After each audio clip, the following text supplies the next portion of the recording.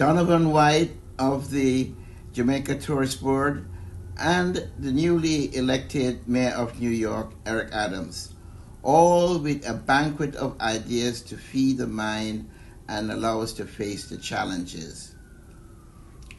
Welcome to CNBC 26, a weekend that changes lives.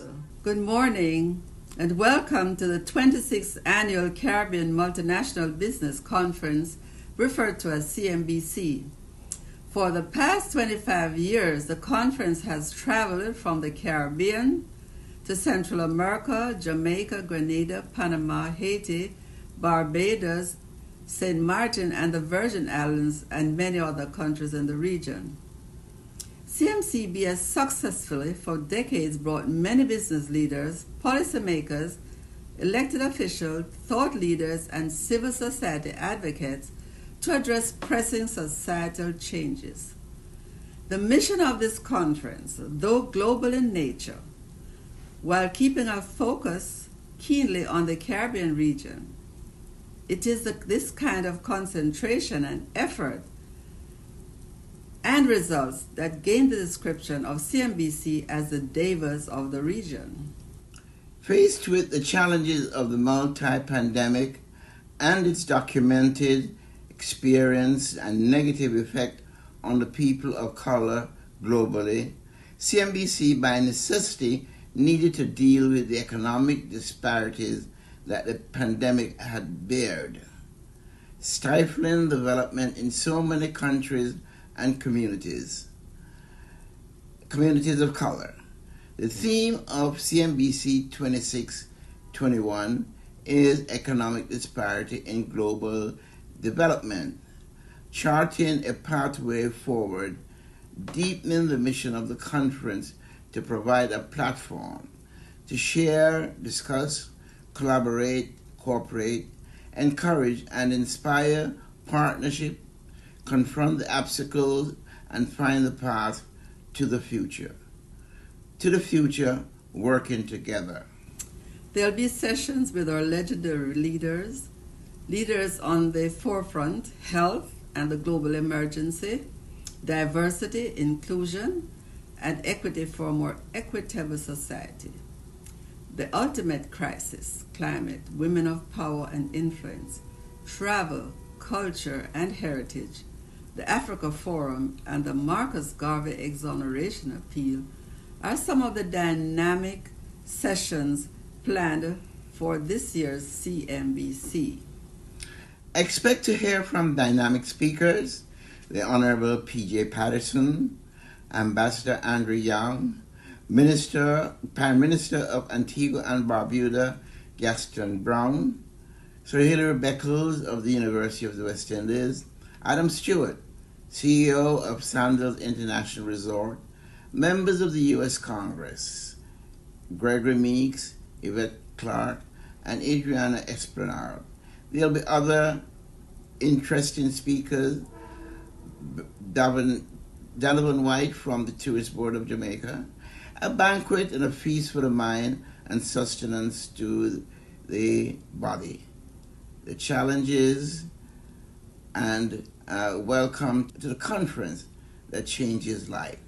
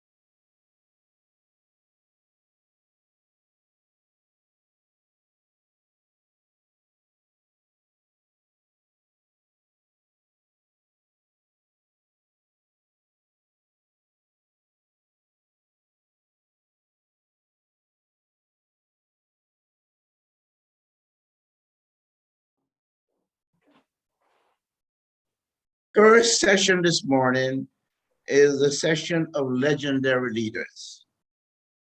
The mission of the conference is to bring together the combined effort of business leaders, policymakers, and civil society to address societal challenges, seeking solutions. The conference has been, for the last 25 years, a success in creating an agenda of working together. With this experience and the current multiple pandemic, racial reckoning, white supremacy, chronic economic disparity, we're living in unprecedented times. We're fortunate to have legendary leaders who have demonstrated wisdom, strength, courage, vision, determination, and a record of success. To have four such persons to address the conference today is a feat of success. We urge you to pay special attention because we need to listen to these voices today. The first speaker this morning is the Most Honorable P.J. Patterson. Honorable P.J. Patterson, the sixth Prime Minister of Jamaica from 1992 to 2006, served in the office a record 14 years. A statesman with extreme experience in national, regional, and international policy and political issues of a broad range. He is a passionate opponent of apartheid and served as president of ACP and EU ministerial level. Currently, in his statements in resident at the University of the West Indies, P.J. Patterson Africa Caribbean Advocacy Center to develop collaboration between the Caribbean and Africa. Prime Minister Patterson hosted the first CNBC conference in Jamaica in 1995 and has been a source of strength, guidance, and support for this conference through the years. We are most grateful for his long and persistent support of the conference of CNBC and his work and contribution to the national and international community. Please welcome the Most Honorable P.J. Patterson.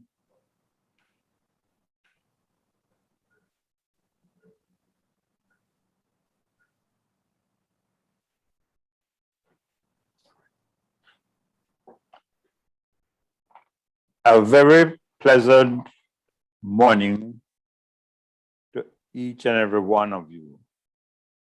Let me express my appreciation that once again we are able to stage this conference.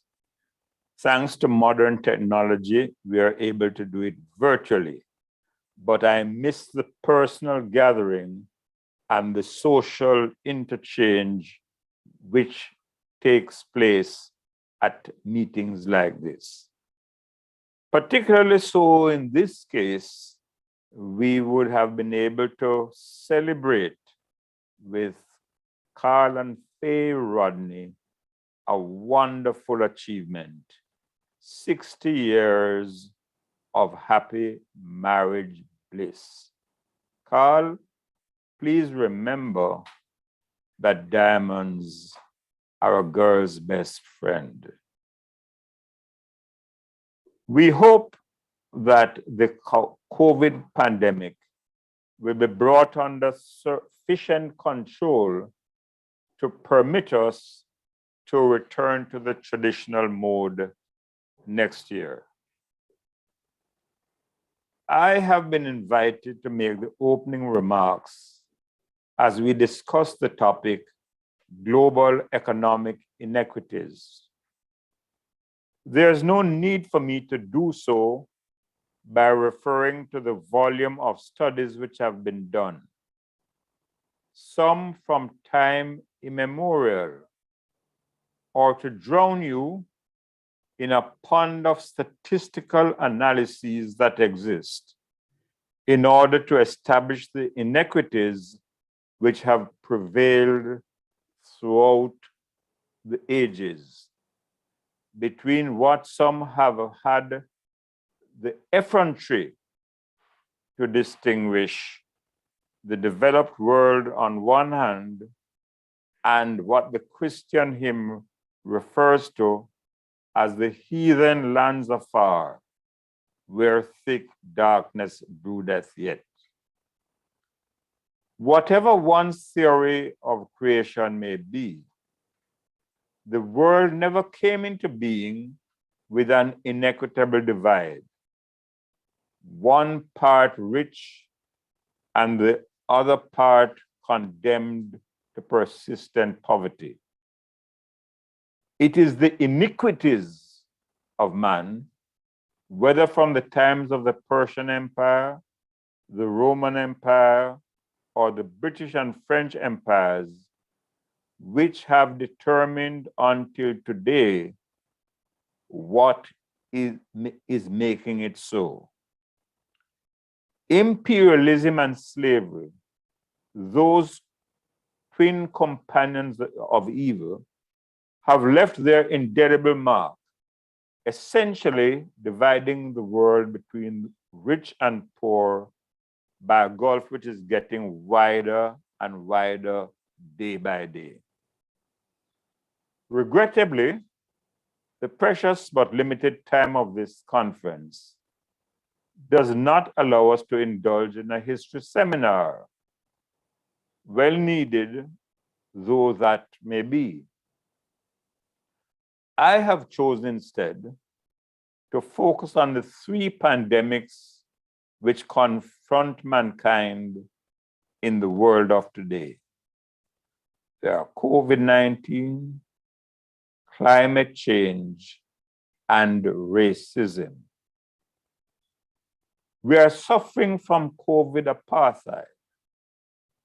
The vaccine levels in high-income countries are close to 70%, while sub-Saharan Africa falls below 5%. Even despite the more recent efforts of the European Union, Canada, the USA, and the United Kingdom, we still fall short of 1.6 billion additional doses to build global herd immunity. There can be no excuse for hoarding excessive supplies and then giving them away shortly before the expiry dates so that they eventually have to be dumped. International financial institutions such as the World Bank and the International Monetary Fund should provide additional financing quickly so as to build adequate capacity for immediate and widespread vaccination programs. Where poverty exists, the human vulnerability is bound to increase. And the forecasts indicate that the world will lose US $5.3 trillion if vaccination programs are non-existent or ineffective in low-income countries. The IMF is predicting, and here I quote, that low percentages of vaccines in LDCs will make the whole world more vulnerable to repeated waves of COVID-19. It will also prolong the period before they can benefit from rising commodity prices and lead to a widening income disparity with developed countries. As we speak at this conference, The future of our world hangs on what is decided in Glasgow.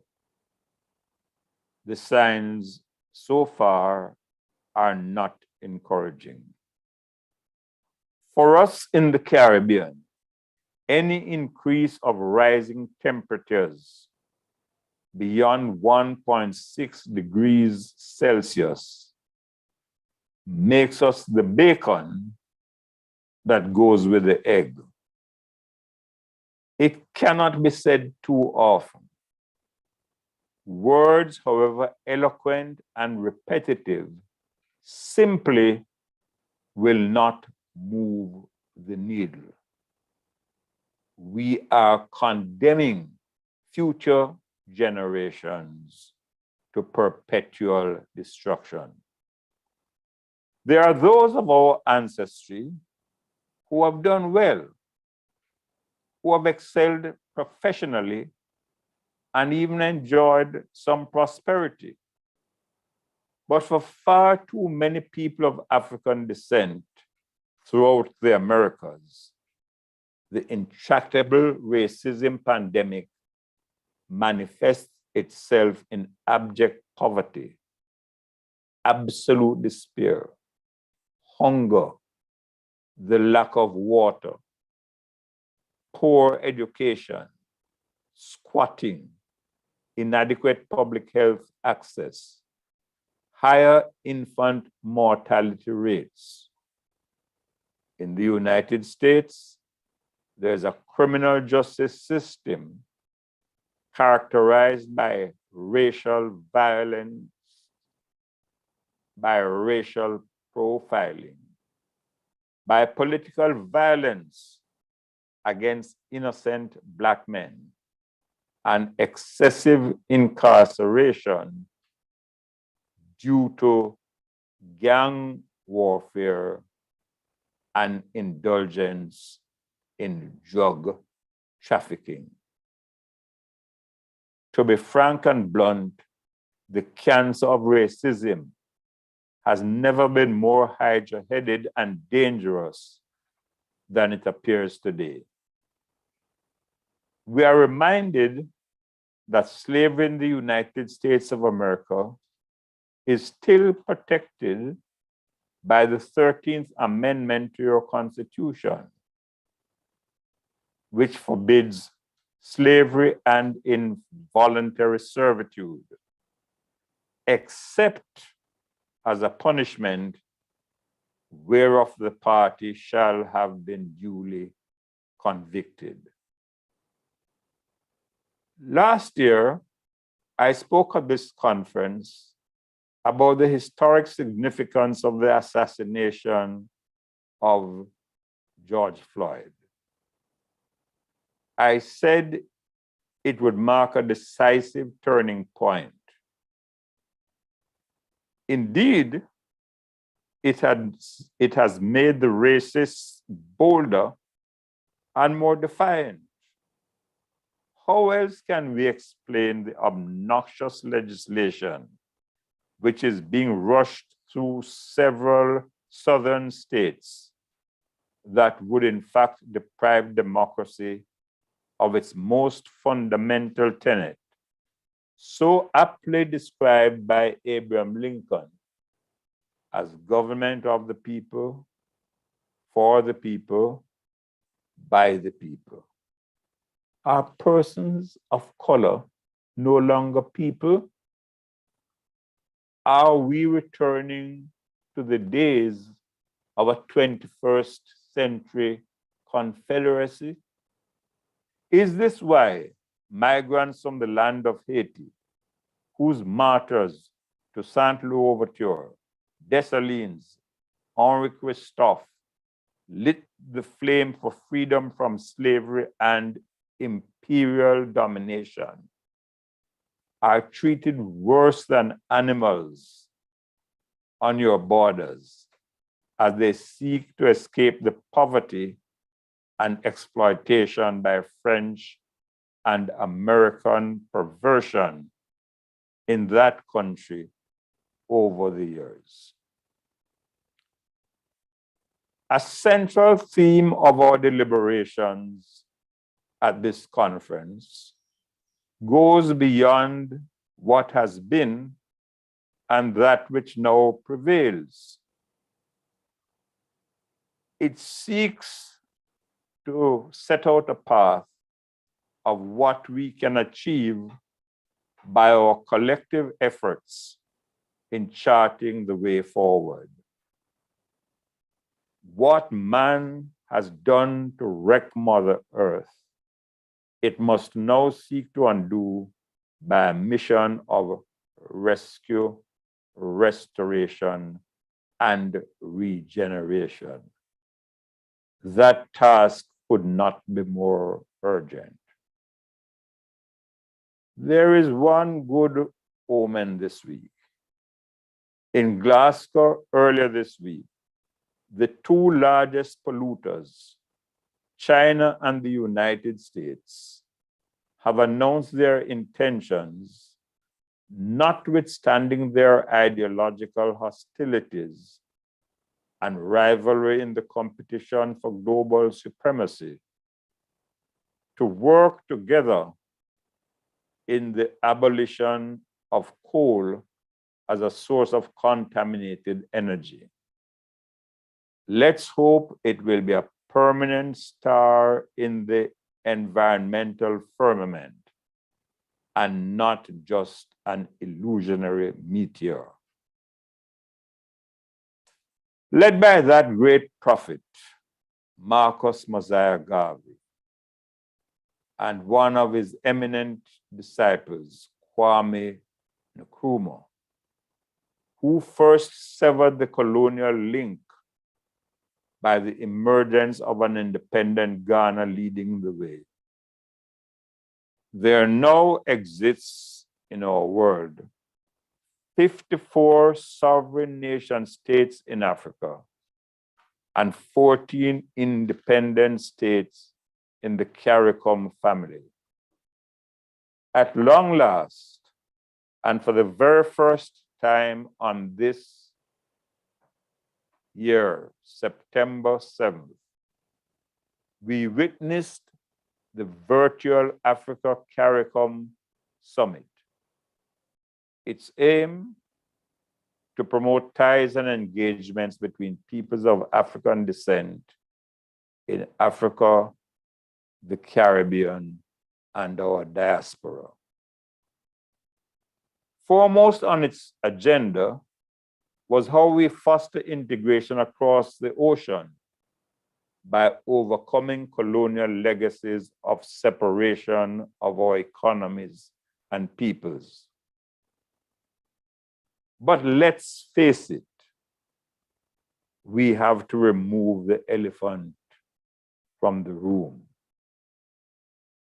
The time has come for the leaders of Africa and the Caribbean, with the full participation of our scholars and civil society, to bury the fable which the Europeans have deliberately spun, which is that Africa is equally to blame for the pernicious slave trade. The European beneficiaries have conspired to conceal their part in capturing by force, stealth, and the overthrows wherever they encountered resistance locally. Africa itself suffered tremendous losses also. Entire generations of men and women who were expected to play a variety of roles in the development of vast areas on the African continent. They were stolen from Africa and brought to America. A vital next step for the AU CARICOM Summit must be the prior consultations for an agreement between us to join as one in the fight for reparative justice. This is an essential prelude for a reparations summit between the leaders from the enslaved nations and all the governments of Europe, which have been the beneficiaries of prosperity that was derived from slavery. None of us can predict when COVID-19 will be brought under control universally, nor do we know with any degree of certainty when the destruction of our fragile environment will cease. What we do know is the world will never be the same again in the fields of governance, trade, health, education, or patterns of social behavior. As we set out to shape that new world order, which is inevitable, what we, the people of Africa and the Caribbean, do know is that to create our own destiny, we must be present at the negotiating table and prepared to protect and promote our own interests. It is to contribute to that effort that the P.J. Patterson Center for Africa-Caribbean Advocacy is devoted. We want to make our contribution through scholarship, research, and advocacy. We have made sure to engage scholars in the diaspora to help with their counterparts in Africa and the Caribbean in order to ensure that the policy options we prepare will enable our heads of states and governments to be equipped with the best intellectual weapons they need when they meet with the developed countries. It is to explore the opportunities for trade, investment, cultural exchanges that the Carib News Community Foundation has dedicated its work throughout the years and has sought to advance the dialogue. I wish for all of you success, and may you achieve memorable moments in this, your 26th conference. I look forward to meeting once again with all of you at that place which will be selected for us to gather in person. See you next time.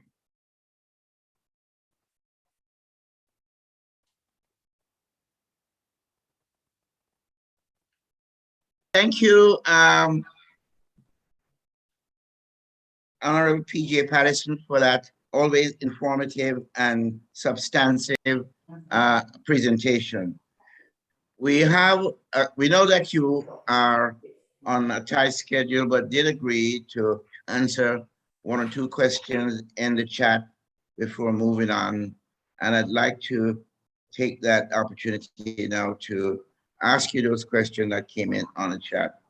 And one, you partially answered the role of reparation in the solution of these pandemic with respect to the people of color globally.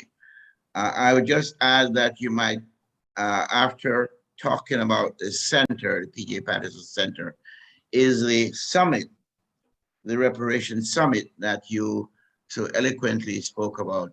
Is that I know governments has to be involved, Caribbean, African, but is that a idea that the center will be putting forward with respect to reparation?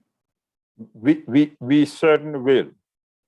CARICOM some time ago established a CARICOM Reparations Committee, which is led by the Prime Minister of Barbados and Sir Hilary Beckles. There's a Center for Reparations at the University of the West Indies. They have the lead responsibility for preparing for that summit.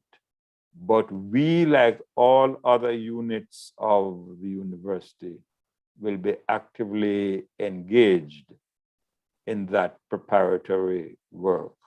We are in ongoing contact with them.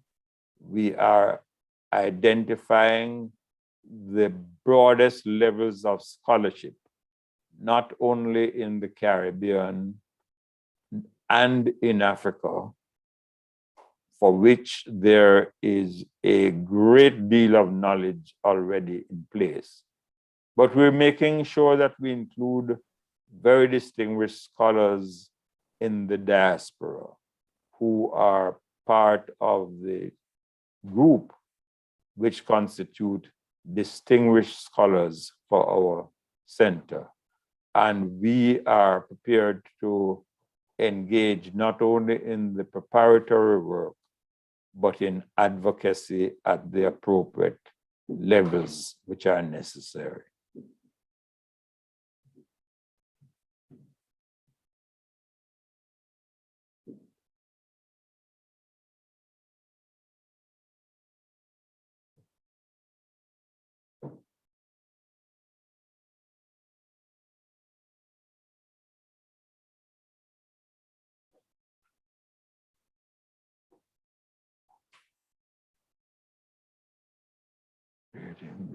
They didn't hear me. Didn't hear you? I don't know.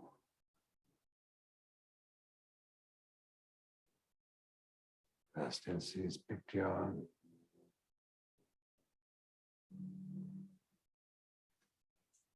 Are you talking to them?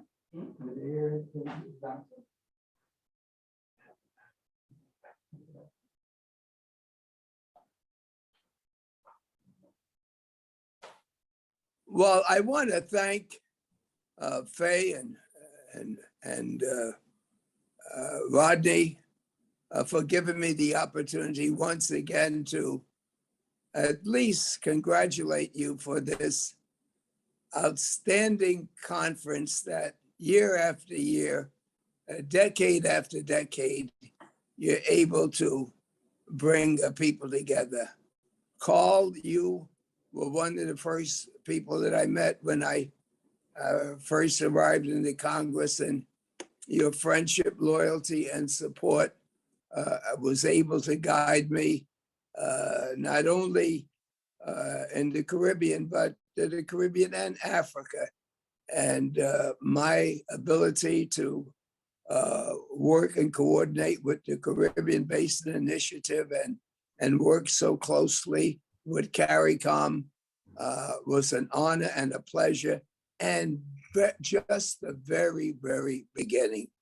As you continue to meet with international leaders and leaders from the United States of America, I am thoroughly convinced that we're on the brink of a new day. The whole idea of Blacks and Browns and Yellows being considered since they started writing history as being a minority and not being a power has concentrated on the minds and the policies of people all over the world. But now, when I see what is happening in the United States with the vice president, with the House of Representatives, with leaders that are speaking at your conference, when I see what's about to happen all over the world, I kind of believe that this is the time that the United States and the international community can really have a reconstruction. Never before has it been made more eminent the need for nations to work together, whether we're talking about climate, transportation, health, education. We all are dependent on each other. We all need each other. And the solidarity of people working together through government, but just as importantly, through what you have been able to do with these conferences or the vibrations of which will be heard around the world. So I remember our beginning when it seems as though the CIA was running our policies in Jamaica as it related to the State Department. I remember the feelings of imperialism and the stains are still there, but we are moving forward. And Carl and Faye and your staff and all of those of you that made this coming together possible, I thank you for having me, having been an early part of this, and I thank you for continuing to keep in touch because we have just begun and we have so much to do.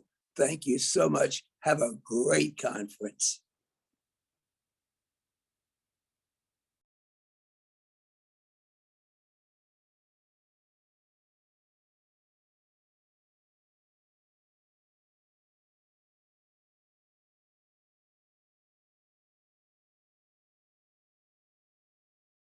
The line of Lenox Avenue. He has been a strong supporter in international activities. And he was one on a mission. And he was considered the most powerful Black man in the world when he was chair of the Ways and Means Committee in Congress. And he used that to help so many people and so many nations in Africa and the Caribbean. Congressman was instrumental in destroying apartheid by creating a forefront of developing economic cooperation. So we appreciate his interest and his support through these many years. And it's a delight to have the congressman with us today. I know he came with a heavy schedule, but he wanted to be with us, and we appreciate that very, very much. Now, I noticed we have the Honorable P.J. Patterson with us still, and I'd just like to ask that second question, and so we can free him up for his schedule. And that second question has to do with Haiti. You referenced Haiti in your speech, and the welcome that they got at the shores of the United States. And the question in the chat is Haiti, the stifling of democracy, and is the U.S. not responsible for what's happening today when it developed a coup against John Bertrand Aristide, the democratically elected president of Haiti, and from the demise of the Aristide presidency, the country has been pretty much out of control. You had your own personal experience with the U.S. behavior to Aristide. So, how would you answer that question, Prime Minister Patterson? At the time, we condemned unequivocally the capture, the abduction of the legitimate president of Haiti, Jean Bertrand Aristide. I was chairman of CARICOM at the time, and we formulated a position which was accepted by the United States as the best route of resolving the tensions which existed at the political level during that time. To our great disappointment and to eternal shame,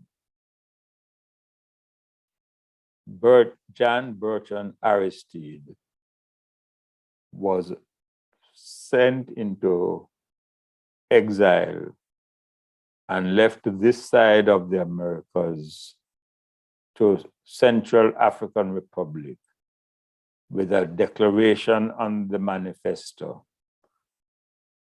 no passengers, cargo only.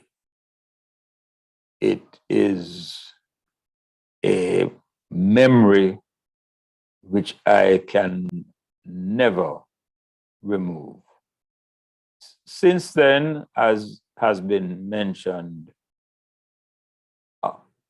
the maintaining the tenuous democratic framework in Haiti has been extremely difficult, and more recently, it has been aggravated by the assassination of the president and the earthquake, the second earthquake, which shook Haiti soon after. The Americans cannot deny their responsibility in helping to resolve the issues which arise. Haiti is now a member of CARICOM, and we insist that we ought to be involved in any meaningful discussion at the hemispheric level, which will deal with the future of a country to which all of us who love freedom owe so much. It is that predicament which caused me to deplore in my earlier statement the treatment meted out to migrants seeking to escape the horrors of life in Haiti and who are being treated in the areas bordering Mexico and the United States as worse than those of us who love animals. The solution, the temporary solution, is not too difficult to envisage. Haiti has suffered a major disaster. The people are experiencing poverty on unprecedented scales. The numbers that have made the desperate attempts to get into the United States, where they can all help to deal with deficiencies in the job market, they are certainly within the capabilities of the United States. If they can be dealing with resettling persons from Afghanistan, for which they also have a responsibility, I can't see that it is impossible or would prove too difficult for them to help to offer temporary shelter in the first instance to those who are seeking rescue. Of course, this is all caught up when we're talking about a longer term solution about immigration policy, and that the United States cannot ignore indefinitely.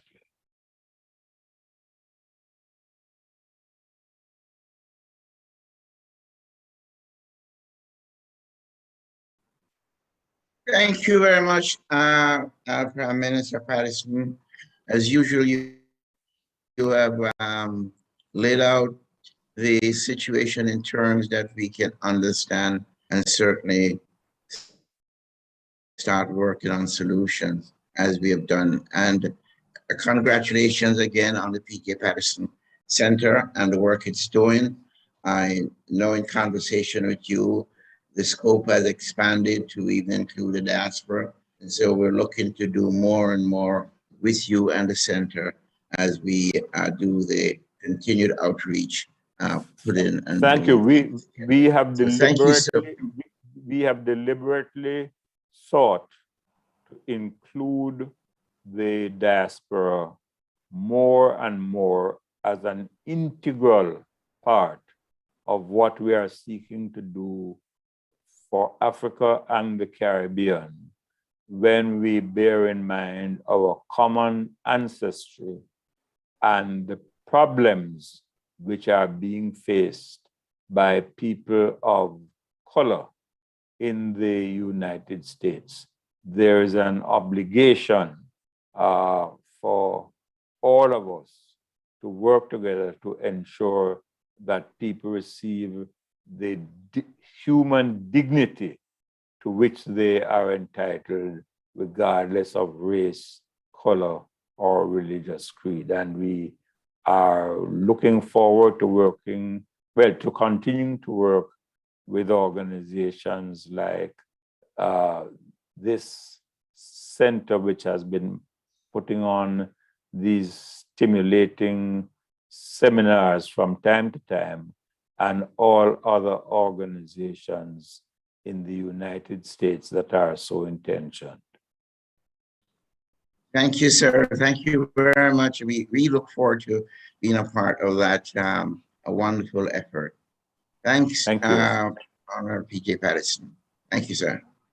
Well, we have another legendary leader coming up. We have two more coming up that you're going to absolutely enjoy. Ambassador Andrew Young is going to be up next, and then we'll have the dynamic Dr. Hazel Dukes right behind that. So we are in for a wonderful morning.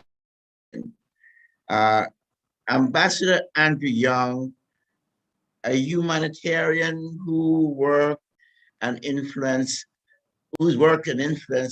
have reached from civil rights leader and colleague of Martin Luther King to global issues such as the liberation of South Africa.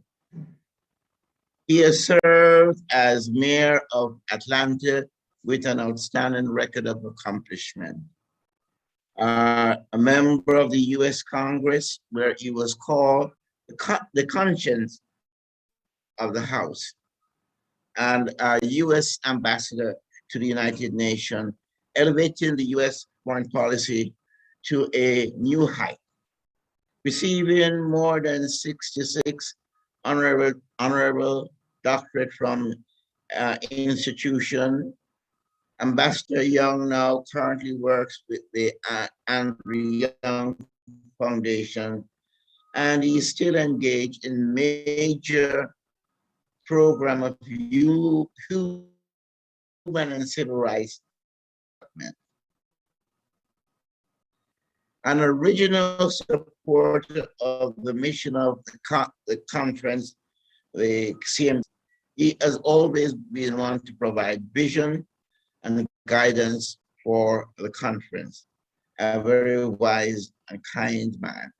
He speaks strongly about the golden triangle of people of color, Africa, the Caribbean, and communities of color in the United States, and the power that that golden triangle represents in terms of revenue and politics.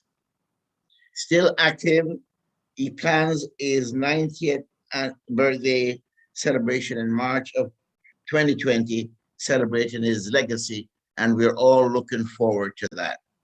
Welcome, Ambassador Andrew Young. Hello, how are you? I'm Andrew Young from Atlanta, Georgia, and it always pleases me to get together with my brothers and sisters from the Caribbean and see if we can sort of compare notes, find out how things have been going in the past. But most of all, we've been trying to figure out where we go in the future. Now, the last 2 years have been really extremely difficult for everybody. I don't think we can fully evaluate the impact that the coronavirus has had on the world in which we live. It has meant that I have not been to the Caribbean in 2 years, and maybe 3. And it means that I really don't know what's going on. I've talked with my friend and brother PJ Patterson on the telephone occasionally, and I have had visitors from the Bahamas, but I really don't have a feel for what's going on in the Caribbean. And I don't know whether my brothers and sisters in the Caribbean have a feel for what's going on in the United States, because it just seems crazy. We have given up on the values that we shared, though it was not a part of, well, it may be a part of many Caribbean constitutions, but there was a feeling that we were endowed by the Creator with certain inalienable rights. And that brotherhood, enshrined in our Constitution, but really endowed by the Creator, is one of the main things we've had in common. I was always impressed, no matter who was in office, there were similar values. We might disagree on some issues, but through the years, we've accomplished a very, very great deal. I have to start with the Panama Canal treaties. That had it not been for our conferences, we would have not developed the sensitivity to the needs of Central America, and we certainly wouldn't have had the Caribbean backing for the Panama Canal treaties. In fact, I guess most of you might know that that treaty would not have happened if it had not been for Michael Manley and PJ Patterson and Carlos Andres Perez of Venezuela, and I forget who the president of Mexico was, Lopez Portillo. And it was the unification of Caribbean thought that really came together and neutralized the Communist Party in Panama. And that wouldn't have happened without the personal relationships that existed in the Caribbean. Nobody in the United States could have done that. But friends of Fidel Castro went to him and helped him to see that the Panama Canal Treaty was good for all of the Caribbean. It was good for the world. And they asked him to do something which was very difficult for him, that is, say nothing. And so for almost a year, there was not a single comment from Cuba about Panama.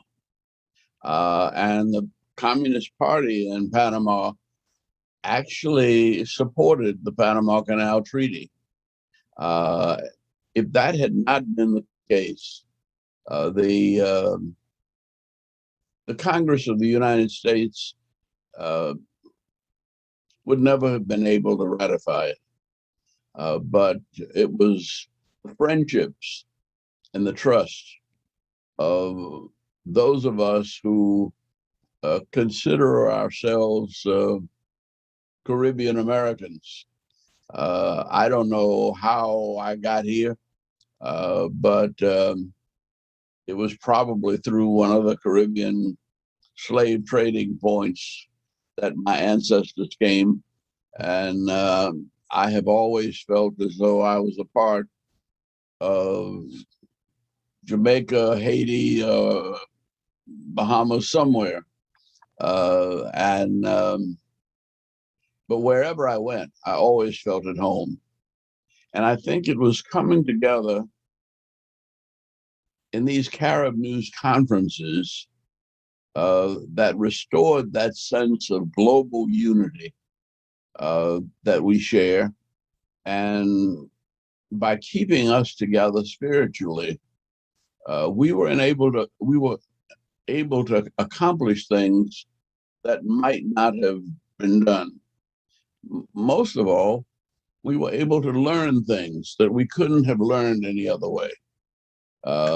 We learned walking along the beach or sipping a margarita or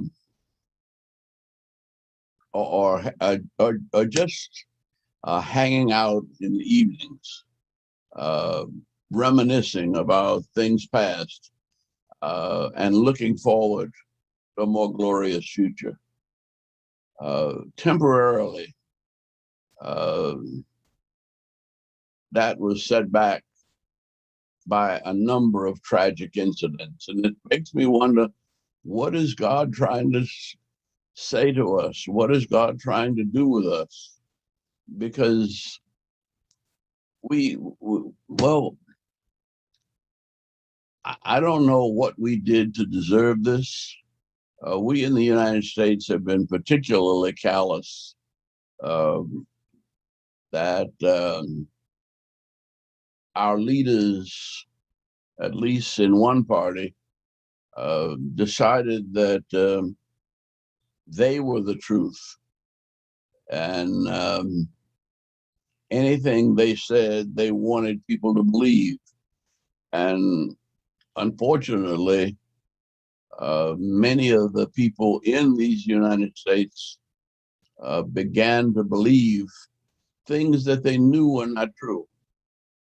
And we have been living under a tension between Republican propaganda that came through our former president, who I think really didn't know any better. I had met Donald Trump when when Maya Angelou had her 80th birthday at the facility that he owns down in Mar-a-Lago. And he didn't seem like a crazy man. He was a gentleman. There were about 80 of Maya's closest friends at her birthday party for her 80th birthday. They were mostly African American, but not all. But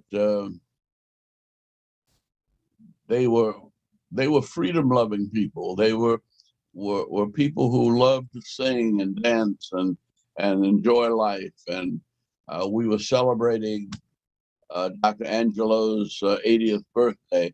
And it was one of the high points in my life. It was sponsored by Oprah Winfrey. But the representatives there from the Caribbean, from California, from New York, from Europe, were all people who were globalists, people who understood the world in which we live and thought of us as one family under God,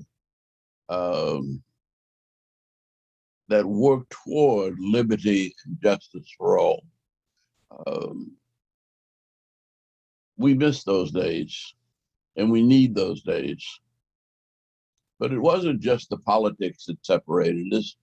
It was first the hurricane and then the earthquake in Haiti. It was we've had more hurricanes in the last 2 years, I think, than we did in the previous 10. And It's been a blow, I'm sure, to the Caribbean economies. It's been a blow to our lives because it has cut us off from an important part of how we learn to understand the world. One of the things about traveling to the Caribbean is that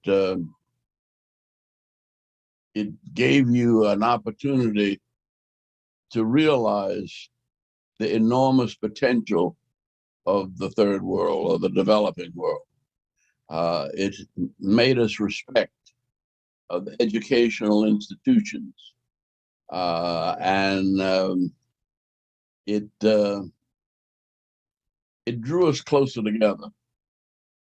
I was sorry that we couldn't do anything about the NAFTA, but I remember it must have been back in 1989, the last year I was mayor. I brought a group of florists from Atlanta to Jamaica, Trinidad, Barbados. And it was a particularly difficult year for the sugar crop. But flowers were doing pretty good. And we were able to open up a floral inspection station at the Atlanta airport so that the Caribbean could fly flowers into Atlanta. And for many years, there were about 90 African American owned tourists. African American owned florists that took these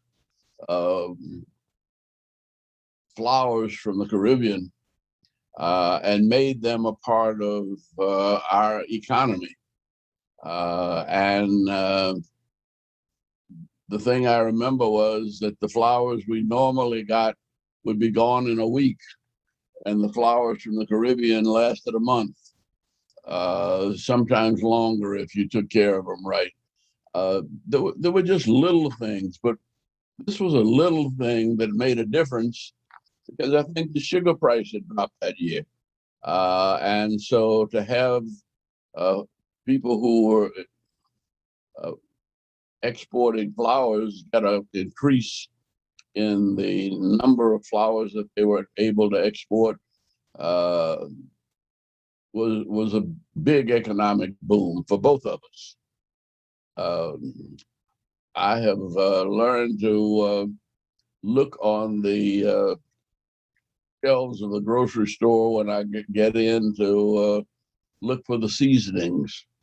I still remember the jerk chicken and jerk pork from Jamaica.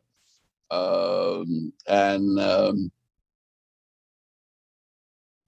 the little things that made a big economic difference. Now, I should say that the Jamaican restaurants in Atlanta are doing very well. And the Jamaican community, as we call it, is thriving on this end. But I have not been able to be in the Caribbean now for over 2 years. I hear good things from Turks and Caicos, and I hear good things from the Bahamas. And in spite of the damage done, we're looking forward to a big convention in the Bahamas. Well, I don't know when it'll be now because we had to put it off last year. But the connections are still there. And we appreciate the visits from our Caribbean friends and brothers and sisters, and look forward to the possibility of restoring the Carib News Convention as soon as possible. I had hoped we'd be on the way this year. Most of us, I think, on this end, have been able to get corona vaccine viruses, vaccines. And I've had my 3 shots, and I'm feeling comfortable about traveling, but I'm about to turn 90 years old. And that in itself means that I have to be a little more careful because we still have things like the flu around and ordinary mosquito-borne diseases that infect us in our travels. So we're being separated by medical dynamics, and hopefully we will get on top of that pretty soon. Now, the United States of America is in a real, well, we're right there. We had a very good election with Joe Biden, and there are a number of Caribbean members of the Congress that are very articulate, but they're bogged down with the problems of their own districts, and to my knowledge, have not yet been able to reach out to the rest of the world. But hopefully by the time we get through with this next election, we will be a little more secure and stable in the United States politics. The economy has been challenged, but the bills that have been passed by the Biden Harris administration are having an impact as we get them passed. But everything that happens here is a struggle. But I hope that our vice president, who has Caribbean roots, Caribbean and Indian roots, will be able to focus some of her attention on the Caribbean.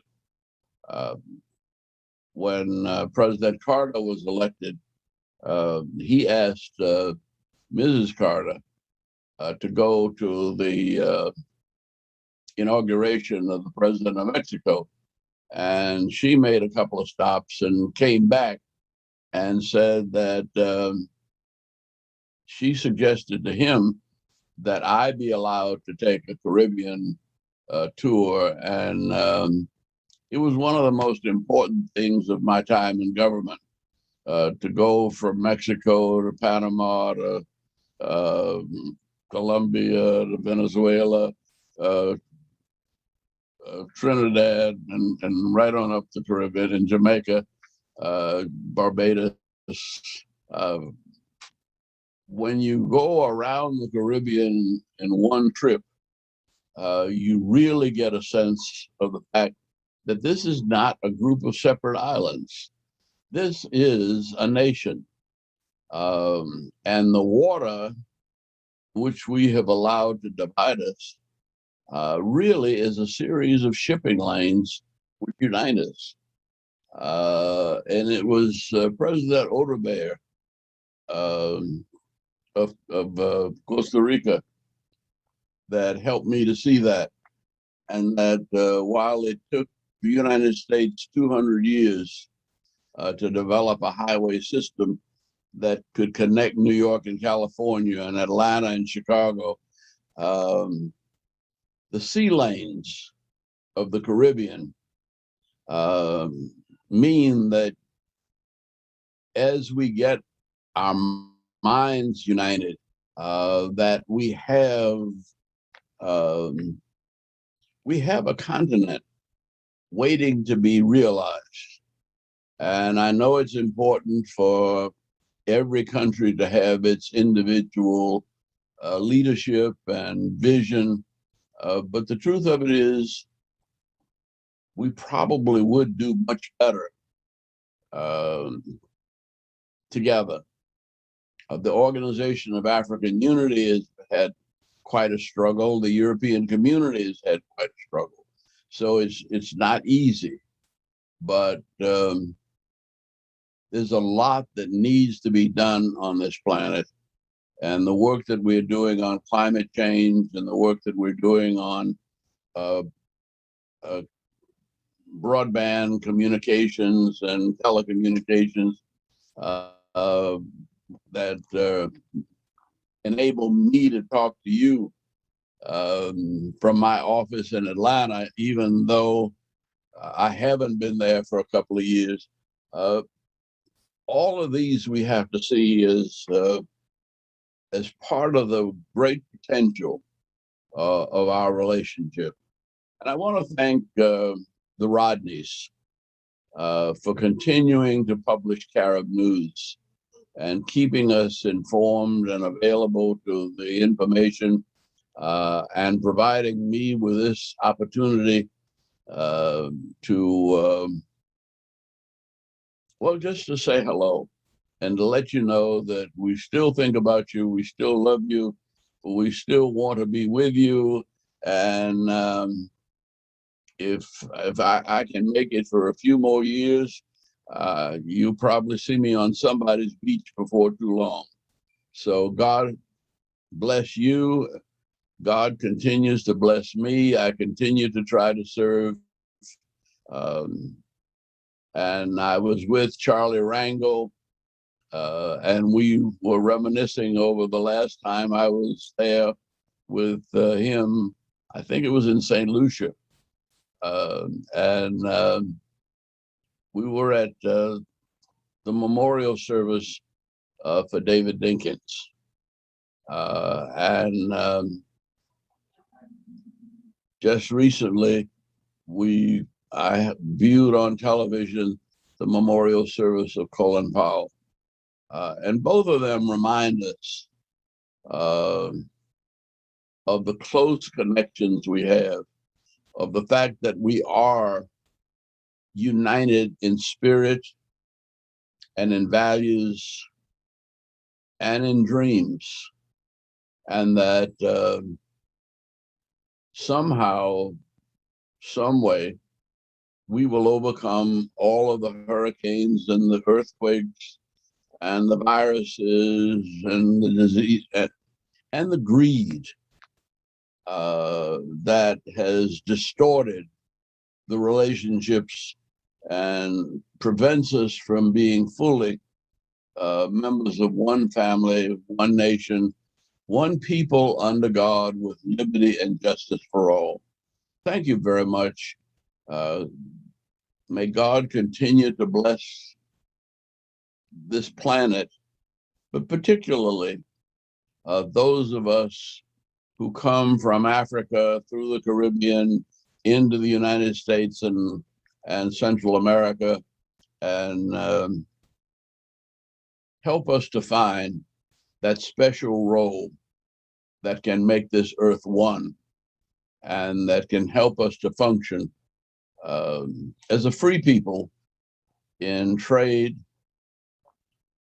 and in education and in culture, celebrating the glory of God and the power and sensitivity and love that exists between his children. Thank you, and God bless you.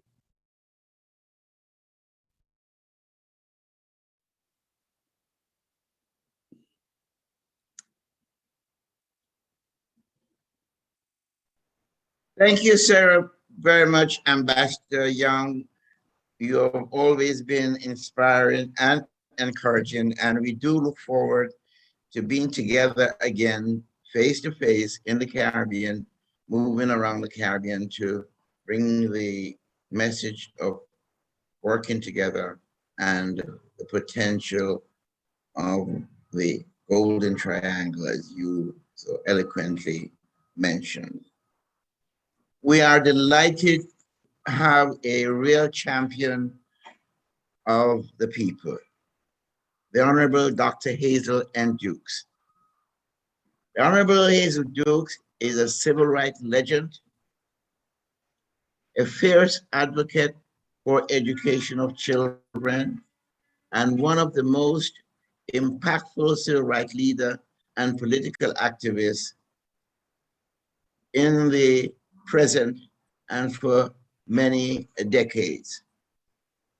Currently, Dr. Dukes is president of the NAACP New York Conference, but Dr. Dukes served also on the national board of that organization. Courageous woman of great strength who is undaunted as she brings business and community leaders together to address racial and social causes. A dynamic and unselfish leader. She was one of the first early supporters of the conference and its mission, and she has traveled around the Caribbean with us as a regular participant, bringing a message of how we need to work together, and in fact, directing leaders of the Caribbean on how to organize and to be impactful in these issues. And so she is such a dedicated and, well, I've used the word unselfish, but you can so depend on her and her own commitment to the development of people of color wherever they are. My great pleasure to welcome Dr. Hazel Dukes. Thank you so much. Can you hear me? Yes. Thank you so much, Carl. Let me first extend my gratitude to you and Faye. Our friendship over about 3 decades now is one that I cherish each and every day.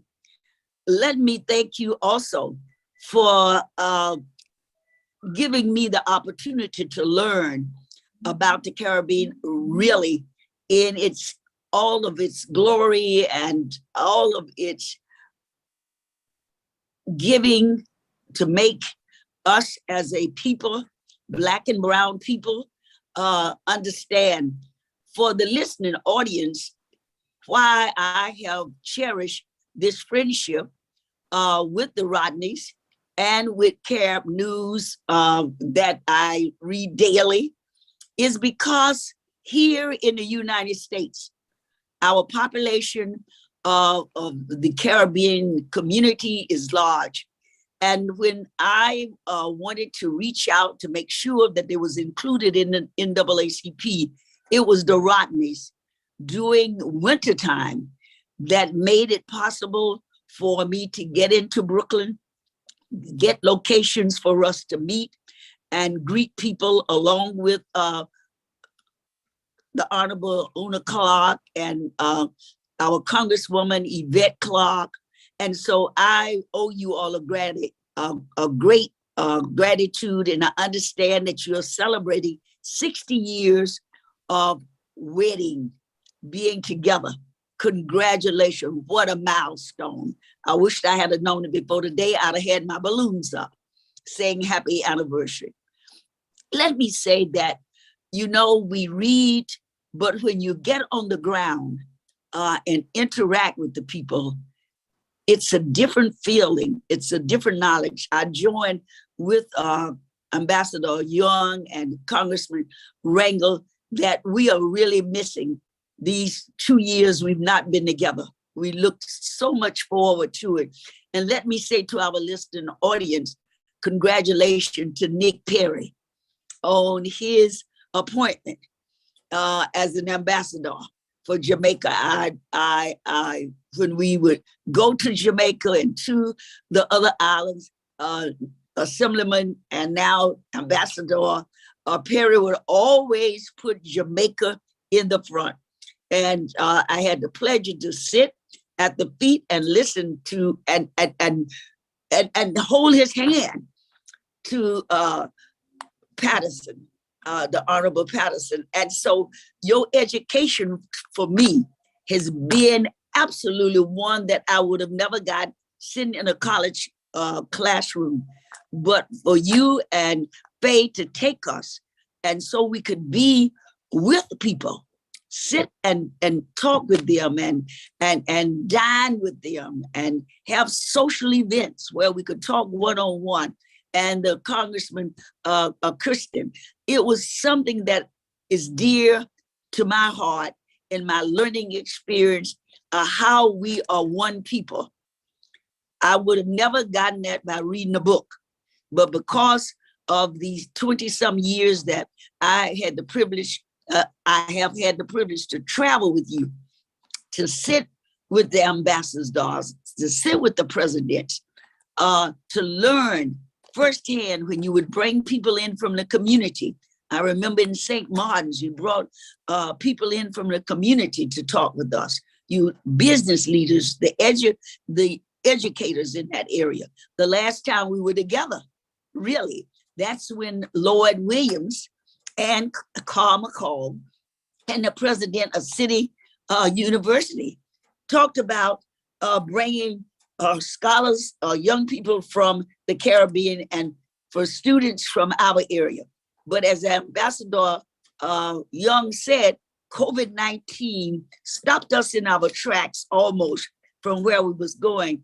But Carl, let me tell you, with prayers and with your absolutely commitment and faith commitment, I'm sure we will be back together next year in 2022.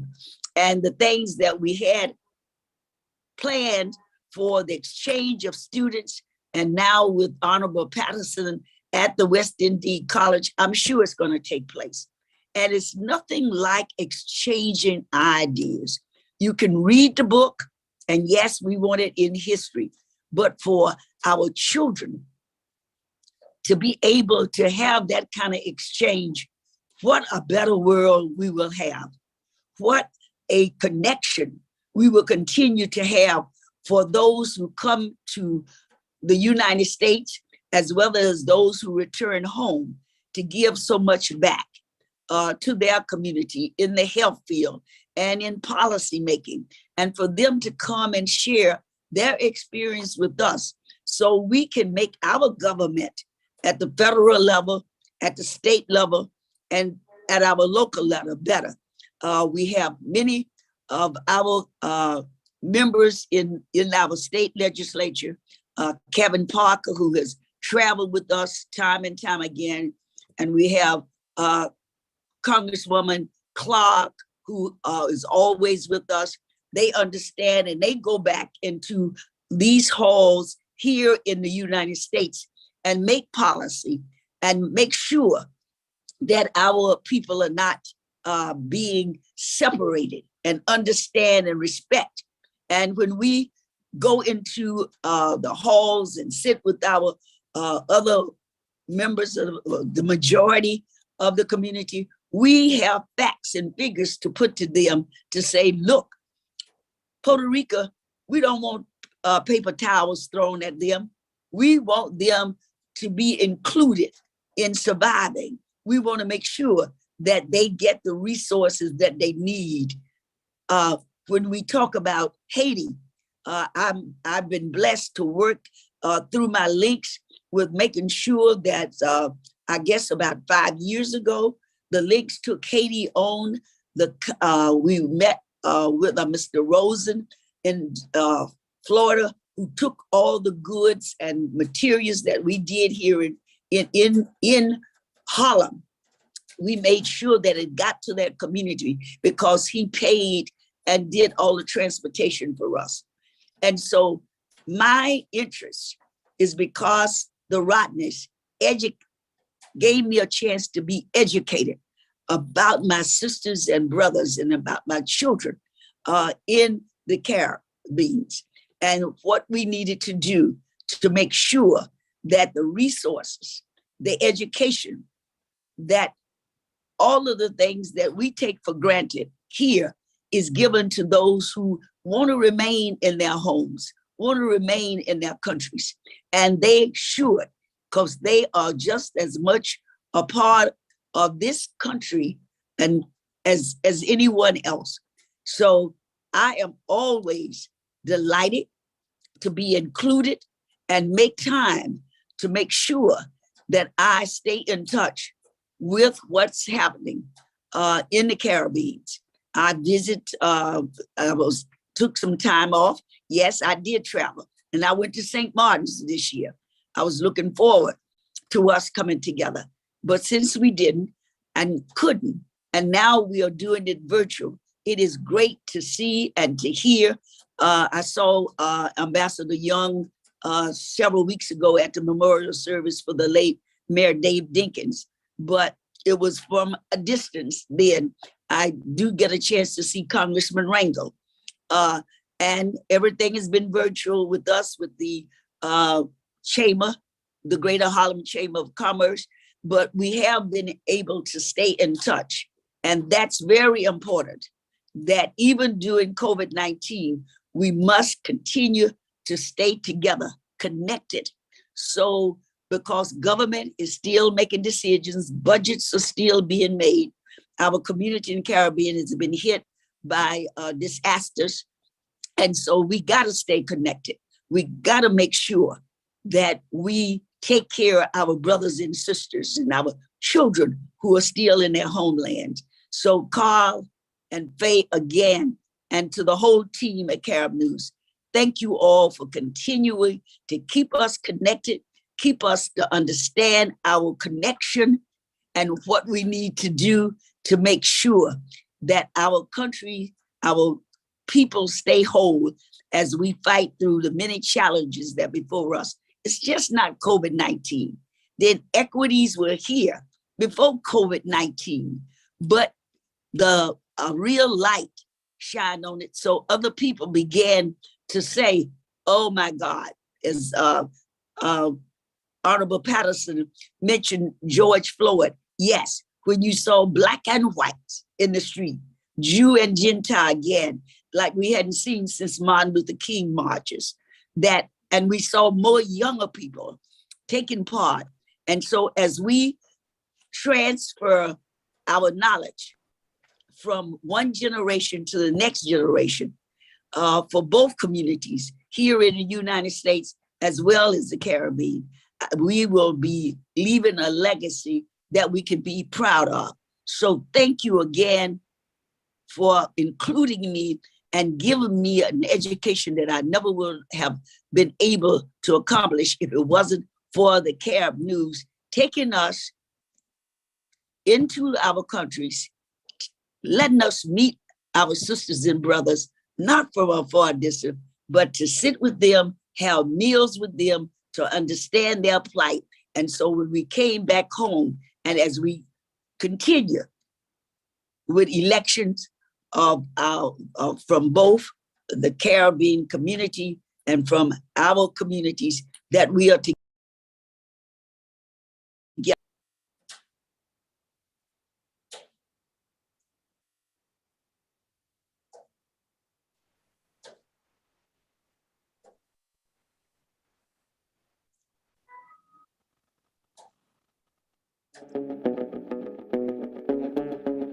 Jamaica. Best decision ever. Feel the sand between your toes and the gentle waves of the sea on your skin. Feel the warm Jamaican breeze lift your spirits and nourish your soul. Escape to exactly what makes your heart beat. You will love every moment. Jamaica, heartbeat of the world. Let's go.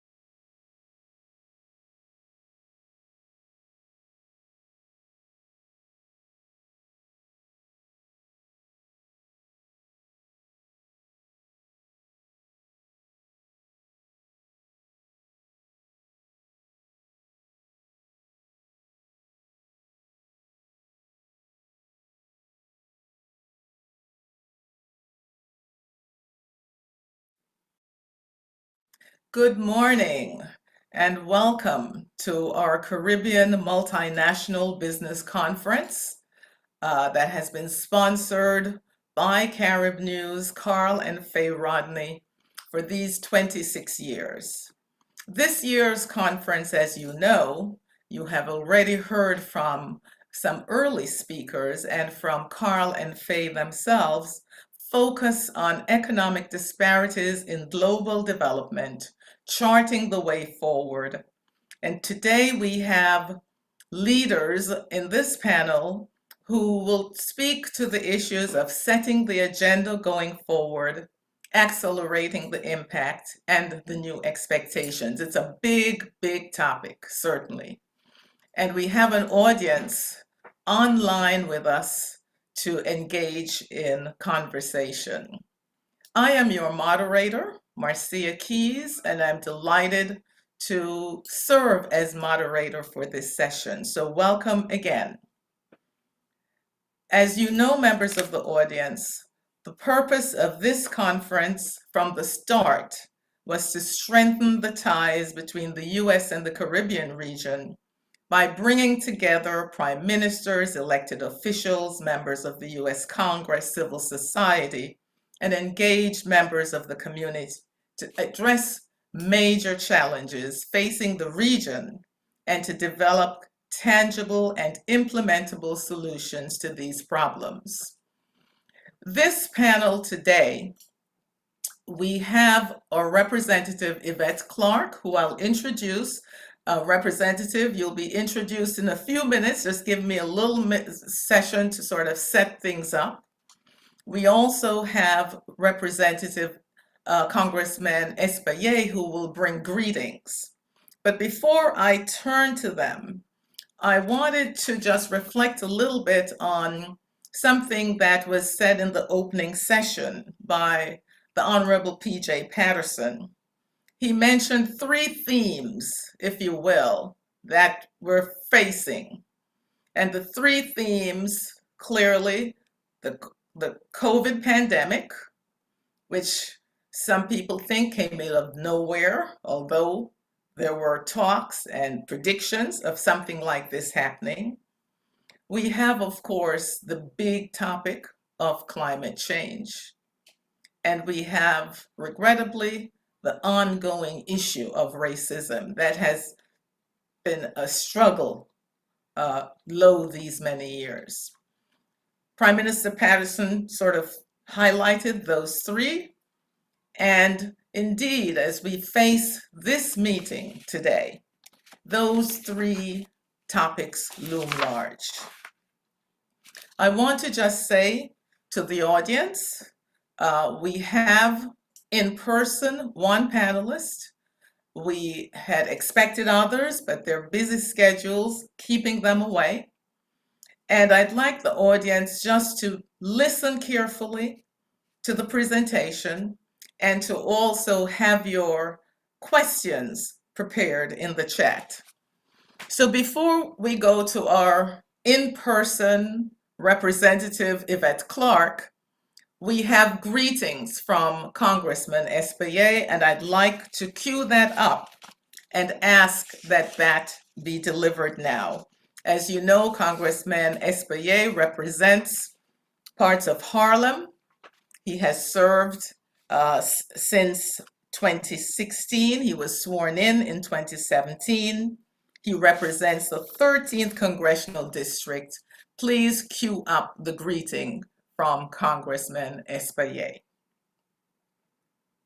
Hi, I'm Congressman Adriano Espaillat. Every year, the Caribbean Multinational Business Conference brings together leaders and policymakers to address the most pressing issues facing our communities today.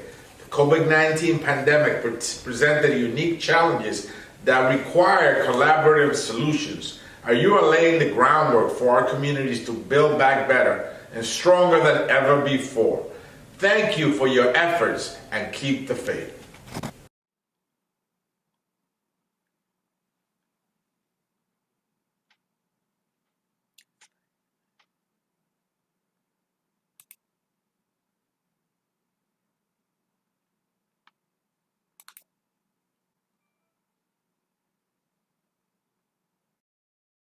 Yes.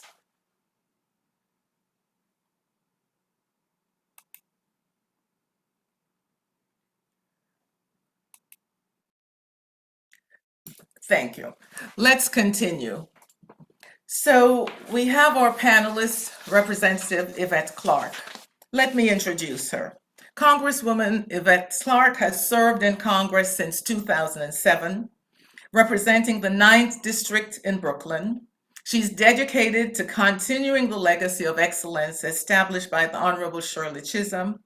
Representative Clarke co-chairs the Congressional Caribbean Caucus, working to foster relationships between the United States and the Caribbean. She is the chair of the Homeland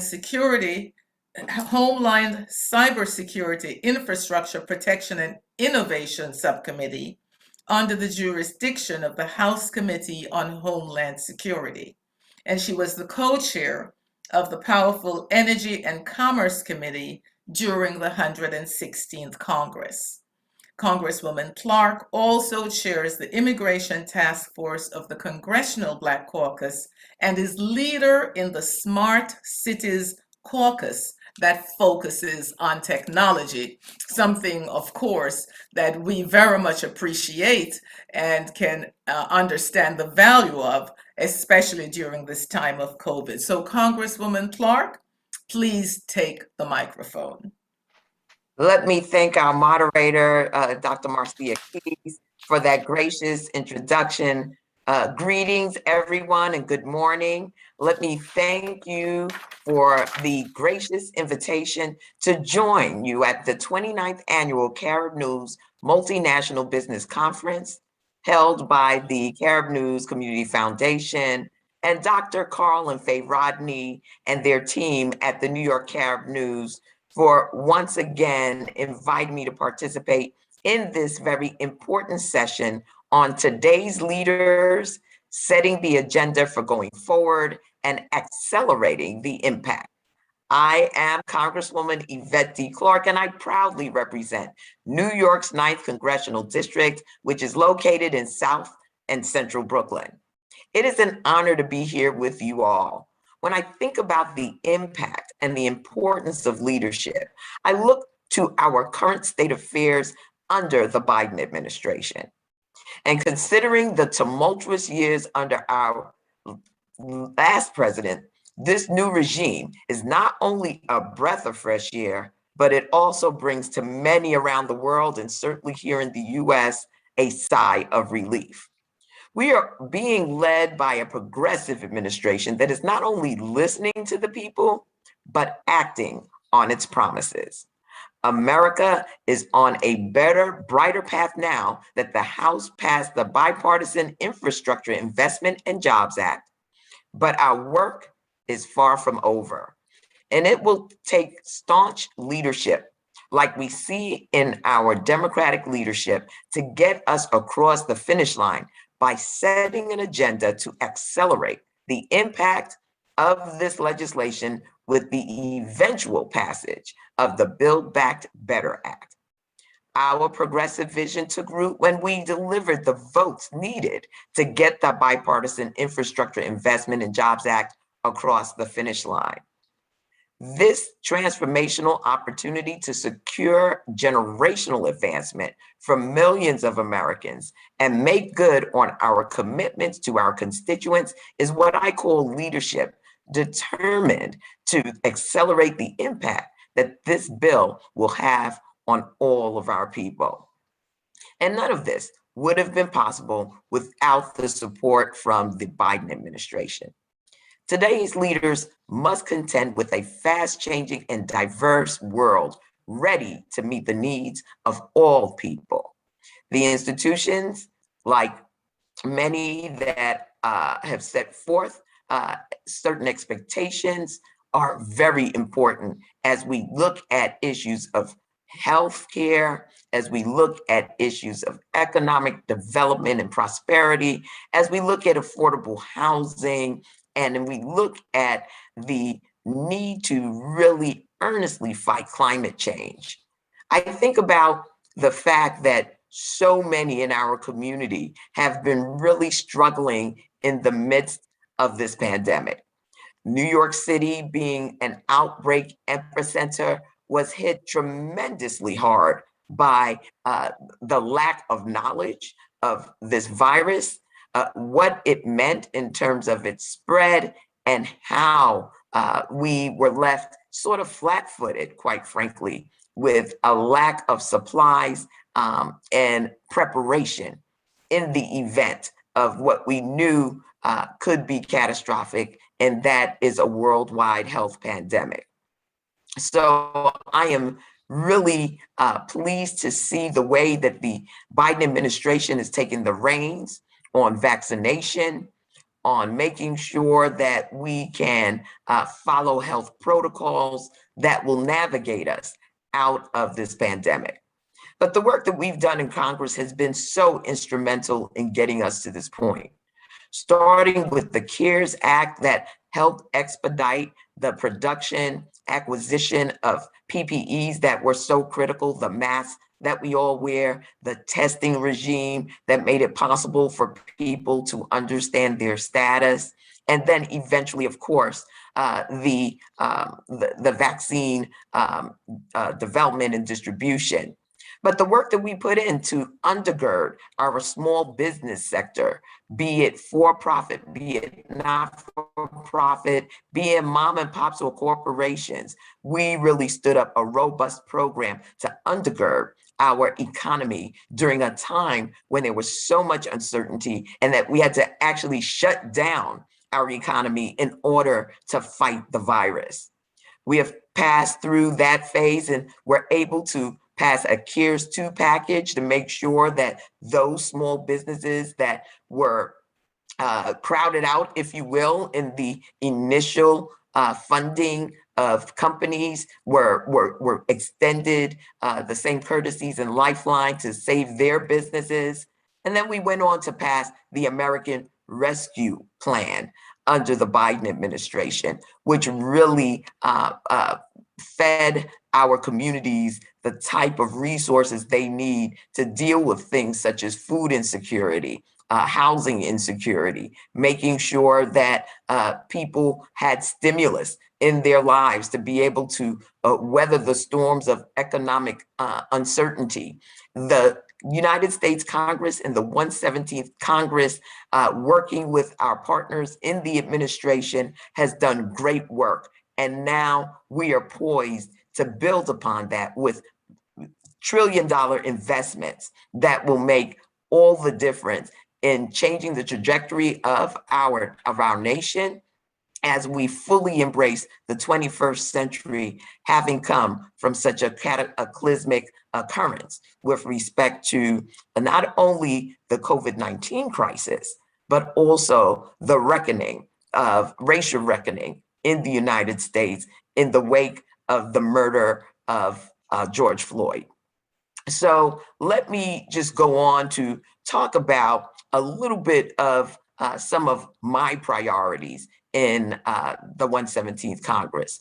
Our priority list unveiled at a recent press conference was over 50 pieces of legislation from the 117th Congress that spanned the gamut of my committee's jurisdiction. You all may know I serve on the Energy and Commerce Committee, which is one of the longest standing committees in the House of Representatives that covers everything from climate change to consumer protection to healthcare, energy, as well as telecommunications.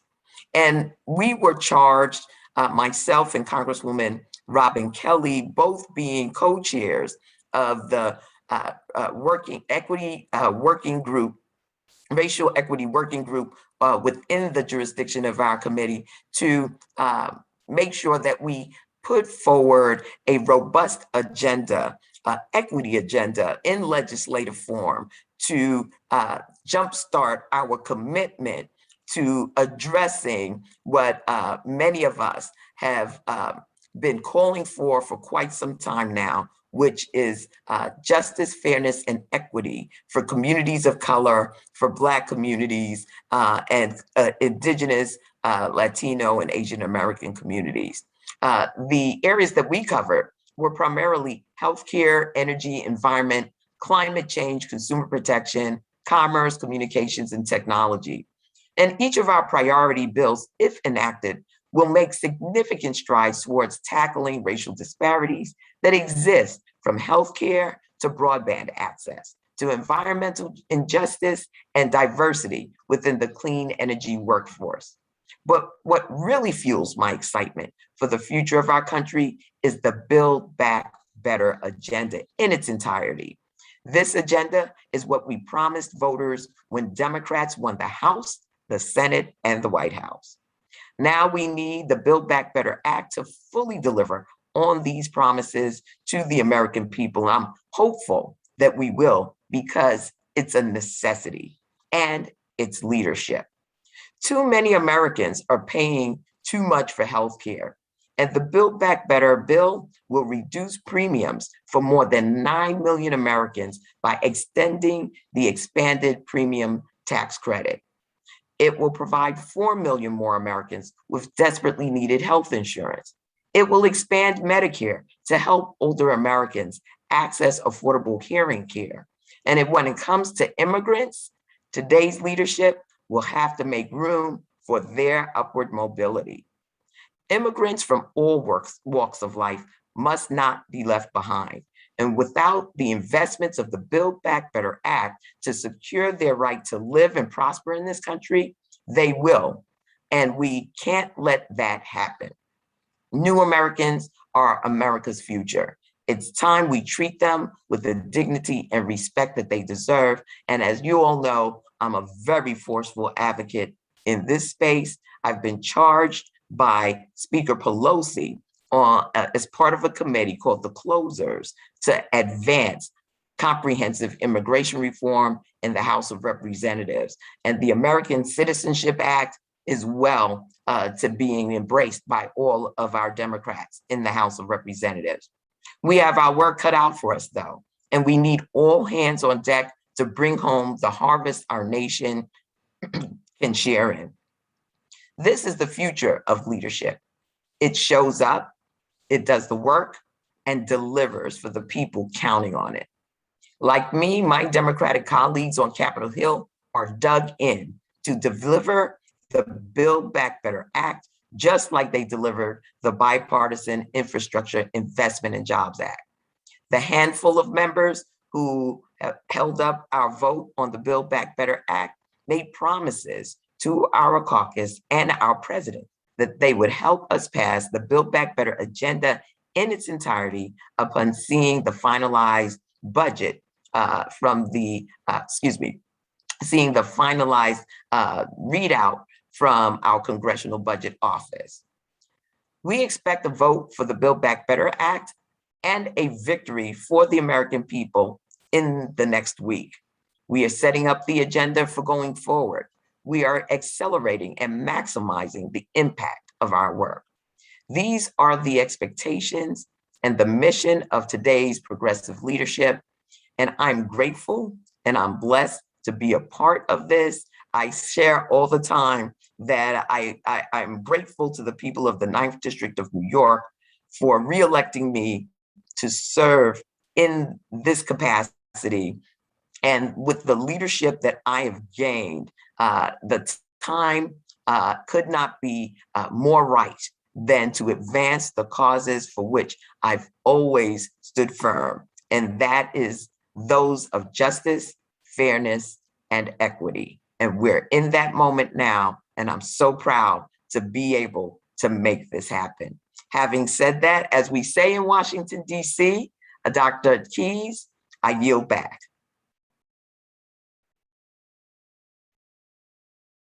Dr. Keys, you have to unmute. Thank you so much, Congresswoman Clark. And in that short time, you packed quite a lot into that presentation. So I wonder if I could just go back a little bit and ask you, I'm going to take it as you presented it, just to highlight possibly one or two things. We have short memories. We know the election took place back a year ago. We know there was a big victory. We know there was the insurrection in January, and then we know that there was a start of a new Biden administration. And people have short memories about where we were a year ago. And I wonder if in that early part of the actions that you took in DC, if you could highlight the real power of one or two items that we seem to have forgotten already that really changed the trajectory of the COVID pandemic. Could you please? Absolutely. Well, let me say that unfortunately, Democrats have had to really just stay focused on navigating the American people through this pandemic. And, no one was prepared for the level of devastation to life and livelihood that we experienced. And I think that, we've all felt the brunt of what has been devastating. With each step, we've had to battle with an administration in prior to the Biden administration that was providing false information, misinformation, dragging their feet, and just showing total incompetence in order to bring some relief to the American people, to acquire the supplies needed to get people tested, to create a public health protocol that could be adhered to, and to make sure that we provided resources, tangible resources, particularly to our business sector, so that we could undergird what was a cascading economic and healthcare crisis. And we were very successful in doing that. It came at a very dear price. There's no doubt about that, with the loss of life that we've sustained as a nation, and with the loss of livelihood. That unfortunately should not have been the case. But unfortunately, the leadership we had in place at that time in the White House made it extremely difficult for practical healthcare protocols to be adhered to, given their political agenda. Having said that, I think that we as Democrats, particularly in the House of Representatives, were masterful in getting a massive $1 trillion infusion into our states and municipalities to stand up, a real counteractive protocol for healthcare as well as the economy.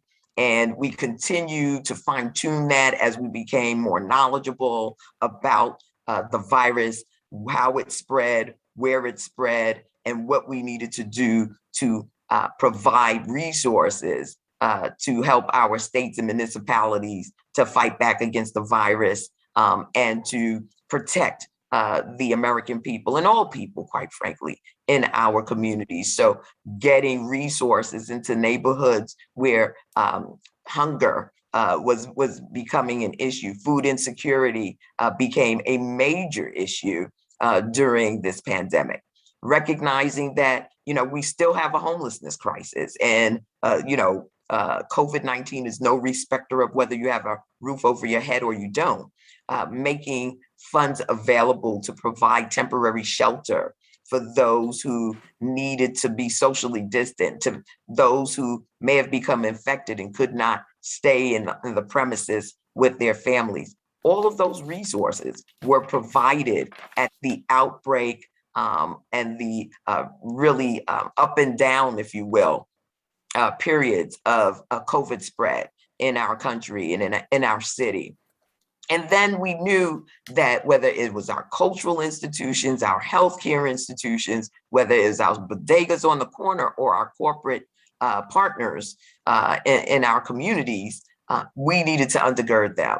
because of course, everyone remembers, and certainly this is a reminder coming to you virtually on this platform, that we had required people to stay home in order to cut down on the spread of the virus. And we've known about our essential workers and making sure that they were safe, providing PPE, the mask, the gloves, the hand sanitizer, all of those things we built from scratch. We were actually, as they say, flying a plane of safety while building it at the same time.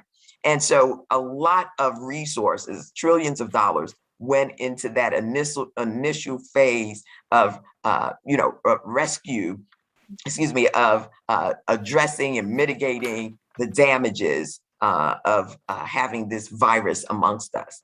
We then went into rescue phase, which is the American Rescue Plan, where we recognized that there were a lot of areas that we needed to cover in order to help people to just, sustain and maintain themselves. And that's where we came out with a number of the stimulus that went directly to families that were struggling to make ends meet, that needed to stay home to take care of loved ones, whether it was their children that could no longer go to public schools or could no longer go to the childcare services, whether it was dealing with aging parents that needed to be protected. We know that there were a whole host of challenges that our people faced. And so we knew that we had to undergird them with direct support. We had to undergird our nonprofit communities to make sure that they had all of the resources they need to test and treat people who, were coming down with COVID-19. We needed to replenish our healthcare infrastructure that had to, in a moment's notice, flip everything they had in order to make COVID wards so that they could treat people adequately during the pandemic. There was so much investment that went into sort of the rescue plan to make sure that, we sustained stability in our economy to the extent that we could, and make sure that we were making the American people whole as a result of their compliance with the stay-at-home orders. And now we're in the next phase, which is the rebuilding phase. And we know, based on what we've experienced with COVID-19, that it laid bare a whole host of disparities we knew always existed, but were laid bare by the conditions that we had to navigate in order to come to this point where we are today. And that was, the inequality in access to healthcare and access to resources. And the Biden administration came in with a promise to really impact and address that, to change the trajectory of the ways in which communities of color have been relegated to living in one of the most wealthiest nations on the planet. And I'm just so happy that I've witnessed this day. Unfortunately, it took not only the pandemic, but the racial reckoning that came about as a result of the focus that was given to, unfortunately, the murder of George Floyd and the protest movement that swept this nation and quite frankly, swept the globe. So we are through the bipartisan infrastructure bill, as well as the Build Back Better Act, which is a human resource companion to the Build Back Better Act, to sort of reimagine what an equitable society needs to look like and invest in that. And I am just really happy to be alive, to be in a position of leadership, to see this day come and to advocate for not only these investments, but the sustainability, to move away from the status quo that have left and rendered so many communities vulnerable to economic conditions that have been unhealthy, to climate and environmental conditions that have been unhealthy, and quite frankly, to healthcare conditions that have been very unhealthy to now change that paradigm. The investments in broadband, I was a major proponent for that. And why? Because we all had to quickly adopt a lifestyle of virtual life. And there were many communities that had no access to broadband. So when their children had to go to school remotely, it was a major undertaking to make sure that children were being properly educated, especially when they did not have the tools and the access they needed to do so. Whether it's the investments in affordable housing. You know, we have been in a housing crisis in the city of New York for quite some time. I've introduced legislation to address the systemic issues around affordability in our city and in our state. And this bill makes a $150 billion investment in affordable housing. Better late than never, but this is the time for us to make things right with the American people. Those who have stayed the course, have been focused, have helped us to navigate out of this pandemic, because without the compliance of our population, we would not be where we are today. And so there's a lot at work and at play here. It's an ongoing process. It's a work in progress, but I am very hopeful and quite excited about this opportunity to not only reset, but to look at what the future for generations to come will be, because of the investments that we make right now, whether it's addressing climate change and resiliency in our communities, or it is making sure that we can take care of our children, our aging parents, without being financially ruined as a result of having to pay the astronomical costs that are associated with a quality of life that we all deserve. Thank you, Congresswoman. I want to just shift focus a little bit and ask you about immigration, if I might. We have, it's a global, it's a Caribbean focused, if you will, issue. Certainly, we have experienced some real horrific scenes at the border. Our compatriots in Haiti have been suffering as a result of earthquakes and other natural disasters. And so I wanted to ask again, with the concept of a going forward, right? And especially in the light of all of the disasters that are taking place, COVID included, where do you see action, and what conversations are you having with your colleagues in the Congress to influence policies on immigration that might have impact on not only the Haitian community, but other communities within the Caribbean, but certainly with a focus on Haiti? Could you speak to that? Absolutely. But let me preface my comments by saying a couple of things. Yes. One, in January, we had our President Joe Biden sworn in as the President of the United States. That came with a whole host of civil unrest, insurrection, if you will, an attempted coup under anyone's definition, and an administration, an outgoing administration that provided no transition whatsoever for the incoming new President of the United States. That's unheard of. So here we are, 11 months into a presidency, and the Biden administration is still trying to get members of their cabinet confirmed.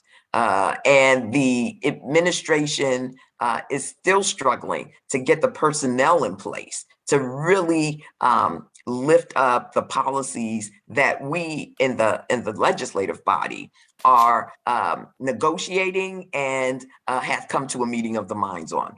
One of those issues is immigration reform. Now, at the end of the day, without the proper laws in place, that we have to rely on the discretion of the Biden administration to try to protect, if you will, the immigrant population that has been long suffering, waiting for an opportunity to, become Americans, if you will, at a pathway to citizenship. They have asked the Biden administration, the Congress, and the House of Representatives in particular, to draft legislation that would provide for a pathway to citizenship for the over 11 million undocumented that are still awaiting this relief. That work has been done. I'm proud to say that Speaker Nancy Pelosi has asked that I serve on a panel of members. There are 6 of us called the Closers, who have been working on comprehensive immigration reform, so that, as we move through this process of recovering from COVID-19, that we have this legislation queued up and ready to roll out of the House of Representatives. So that's been done. But in the interim, we have also been working with our colleagues on the Senate side to integrate into the Build Back Better Act some immigration relief. We've given a number of proposals to the Senate parliamentarian, who has unfortunately said that the measures that we have put forth will not fit the definition of budget reconciliation. So we have one more effort that we want to extend so that we can at least get one part of relief to our immigrant population. And we're looking at a humanitarian parole process that would extend humanitarian parole to the undocumented amongst us, which would give them 5 years ability to stay in the country with work authorization, with also an ability to have an extended 5 more years. We believe that within that time, sooner rather than later, we will be able to move our American Citizenship Act to the floor for a vote, have the votes coming out of the House, and hopefully be able to make a convincing argument on the Senate side to get it done. And I think that, the chances are that we will be in a great position to do so. And my optimism comes from the fact that we have had some outstanding, economic forecasts for the United States of America. Numbers of jobs created have been, eye-popping. But what's so interesting is, while that's the case, unemployment is extremely low, but there are multiple job openings that have yet to be filled. And, at this stage, that has been one of the major drivers for creating pathways for citizenship and to reform and overhaul our immigration policy. We're going to need to fill those positions. And if Americans were going to take those jobs, they would have taken them already. And so at the end of the day, I think the climate has created an opportunity for us to soberly look at a real meaningful and just immigration policy that takes us into the 21st century. And I'm looking really forward to getting that done. We're doing some incremental moves right now. The Biden administration has done some work around temporary protected status. We're looking at, as I've stated, the humanitarian parole, and that needs to be addressed. But on your other issue, Dr. Keys, we were all appalled by what we saw on our southern border with our Haitian sisters and brothers that were coming to our border seeking asylum as refugees, and the way in which they were responded to. Bear in mind that there's still a number of folks who are not appointed by the Biden administration within the Department of Homeland Security, but our Secretary of Homeland Security was appointed. And I've made it clear to him, along with the members of the Congressional Black Caucus, the members of the Hispanic Caucus, the members of the Asian Pacific Islander Caucus, that what we witnessed was not befitting our nation, and that we called upon him to cease and desist with the behavior that we saw, and to end the deportations into Haiti, which is a nation reeling in crisis right now, which is a nation that has become increasingly insecure in terms of rule of law. And, I think they've heard our cries. We have got ongoing conversations with the Biden administration to look at what we can do legislatively to protect the most vulnerable, those seeking a new life in the United States of America, presenting themselves at our border as refugees, whether it's redefining our refugee laws, or it's extending temporary protected status or humanitarian parole. We've got to do better in that space. And that's the expectation of the people that I represent, of this administration. And so I'm fighting to make sure that they're heard, and not only are they heard, but that their voice is acted upon in a humane way. As a member, co-chair of the Caribbean Caucus, that has been a top priority, alongside my colleagues, Congresswoman Maxine Waters and Congresswoman Stacey Plaskett. And as a founding member and co-chair of the Haiti Caucus, which is recently established on Capitol Hill. We are very focused on making sure that there are Haitian solutions to the Haitian crisis, and that we are engaging the Haitian diaspora alongside our State Department and NGO stakeholders on the ground in Haiti to bring some stability, some safety, and humanitarian support and economic development to the nation. So there's a lot of work to be done.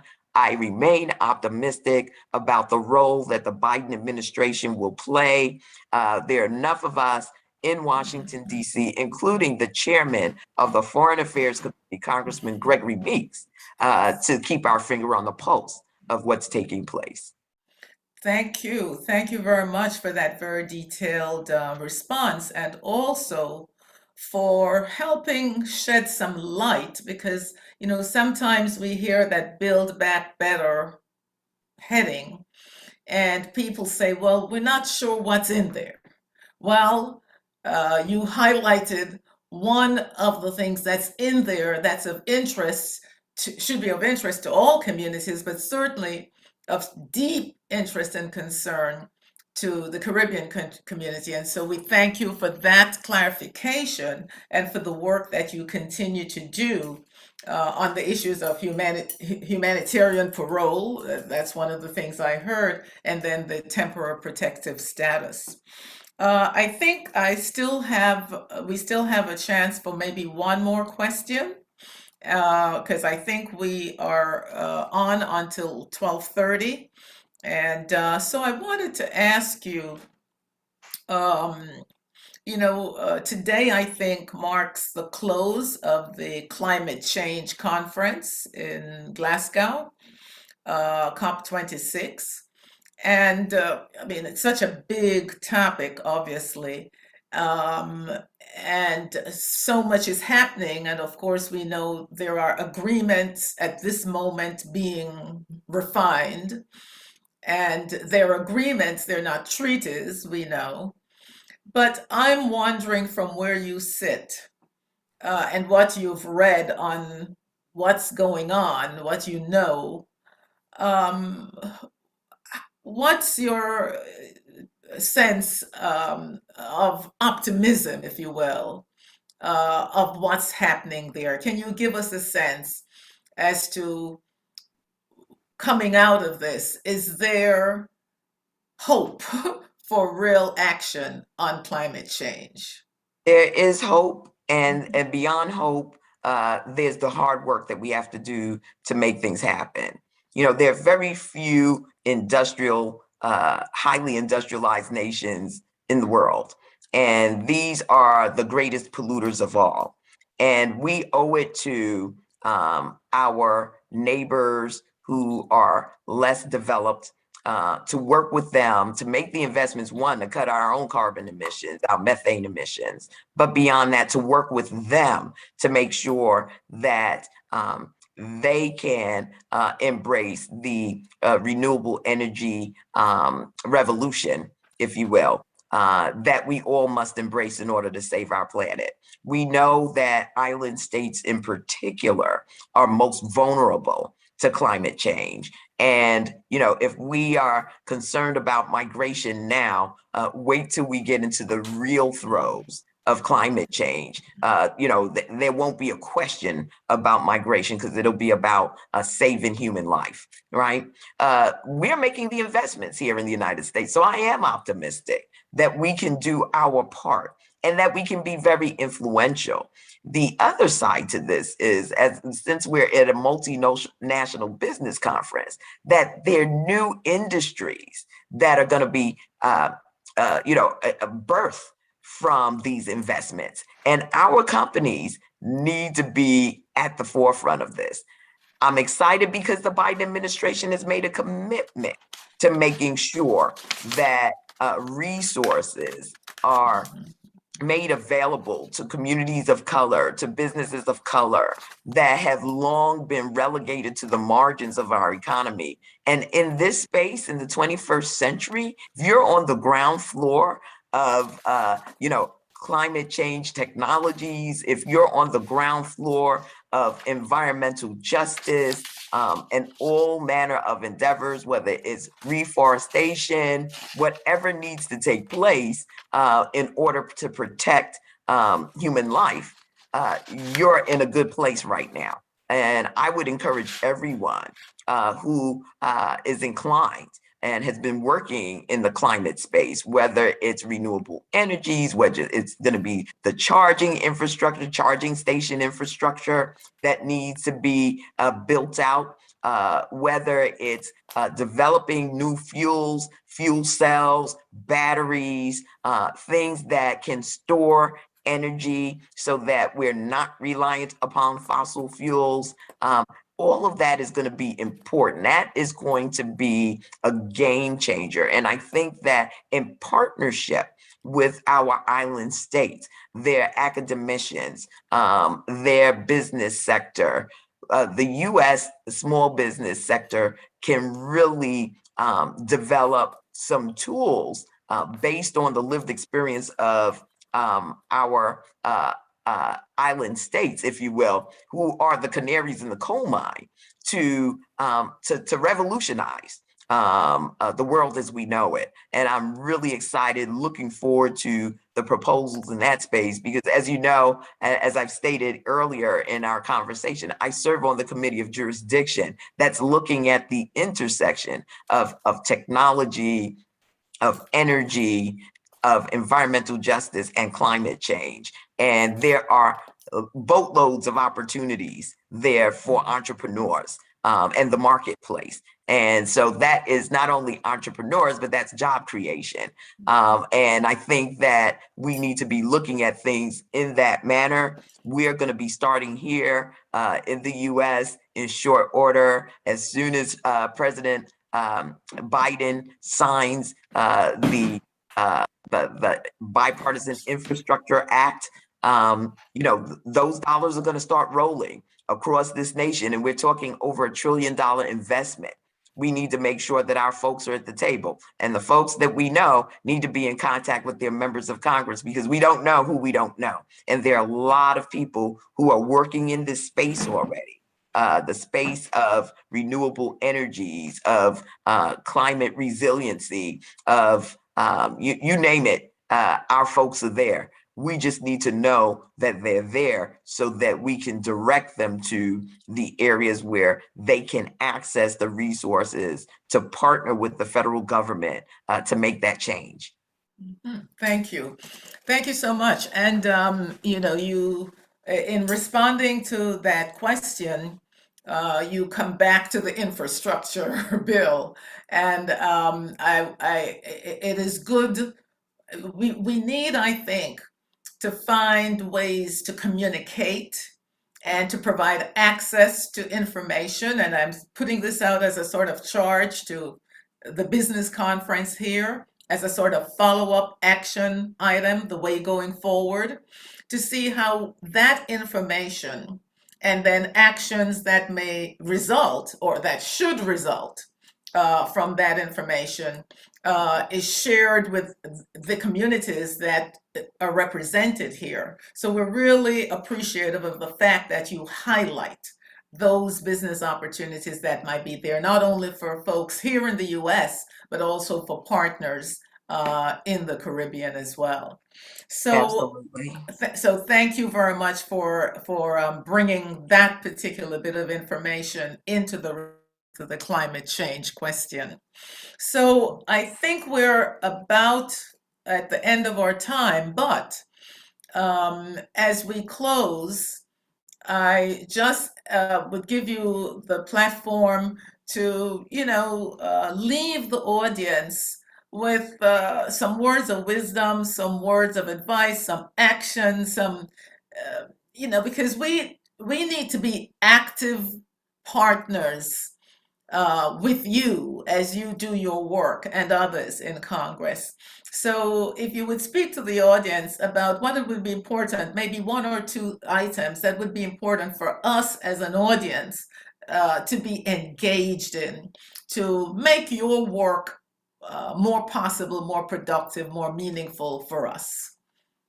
Well, first of all, let me thank you once again for moderating this conversation, Dr. Keys, and let me thank the Rodney's and the Carib News multi-business conference for once again providing this venue for us to come together and have these conversations. If there's one thing I would say is let us not undercut ourselves. And what by that, but I say that by saying that I mean that there are a lot of opinions about what's going wrong and what's going right now. At the end of the day, we have to determine what type of progress we want to make as a civil society.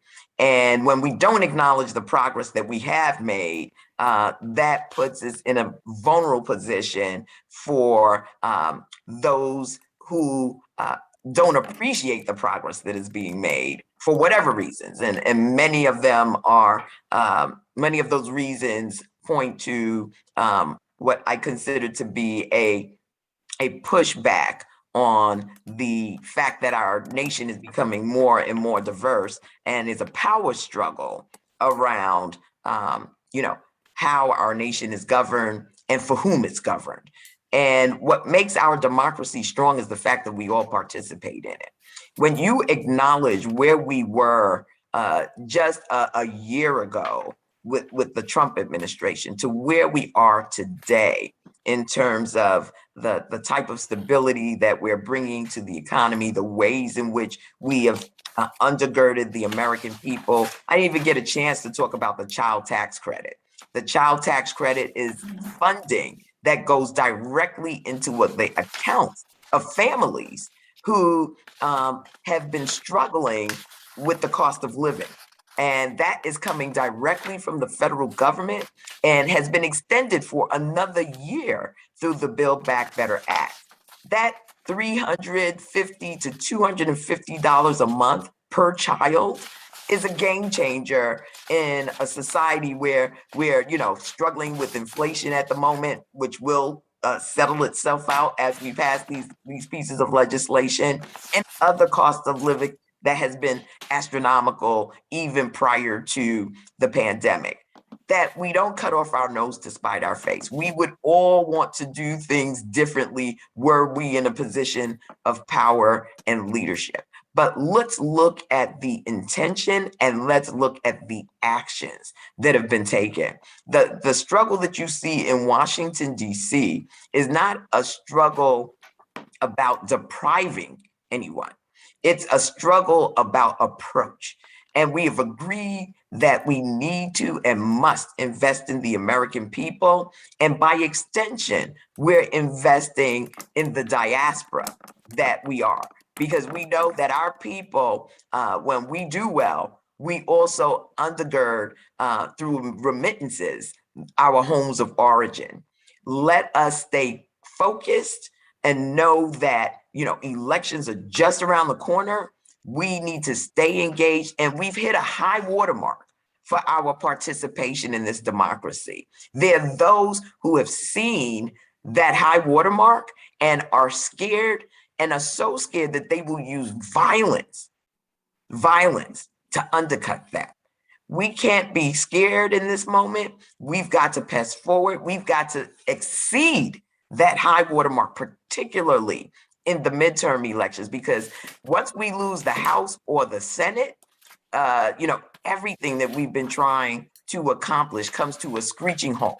You have people who have been extremely vocal about the fact that they want to turn back the hands of time, that they see the diversity of our nation as a threat to their way of life, and will use violence as a means to end that. So let us use the best tool that we have at our disposal and continue to make our voices heard. The only way we preserve this democracy is by continuing to fight for it. And part of the arsenal we have is the vote. So I want to encourage everyone, 2022 is going to be a very important election year. Don't sleep it. Don't get dissuaded. Don't get discouraged. Use that tool. As my colleague, the Honorable John Lewis, my late colleague, the Honorable John Lewis, has compelled us. We must go out to vote. We must use this moment to transform our society, and we're right there. So I'm looking forward to seeing you out there, continuing to advocate for our people, continuing to advocate for the Caribbean, for our business sector. But know that there are many of us on the front lines in leadership in Washington that are making things happen, and will continue to do so as long as that support and that power in the vote is unleashed in every election. Well, thank you, Congresswoman Clark. Thank you very, very much for that clarity. That closure is the kind of charge we need to impel us, really, to stay awake, as you say, and to be very much present. Audience members, thank you for participating. Congresswoman Clark, thank you for joining this Carib News Multinational Business Conference. We wish you the best, stay strong, and thank you for your work for all of New York. Well, thank you, and to everyone, stay safe, stay healthy, stay strong, stay blessed, and if you haven't been vaccinated yet, get vaccinated. One love. Thank you.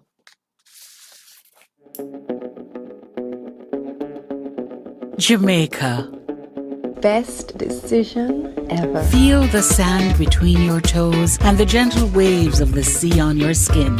Feel the warm Jamaican breeze lift your spirits and nourish your soul. Escape to exactly what makes your heart beat. You will love every moment. Jamaica, heartbeat of the world. Let's go.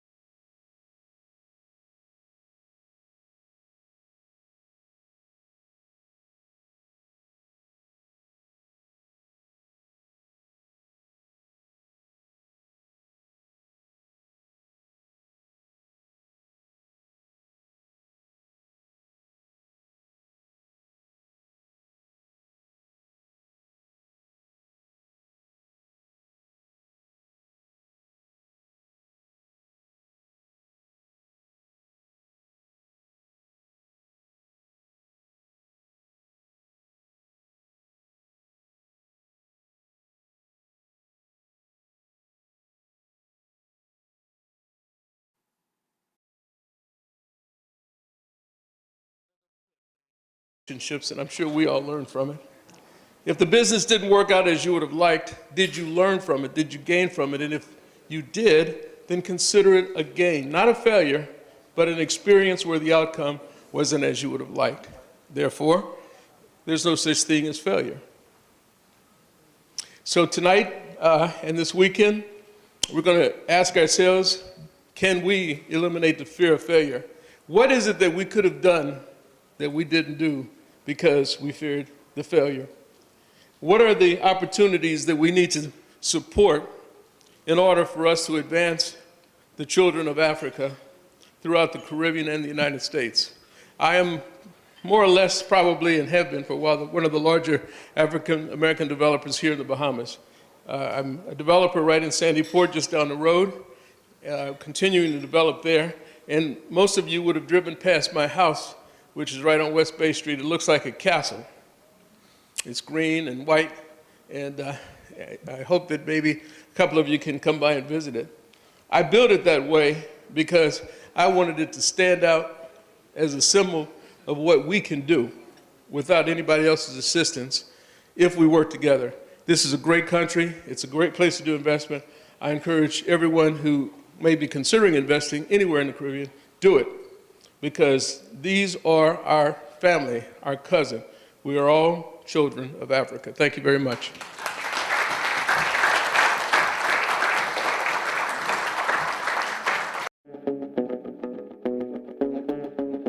Jamaica. Best decision ever. Feel the sand between your toes and the gentle waves of the sea on your skin. Feel the warm Jamaican breeze lift your spirits and nourish your soul. Escape to exactly what makes your heart beat. You will love every moment. Jamaica, heartbeat of the world. Let's go. I thought about how I started and the influence that we can have on people. And, you know, our influence could either be positive or negative as we walk this road. And it is so very significant that we try to understand and make sure that our influences are positive. My influence started on my mother's knee. Simply, I was born in Barbados, and there was a radio show every morning called Portia Faces Life. And my mother, who had never gone to law school, was petrified about even stepping into a courtroom, sat every morning and listened to this program. Because the woman in this program, Portia, that was facing life, was an attorney. And she was an attorney who won every case that in this program that she undertook. And sitting on my mother's knee, I said to her, "Mom, that's what I want to do." And I probably was about 8 years old at the time when I decided I wanted to be an attorney.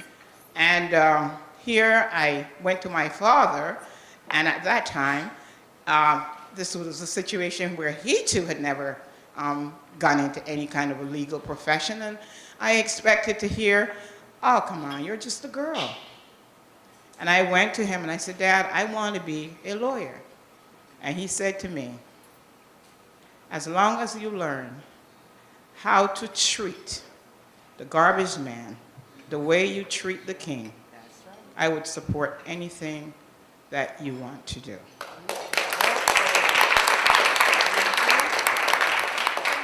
And so I think that is the road that got me to where I am.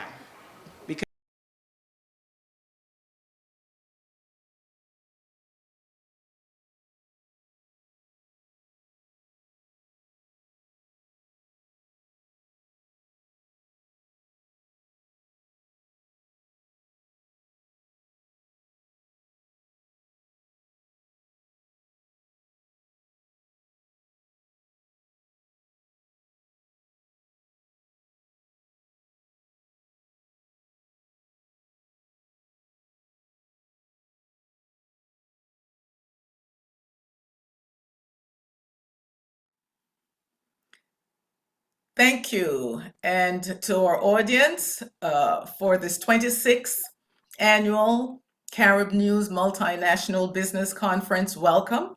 We are delighted to have with us for a few minutes of his precious time the mayor-elect of New York, Mr. Eric Leroy Adams.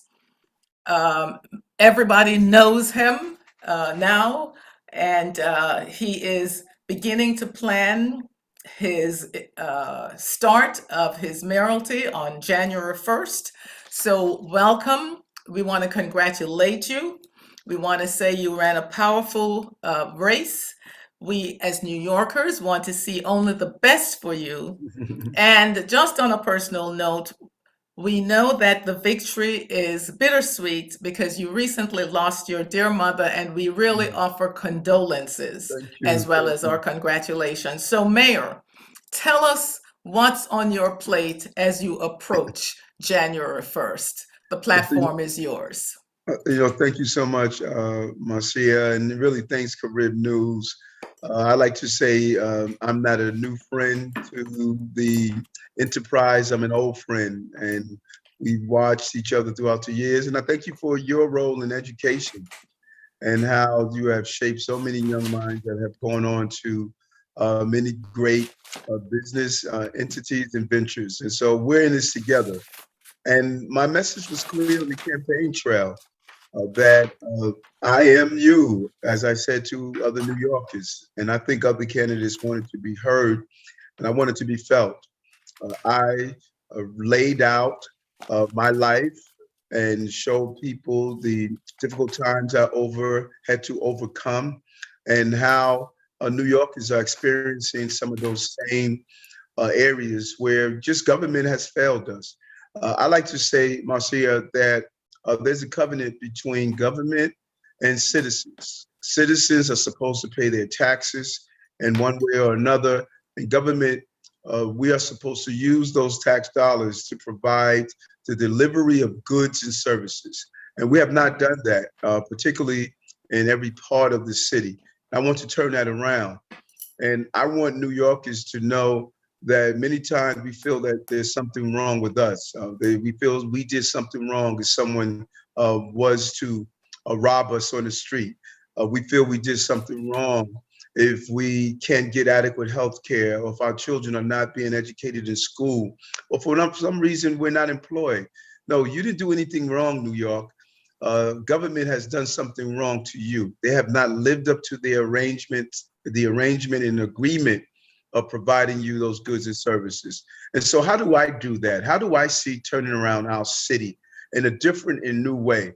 I think about when I lost my sight in the left eye to diabetes, and had high blood pressure, high cholesterol, and permanent nerve damage, they thought at the time, in my fingers and toes. The doctors all told me that I would be on medication for the rest of my life, and they wanted to treat the symptoms. I found an amazing doctor in Ohio, Dr. Esserton, and he says, Eric, I can give you medicine for each one of the ailments that you are experiencing, or I can tell you the underlying reasons you are going through this healthcare crisis you are experiencing, you're living through. And I decided to listen to him. And after going on a lifestyle change, particularly a whole food plant-based diet, within 3 weeks, my vision came back. 3 months, my diabetes went in remission, my nerve damage went away, my blood pressure normalized, and just completely reversed my health crisis. I share that story because we are attempting to look at the crises we're facing in our city: homelessness, lack of education, crime, failing business, the healthcare system. We want to diagnose each one of them individually when it's all the same. Our city is dysfunctional. We create the crises, and the failure of government to prevent crises instead of just responding to them is producing the dysfunctionality of our city. Archbishop Desmond Tutu has a quote that I love. We spend a lifetime pulling people out of the river. No one go upstream and prevent them from falling in the first place. I'm going to take our city upstream. I'm going to, number one, look at the $22.5 billion in procurement we do with goods and services. And I'm going to go to my local businesses and use that as leverage for them to be able to access some of these procurement contracts so that we don't have a historical policy that Black, Brown, and women business are locked out from doing so. Then we want to zero in on public safety. That's the prerequisite to prosperity. I don't care what we have. If we're not safe and have justice together, then we will never function as a city. I'm going to make sure my police department is responsive to the needs of public protection, but they also are going to understand the nobility of public protection requires the finest to be the finest. Those who are abusive, they will be removed from my department, not in 4 years like in the Pandaleo case, but they will be removed between 6 months and a year after a fair departmental trial. But it's going to be a new energy in our police department. We're going to recruit from within the city, going to some of the agencies that have predominantly Black and brown law enforcement officers. We're going to allow them to waive into the department after 2 years of an exemplary service so that we can start diversifying our department to look like the city. But we're also going to zero in on education. Education is not K through 12, like people say. It's pregnancy through profession. Mothers who need them, they would get doulas.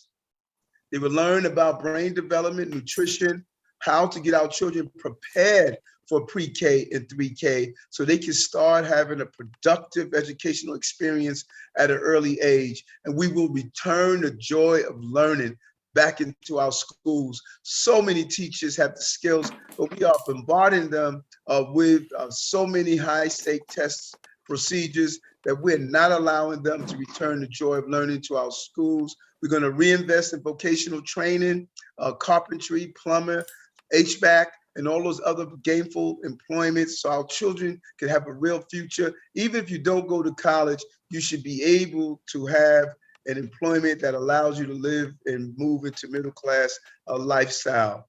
And then we're going to deal with the mental health illness that we're facing, the issues we're facing.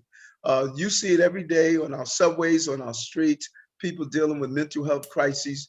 We're going to be more proactive in identifying those who are in need of services and make sure they get the wraparound services that they deserve. And lastly, we're going to become a business-friendly city. Our city is too expensive, too bureaucratic, too difficult to do business in.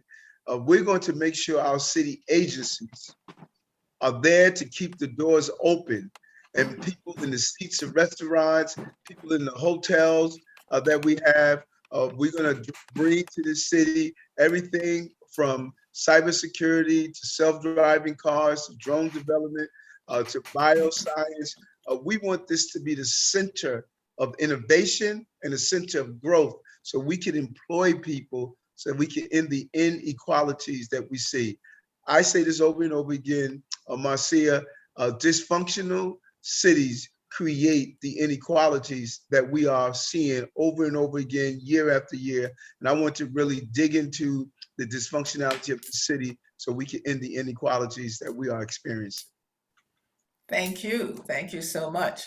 So I'm going to just ask a couple of follow-up questions. I know you have very limited time, maybe one or two, if that will happen. Yes. And I want to start with the business piece because I was listening to Brian Lehrer recently, and I heard you on Brian Lehrer, by the way, and then the next day I heard a different sort of discussion, and it had to do with the Asian population and their somewhat disappointment with the Democratic Party. And some of it was around schools and the gifted and talented business. And then some of it had to do with businesses, small businesses.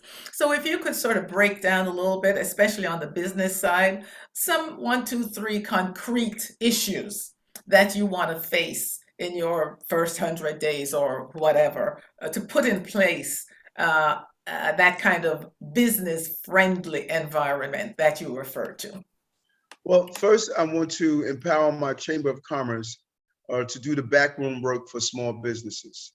Too much time is spent on small businesses trying to navigate government.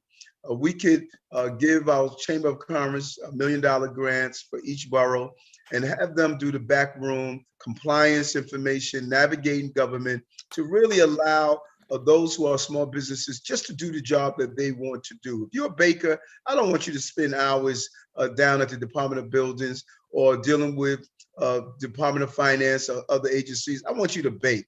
The more we allow people and small businesses to carry out their function, the easier it is for them to make the profits that they need. Number two, we need to become more friendly.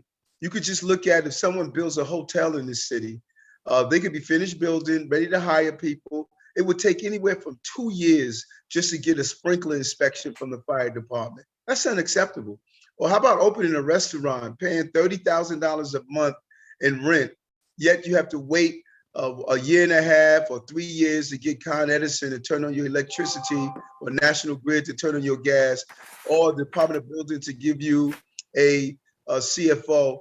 These are unacceptable ways of doing business. So I'm going to use my agencies and say, I'm not only judging you as the fire department or how many fires you put out, but how many sprinkler inspections that you do. And Department of Buildings, not only are you going to be judged on stop work orders, but how many restaurants that you partner with SBS to get open. So it's about using our city agencies to empower small businesses. And thirdly, we need to look at local lending, CDFIs, allowing those who are giving our businesses access to capital. That's the number one thing I hear, the failure to get access to capital.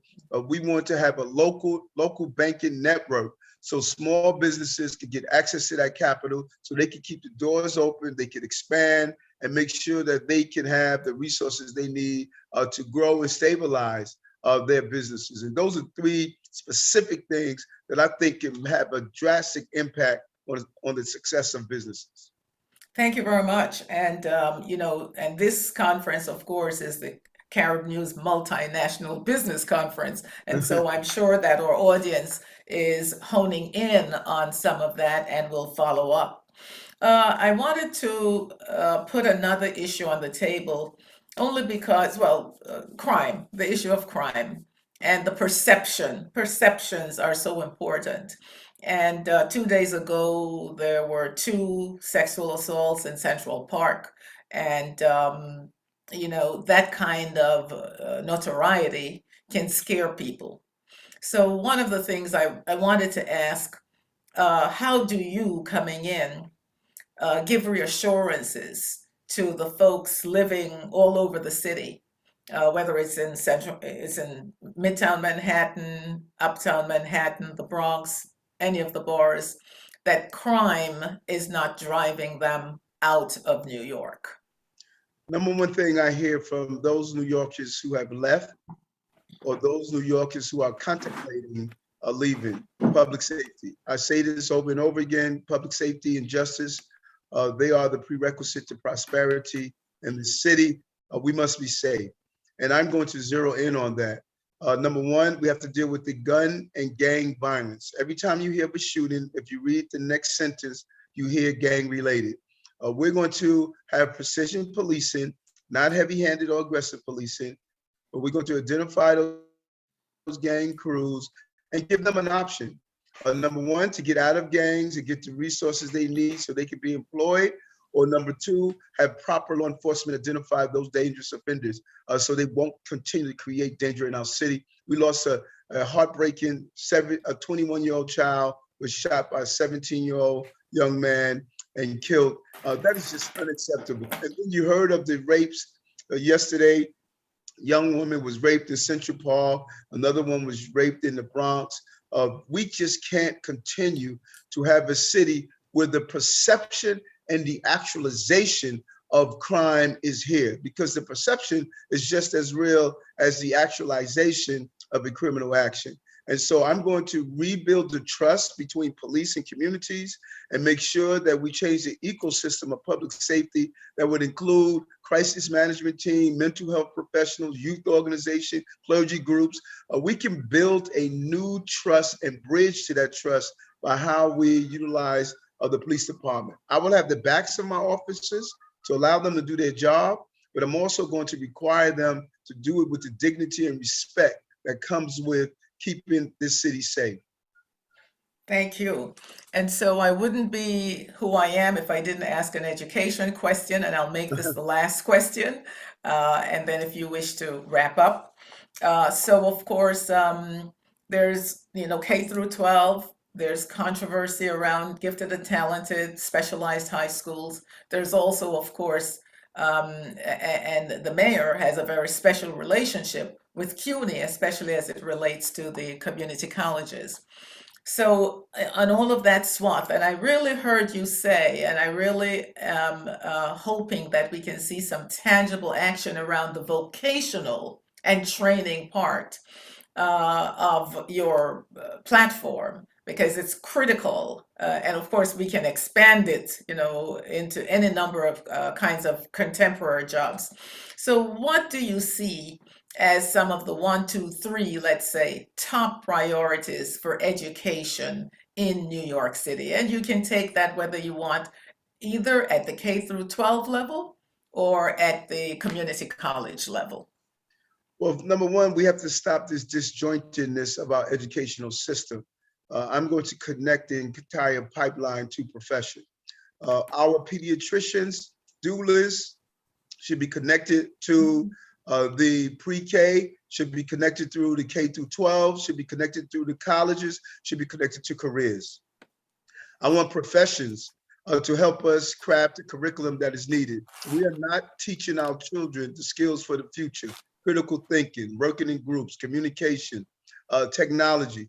We need to start preparing our children not within the bubble that they currently exist in.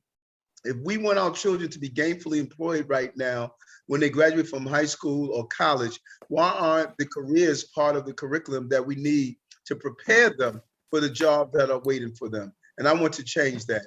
And then we want to, again, return the joy of learning in our schools and have children participate in the civic engagement, solving real world problems in their communities. That is so crucial. Not only sitting in the sterilized environment of a classroom, but if we have a problem in our community that's dealing with healthcare crises, what is a better biology course than partnering with a hospital in the community to provide services for our seniors and others? That human interaction engagement is one of the best testing tools.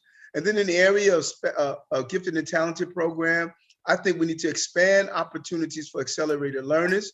I'm going to increase the gifted and talented exam and courses, not only at 4 years old, which makes no sense, but we should continually evaluate and expand the needs of children throughout the entire school experience. But while we're doing that, not only for the gifted and talented, we need to redefine the term gifted and talented. And we also must not let it be just an exam, but we need to look at those children with barriers to education. 30% of the prison population in our country, they are dyslexic. 55% of Rikers Island inmates have learning disabilities. If we start identifying those issues early on and give the support and services that are needed, we can help children with barriers to education expand on their educational opportunities. So I don't want to just focus on those who have gifts and talents and expanded learners. I want to look at all of our children, look at the barriers that's preventing them to be gainfully employed, remove those barriers, and create a healthy environment so we can raise children that are developing their full personhood and they are healthy adults to be able to enjoy this society. Thank you. Thank you. So as you close, in your closing remarks, what are you requiring of New Yorkers to partner with you in order for you to have successful mayoralty, however long that will be? That's a great question. What should we be New doing? York is, we can't be just. We can't be just, J-U-S-T. What do I mean by that? You can't be just a teacher. After school hours, I need you to go to a tutorial program and volunteer your time. Giving 10% back of tithe and offering is not only what we put in the plate on Sunday, it's 10% of our lives. Don't be just a member of the Department of Sanitation. Move throughout and volunteer time showing people how to do rat abatements, how to clean up their community, how to do volunteer cleaning program. Don't be just a police officer. Off duty, do what we did. Teach children how to interact police and build a better symbiotic relationship. If you're a banker, don't be just a banker. Learn, teach people financial literacy. Volunteer sometimes using your church basement, to school buildings, to teach first-time home buyers how to purchase a home. Let's be more than just the occupation that we're doing. Let's extend ourselves and use the skills and assets that we have to help those who are in need. Thereby, the grace of God goes I. I think that all of us can do more, roll up our sleeves, and not look towards others and say, what are they doing? But look towards ourselves and say, am I doing enough for my fellow man and my fellow New Yorker? Well, thank you for closing on that note and giving us such a nice charge. Thank you so much, Mayor-elect Eric Adams, for joining us at the 26th Carib News Multinational Business Conference. We wish you the very, very best. Thanks for joining us. Thank you. Take care. Jamaica. Best decision ever. Feel the sand between your toes and the gentle waves of the sea on your skin. Feel the warm Jamaican breeze lift your spirits and nourish your soul.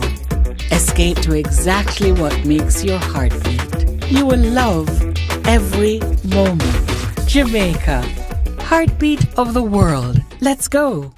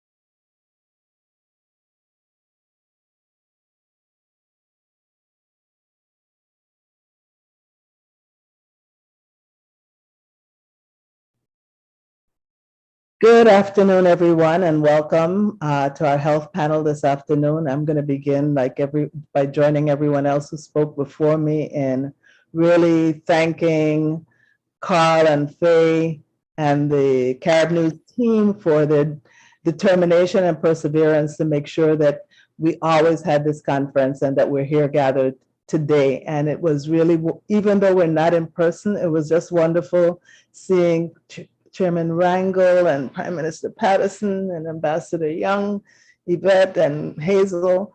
It was just great. So I'm glad to be here and I'm honored to be moderating this panel. But I have to tell you, our audience, that Carl and Faye have given us a very ambitious agenda.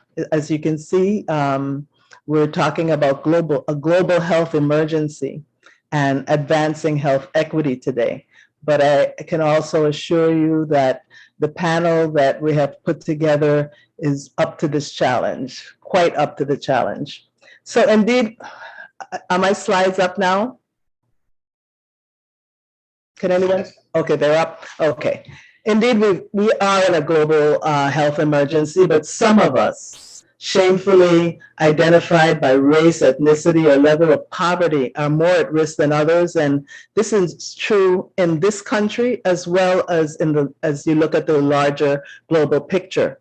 I want to share just a few slides at the beginning to help shape the context for our discussion this afternoon. So as we look at the map of this country, we can see that it's not uniformly colored all the way through. There's not uniform coloration denoting that vaccines are available everywhere at the same level. The overall United States vaccination rate is about 59% fully vaccinated, but there's still too many places where vaccination rates are well under 50%. And it's not just nationwide. These differences exist in states, counties, and cities. And just one glaring example is Washington, D.C. This is a slide that's a bit earlier in the year, but if you look at the top wards where people are mostly higher income and mostly white, their vaccination rates, and they're much higher today than this slide shows, are much higher while having less cases of COVID than Ward 7 and 8, where it's a very low income, two very low income wards where most of the people are African American. And this slide again just shows the lower two slides are Ward 8 and Ward 7 in Washington, D.C. And this is a little later slide. This is from May of this year. But the global mapping also shows marked disparities in vaccination. In this slide, the height of the bar just speaks to the number of people, the population of the area that we're talking about. Let's just focus on the dark green bar, which is the fully vaccinated bar. The US and Europe have the highest, being close to about 60% fully vaccinated. Latin America is close with being close to 50% vaccinated. Asia and the Pacific is around 45% fully vaccinated. The Middle East is under 40, but as you see, Africa at the very bottom is about 6% fully vaccinated. Now, the Caribbean is not shown separately. It's so hard to get separate Caribbean information. Is always lumped in with Latin America. But except for 7 countries who have vaccination rates above 60%, the rest of us average around or under 50%, with Cayman Islands the highest at 82.2% fully vaccinated, and Haiti the lowest at about 1%. And when you look at it, the countries based on the income of those countries, you see that the higher income countries are mostly over 60% fully vaccinated. The upper middle income countries are over 50%, but then you go to the lower middle countries, and there are some that are close to 60% fully vaccinated, but most are under 40%, and the low-income countries are 20% or under. And I can recall when I was in Congress earlier, in the earlier years, that we in Congress, especially the CBC, worked to make sure that in the context of AIDS, that AZT, that the pharmaceuticals that manufactured AZT would give their patents to some of the other countries to make the medication more available. We have not seen that in this case. And I know the World Health Organization has been pushing for more vaccines to the countries that are where the vaccination rates are low. But I think it's really shameful that we have not seen that in the case of this global pandemic when so many people are dying. But it has happened in one recent case, and I want to share it because I'm so proud of this, that Merck is making their pill that reduces hospitalizations and death available to be manufactured in other countries to lower the cost and make them more available. And what I'm really proud of is why Merck is doing something different than the other companies, and that's because of Kenneth C. Frazier. Kenneth Frazier, an African-American who led this company for 10 years and earlier this year became chair of the board.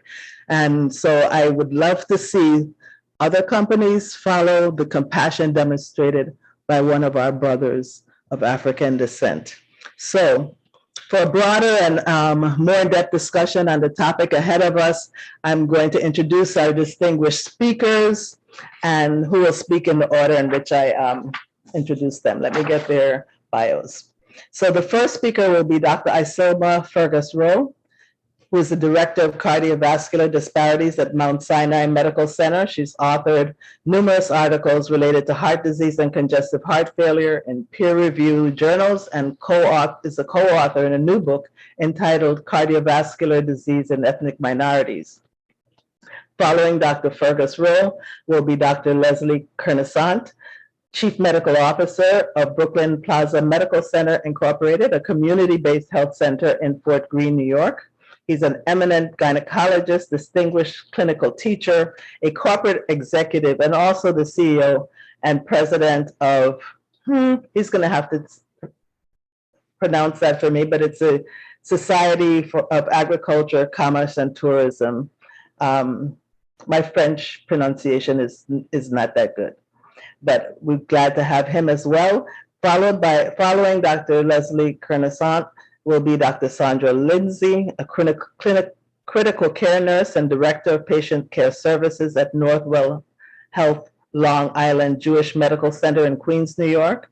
She has more than 27 years of experience caring for the sickest patients, including those in this pandemic.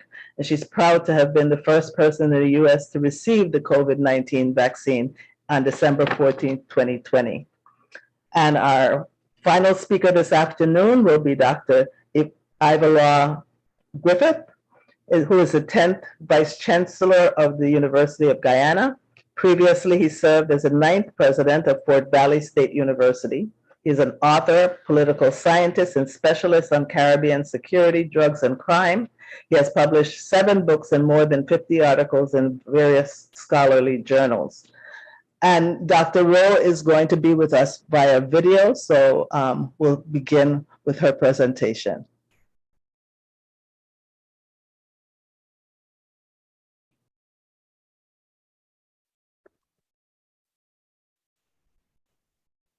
Greetings.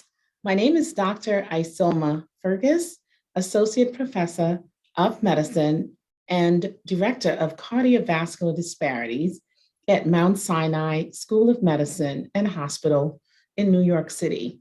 It gives me great pleasure to be here today to be part of such an illustrious panel and speaking for the CMBC 2021. Today, I will be talking about health equity as it relates to cardiovascular disease and why that should be such an important topic. So bear with me as I start my slides. So, of course, the global health emergency is a pressing priority. Advancing health equity and not skirting the issue is what we need to do. So let's talk about life expectancy. Life expectancy is not equal among all groups. what I'm showing you here are slides from the United States of America.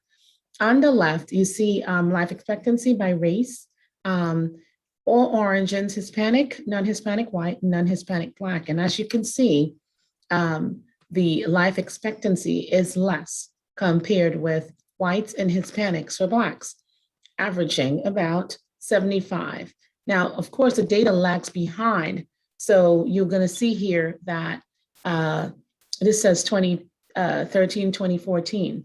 On the right hand, you're going to see here that the Black male has the lowest life expectancy over the years. Even as life expectancy improved, you're still seeing that the Black male is on average about 10 years less of life expectancy compared with the white male. And also similarly with the white female who has the higher life expectancy here. You see that the Black female has a lower life expectancy by about 6 years. So does this occur around the world, around the globe? Well, if you look at this slide that shows life expectancy by countries, you'll see that the darker countries, which are the countries of Africa, et cetera, Middle East, they're going to have a lower life expectancy. Somewhere in the between here is the Caribbean, and then you could see the USA, UK, and of course the Asians have the highest life expectancy, even in the US, the average life expectancy being 86.5. Now, what about the Caribbean? So life expectancy in the Caribbean is shown here. When you look at all the countries of the Caribbean, including South and Central America and the American, Latin American countries, you'll see that life expectancy is lower for the Caribbean. Men lowest at 71 and compared with the other groups, 72, 73, and women also lower. Here it's 75 compared with 78, 80, et cetera. Now, when you look at the different countries in CARICOM, you see that there's a difference in life expectancy. You may predict that it may be lower in Haiti, but it's a little surprising to see life expectancy is higher in Barbados compared with some of the other groups, and we can talk about why that might be. So this is a disparity. Anything that's different, difference in health status, healthcare access, quality, utilization that occurs based on the race, ethnicity, gender, education, or geographic location is fundamentally unfair in policy, and it's a disparity. So why do we focus on cardiovascular disparities? Most of these deaths are due to cardiovascular disease, such as heart attacks, heart failure, and hypertension. And we know that despite advanced therapies and new treatment options, there's still a challenge, and you see a lower life expectancy, as we just showed, as well as bad outcomes for the underserved and minority populations, which are typically your Black patients. Now, let me just show you this complicated slide, and all I'm going to say is that if you could look at the gray and yellow bars, you'll see that compared with whites and Hispanics, Black women and Black men have the highest rates of CVD or cardiovascular disease, highest rates of stroke, highest rates of heart failure compared with all of the groups. And when you look at this other slide, at every age, starting from the 30s all the way up to the 80s, 30s to 80s, at every age, Blacks are more likely to have more death and more heart attacks compared with all the other groups. And when you look at the age-adjusted death rate for heart disease, Blacks have the highest death rate, as shown here on the right in the green and black bars.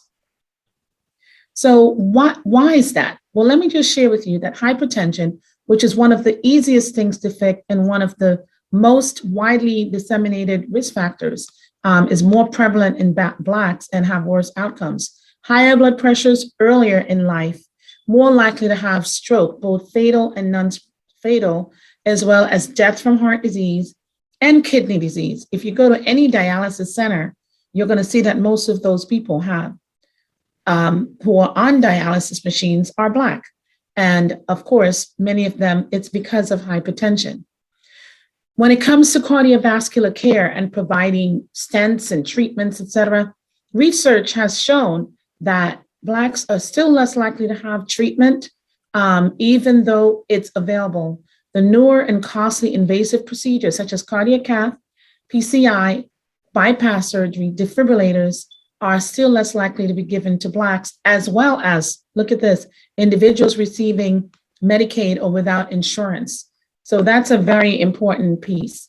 Now, why is this occurring? Many times we're looking in the wrong places, and we have to look at some things that are called the social determinants of health, social and structural determinants of health, because they play a big role in why some of this is going on.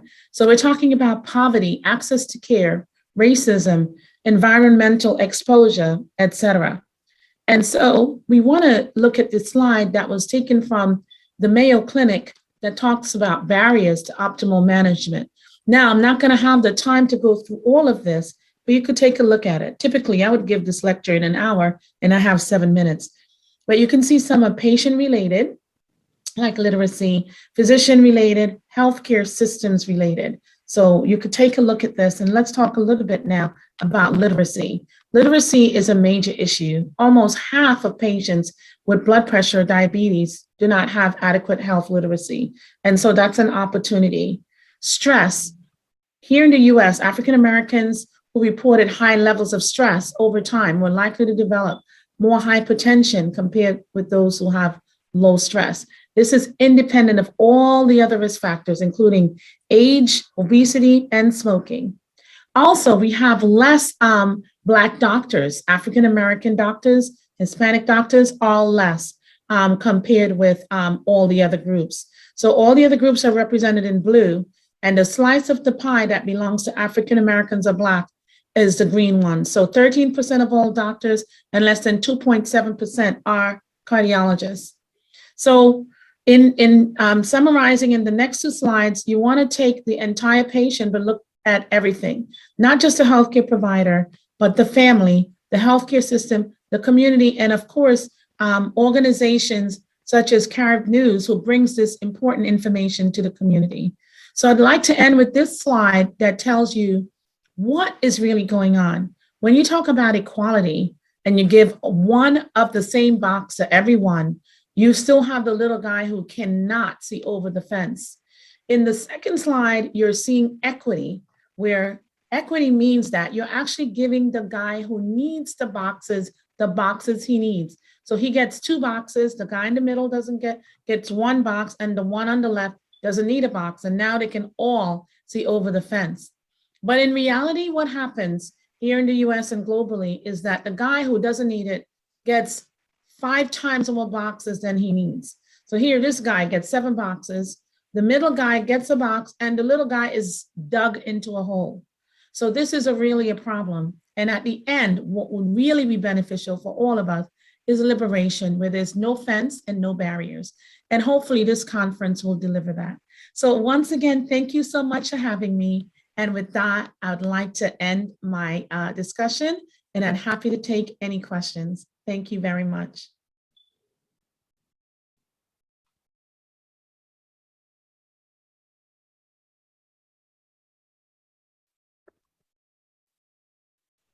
Can you hear me?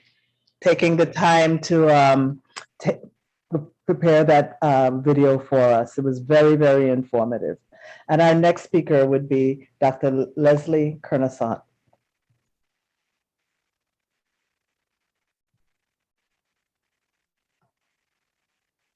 And you're on mute.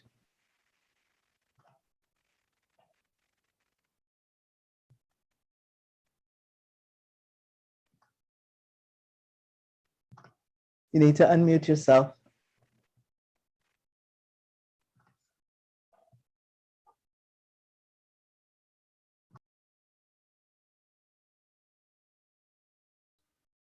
Can you hear me now? Okay. Well, good afternoon, everybody. I am very happy to be part of this select group of healthcare professionals. I am so happy to see old friends and also new acquaintances. Basically, when I was asked to talk about global health emergency, as you know, I'm a gynecologist. I do believe that I've been involved in global health emergency all my professional life, because if there is a problem that we have not been able to deal with, is the prenatal and maternal mortality death rate in the US. Now, having said that, we need to at least concentrate on the subject of the hour, which happens to be COVID-19. It is indeed a global emergency. And I will start by saying, first of all, let me get this next slide.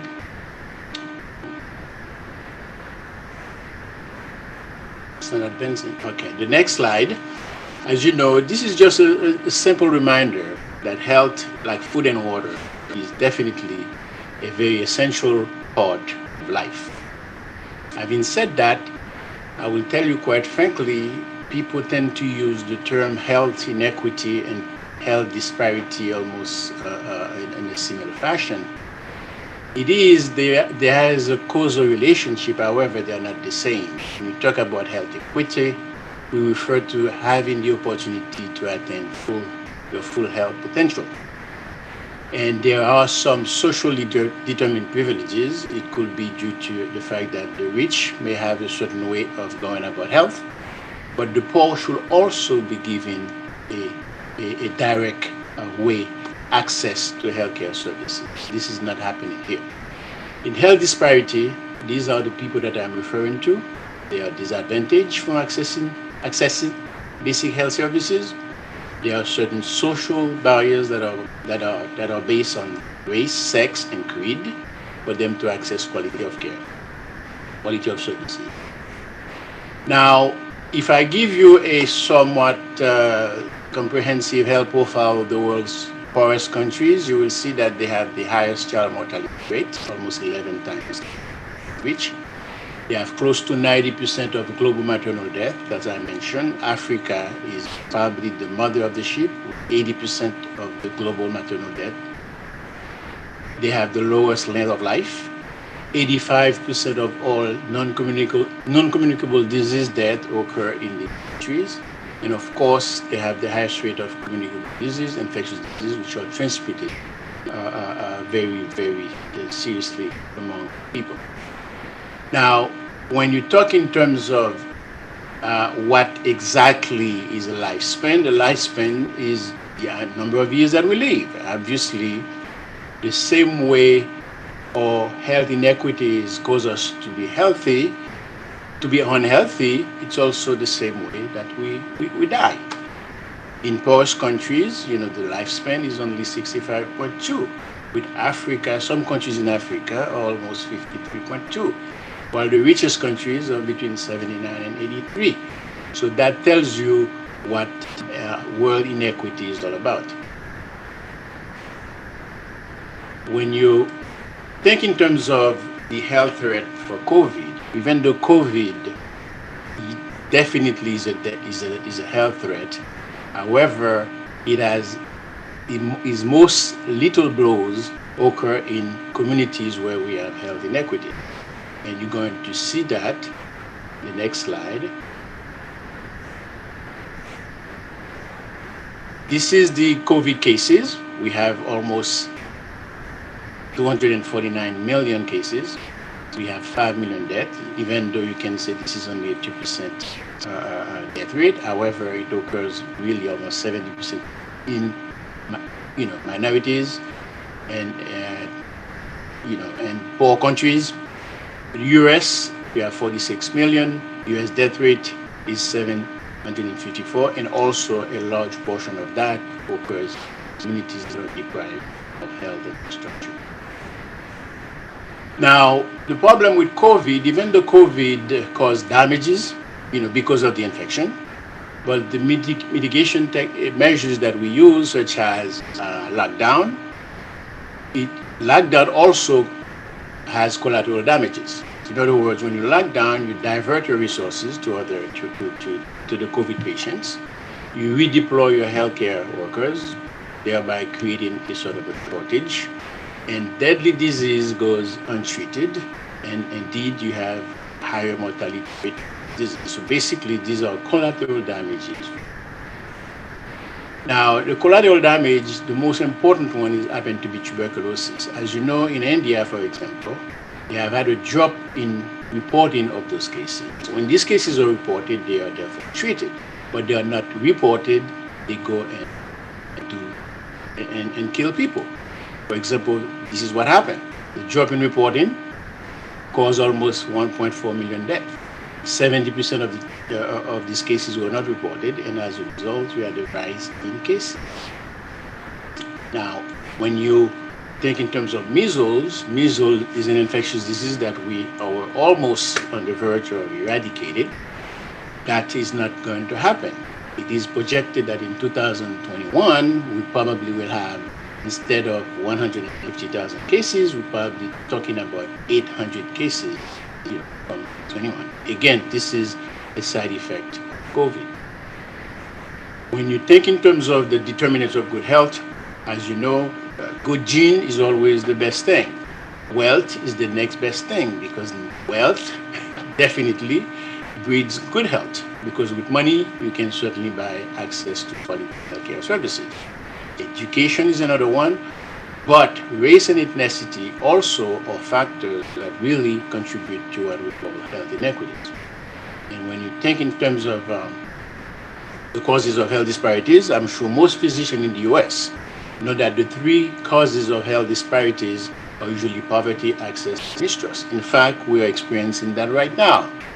The fact that a lot of people are afraid to take vaccines simply because they're afraid, because of certain experiments in the past that have used black people as guinea pigs, such as the Tuskegee experiment. Now, again, one cannot say, well, racism is the only reason for health disparity. Obviously, we do have certain behaviors that have caused that. For example, alcoholism, drinking, addiction, homicidal activities. Certainly, they all contribute to what we call health problem. However, the most important ones are really poverty, poor housing, lack of insurance, lack of access to healthcare, and definitely racial discrimination. In fact, the consequences are in minority communities, we have a high incidence of chronic illnesses, diabetes, hypertension, kidney disease, and so forth and so on. We have a shorter lifespan, and also we have a higher hospitalization rate. Because when you're in emergency room in any big urban cities, close to 70% of the patient there use the hospital as their private office, so they don't have a private doctor or primary care. Now, again, that goes without saying. When you have health disparities, health inequities, you definitely will have the result. And the result, we do see it, we know it. Higher risk of exposure on COVID. We have the highest rate of severe illness in COVID. We have a disproportionate rate of infection. We have certainly disparities in terms of COVID death, because most of these patients end up in hospitals that are not well equipped to take care of them. And as a result, the end is almost predictable. And whether or not we can truly address all global health emergencies is a big question. Because if you think about it, close to 60% of the world's healthcare systems are quite weak. If you go to poor countries, there are some countries that have no such thing as a healthcare system. And of course, to correct it, we probably will have to make sure that we embrace the idea of health equity on a global basis. And justice, racial justice, and literacy is also something that we have to definitely. Now, I'm not here to give a comprehensive solution to global health crisis. I don't think that can be happening, but we can certainly make some small steps. So one such small step would probably be, to try to achieve economic parity. I mean, with economic parity, we definitely can fight illnesses much better. Racial equity is definitely important, simply because, we will be able to equally distribute the healthcare resources that are available to us. And finally, we talk about literacy. Health education is a must because you have to educate people in terms of prevention. And you do it in a way that has to be very respectful of traditions, customs. So that's what you call a culturally sensitive approach to help in crisis. And I think that's all I had. You wanted to respect the 7 minutes, and I thank both the leaders of Carib News, particularly the old friend Rodney and Faith, for continuing to at least address the problems of minority, both in the Caribbean. So, once again, thank you.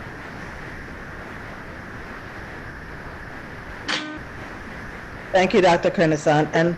And to the audience, start getting your questions into the chat or there's a Q&A box, because we'll have some time for that after our next two speakers. And next, we'll hear from Dr. Sandra Lindsay.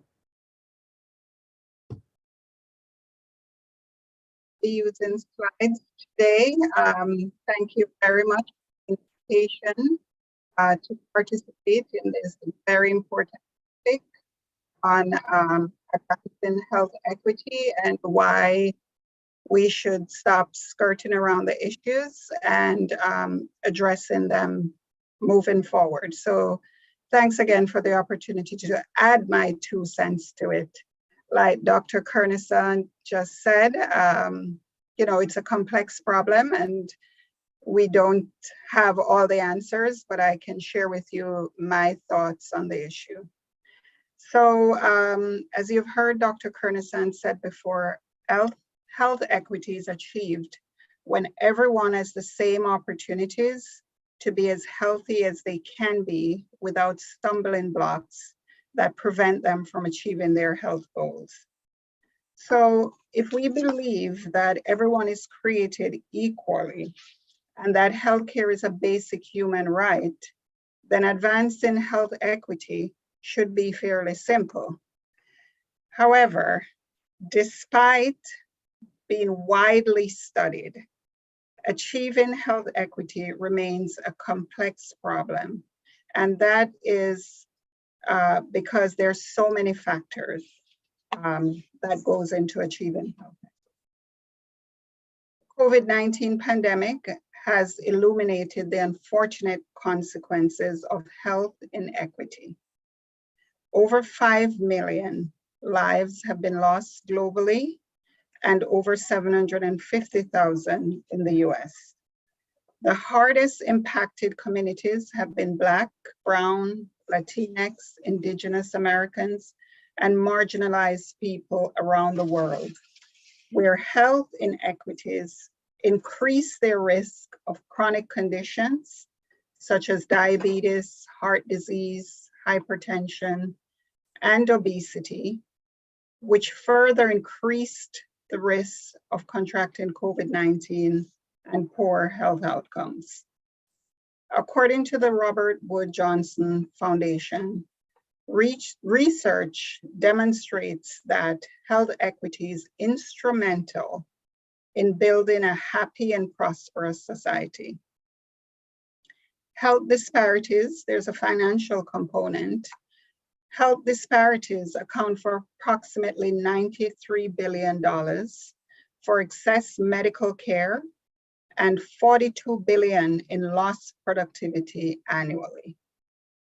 The projection is that in the United States, disparities will cost about $126 billion in 2020. And if not corrected by 2050, that will increase to $353 billion. Now, these projections were made in 2016 by Wyatt et al.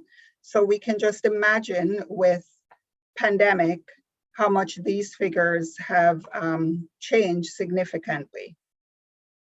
So the Joint Commission considers addressing healthcare disparities as a quality, patient safety, moral, and ethical duty. We cannot continue to talk about health inequity without action. And when we speak about health inequity, we must not forget that achieving optimal health, as you've heard my colleagues mention before, spans several sectors, not just the health sector. So environment, food, safety, housing, shelter, job security, and other social determinants of health. So, you know, in trying to put forth some of what I think needs to happen, I think the first step is acknowledging that we have a problem, and to get to the root causes of the inequity, and do not assume that we know and understand the factors that drive inequity, but rather to listen and to learn. We have to prioritize equity in practice. So making healthcare environments warmer, more welcoming, more tolerant, and more inclusive for all patients. We need to partner with our key community stakeholders, building and strengthening relationships and building that trust. Trust is very, very important, as we saw with vaccine uptake during the pandemic. People are more likely to seek healthcare from those that they trust. And we know that this has historical roots. I think Dr. Kesnar touched on this before, about how Black and Brown people were used unethically in research. So we need to rebuild that trust, and community partnerships, and tapping into those informal leaders in our community and formal leaders is very, very important. So dismantling policies that perpetuate racism and structural discrimination and inequity, understanding the social determinants of health and how they affect health outcomes, and to tackle those issues.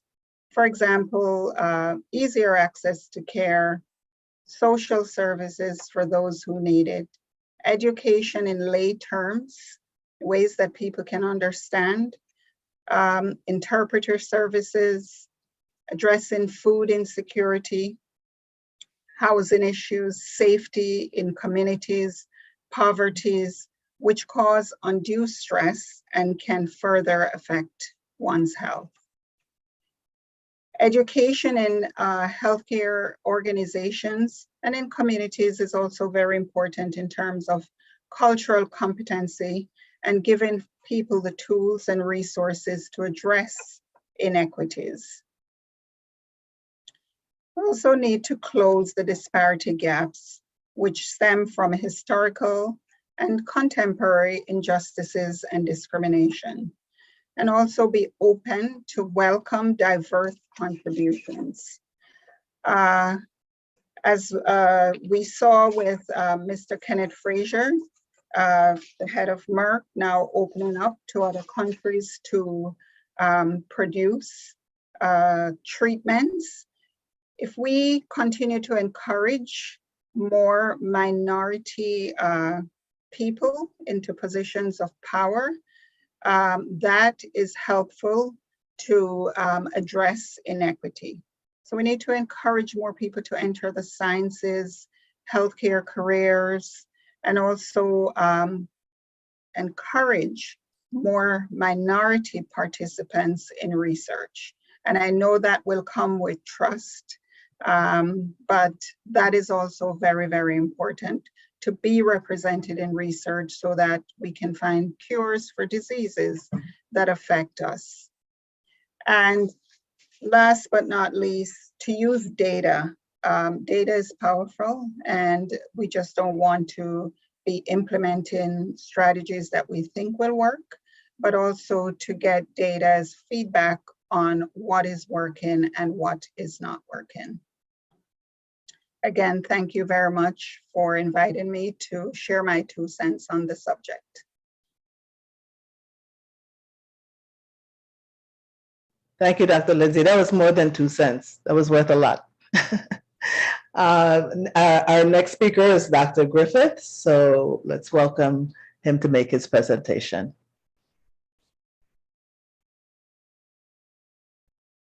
And don't forget to unmute.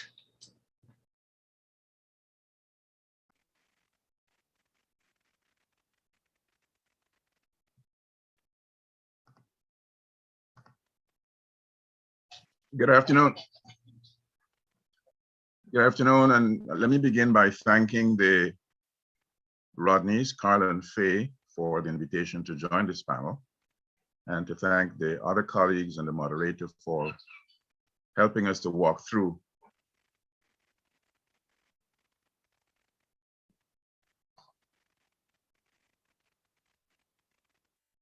I thought I'd spend my 7 minutes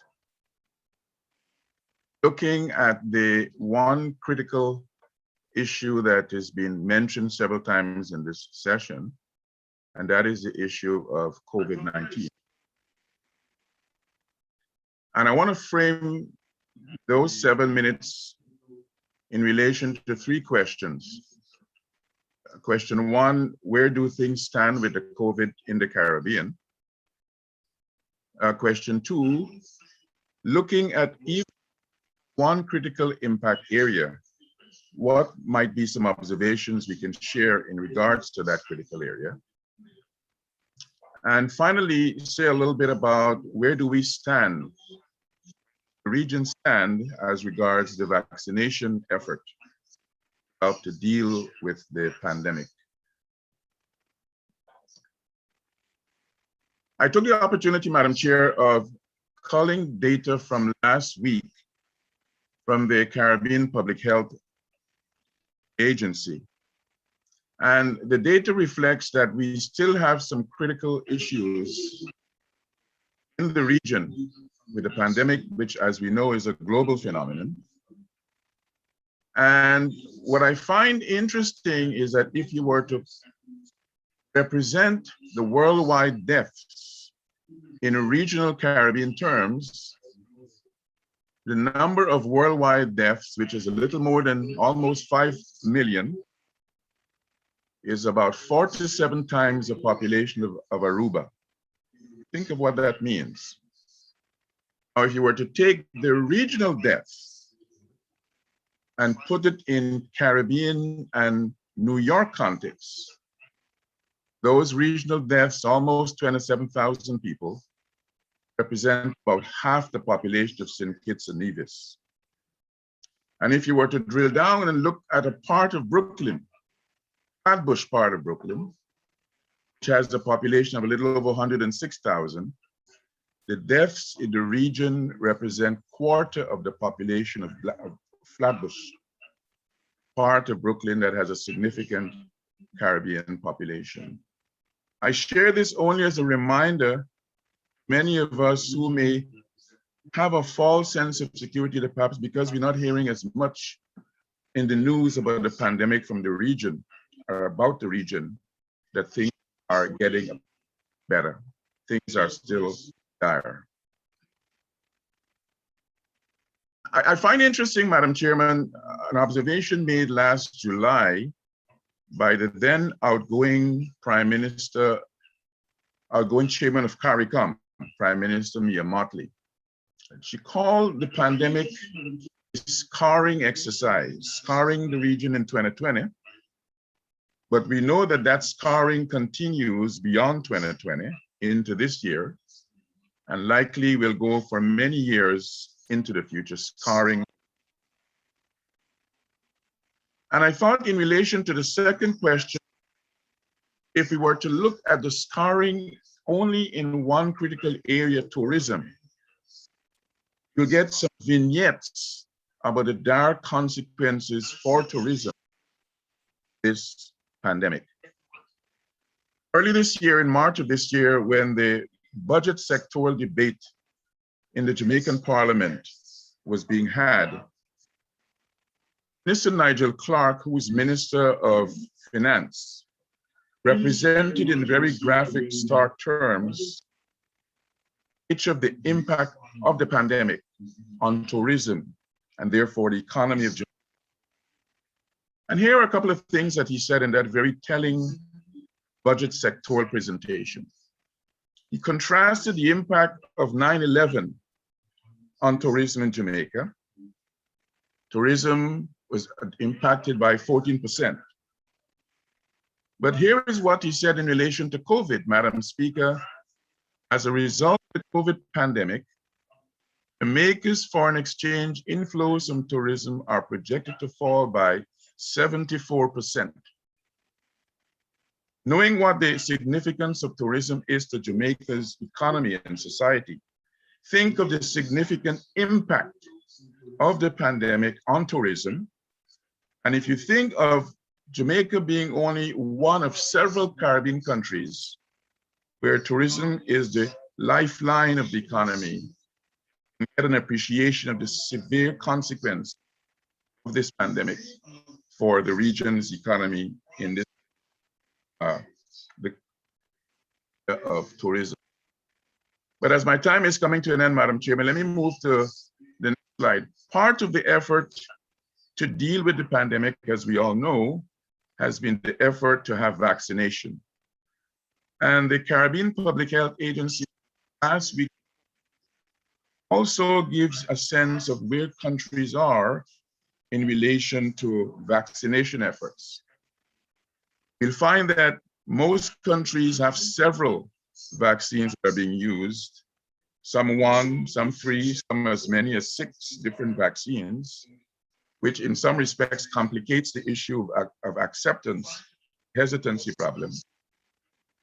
But I think we also have got to recognize that some of our countries are doing relatively well insofar as the number of people who have been accepting the vaccination, whereas others are not doing well, notably our brothers and sisters in Haiti, having major challenges, 1.2 100 persons vaccination.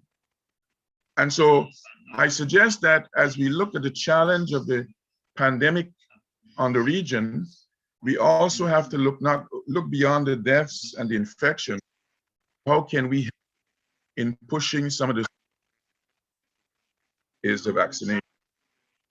And I thought I'd end reminding us of the importance of with that significant hesitancy challenge, which is the challenge in all parts of the world, but it is also a challenge significantly in our region of love, the Caribbean. And I found quite interesting what Minister of Tourism Edmund Bartlett said a few weeks ago in addressing this issue. It put the challenge in stark vernacular terms, calling upon the Anansi stories that we all grew up with knowing about. And here is what Mr. Bartlett said. Stop listening to Nancy stories. Stop listening to people who are less informed, less educated than yourselves, and false narratives about the vaccines. There are some deep-seated fears and emotions and ideological views on the vaccine. But the argument bears little value in the context of how medicine and science have combined with faith to heal the world. I end on that note with a request that all of us in the diaspora need to lend every effort that we can in enabling us, our region, to get over the vaccination challenge, the hesitancy challenge. Skepticism is good, but we don't need to be having that skepticism impede the effort to have vaccination to help manage this dire challenge. Thank you for your attention, Madam Chairman. Thank you. Thank you to all of the speakers. I think putting it all together, we did cover quite a bit. And I'm looking forward to some questions from the audience. I have not seen any yet, but I thought I might have a couple to start out with. I'm going to start with Dr. Kernasanta. And am I pronouncing your name correctly? Okay. So even in the United States, the maternal mortality in African American women is 3 to 4 times higher than in the white population. And I think most people think that that is because of things that happen, and I'm sure there's some part of it that happens in labor and delivery. But does the issue of women having Black women having higher maternal mortality go deeper than that? Does it go beyond just what might happen in labor and delivery?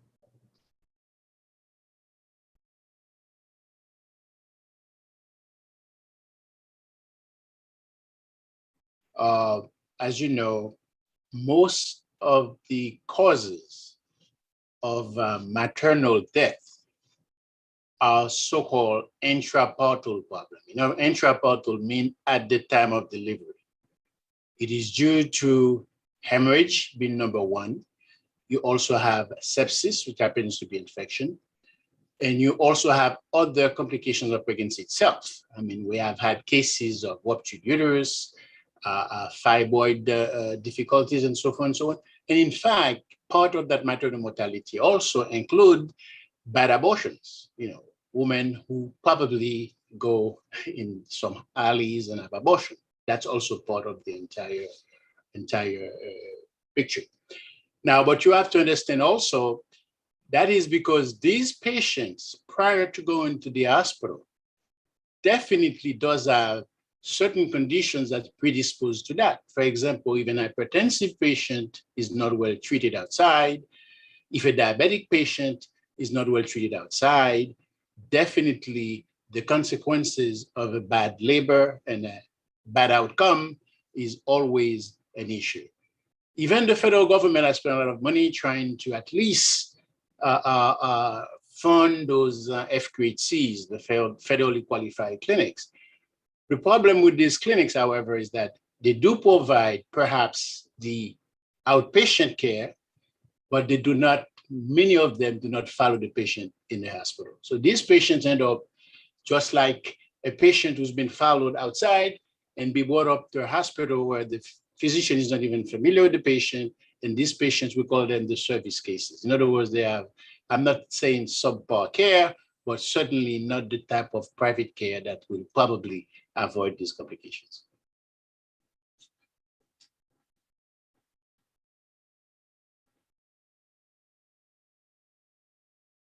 I cannot hear. Yeah, if we don't get a lot of questions, I might have a second set of slides that I might add to that a bit. So I'm going to go back to the COVID for a minute, and I had a question that I thought of for Dr. Lindsay, but anyone else can also join in, but I'll start with her. So I wanted to get back to this vaccine hesitancy. We have a lot of it in the Virgin Islands and a lot of misinformation, and it's all over our radio, our talk radio. So I wanted to ask, what do you think, what's your thinking about how we can do more to combat the vaccine hesitancy? And to ask if the mandates are the best way to go. What do you think? And are they being successful, or are they creating more hesitancy to the vaccine mandates? And anyone else can jump in, but I'll start with Dr. Lindsay. Oh, sure. Unfortunately, you know, Nancy's stories, misinformation, and bad news travels fast.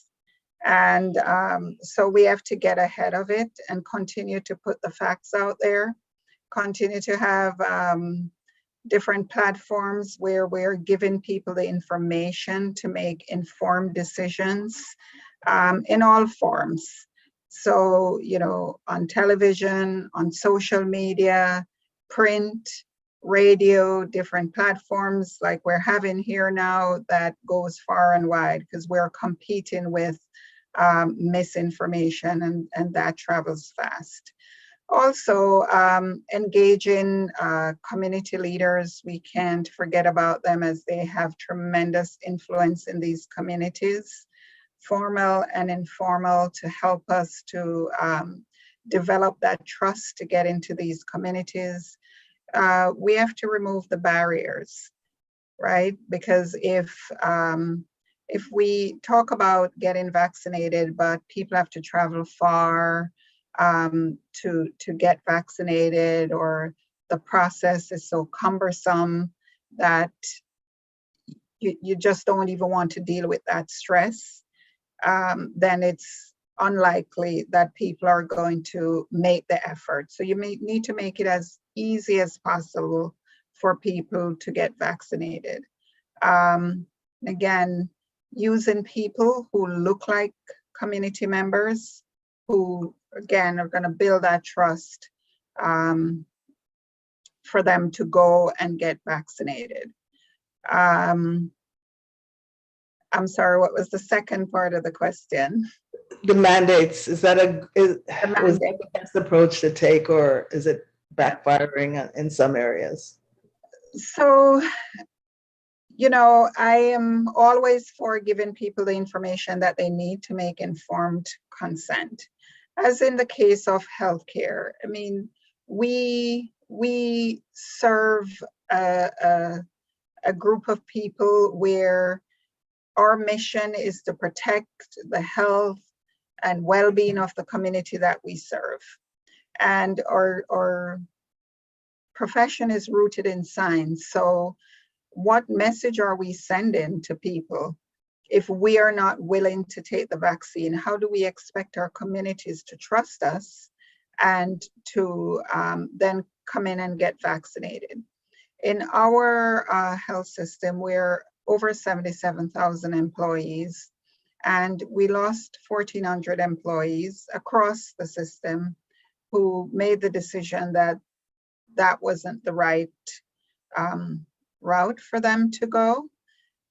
So we did, and before that, there were a lot of people who were hesitant.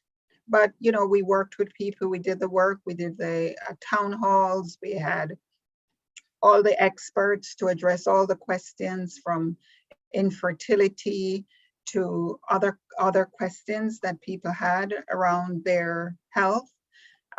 Made sure we had all the experts to address those questions, remove the barriers for people, and we had people come around. We are seeing now for the firemen and the policemen in New York, where that number of hesitant employees significantly decreased. Yeah. So I think that it did work. It did work. But and I know in the Caribbean, we have a way to go before I think we get to that point. We have to make sure we have enough vaccines.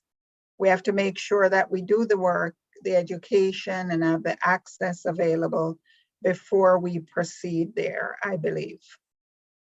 Anybody else want to say something on that? Dr. Kanasan? Your mic. You have to unmute. Yes. On the matter of hesitancy, I do believe that that can be partly justified, particularly in cases of Black people, because the vaccine was at least manufactured with such a rapidity that a fair number of people feel somehow they may have to wait because of the historical past, the Tuskegee, the using us as guinea pigs. In this regard, it's probably easy to convince them now that the results are there and find out how effective the vaccines are. These are the people that we can convert. Now, in the West Indies, I believe that there is also I know I'm from Haiti, and there is a tendency to believe that somehow I can do better with herbs, I can do better with other. I hear it all the time. And that's also a major problem. So we may have to do that. Now, in terms of hesitancy, there's also a political factor. We have to at least agree that certain politicians are definitely pushing the envelope with respect to disseminating false information. For example, the fact that the vaccine gives infertility is something that has been spread in the social media like wildfire. So we are definitely having to identify these reasons and try to win over them. Now, with respect to the mandate, as a physician, I do believe, to me, I don't even consider that to be a mandate. I consider that to be an extension of a health rule. From the time I was a young medical student, you had to have a number of vaccines before you can wear. In fact, one of my clinical parameters for quality has to do with how many of my babies are immunized and so forth. Absolutely. So I do not I'm on a board. We have to check. We have to do the same thing. Yeah. So I believe that the mandate is a good thing, and certainly it will probably with time it will no longer be a mandate; it will be a requirement. Yes. Dr. Griffith, did you want to comment? Otherwise, we'll. Yeah.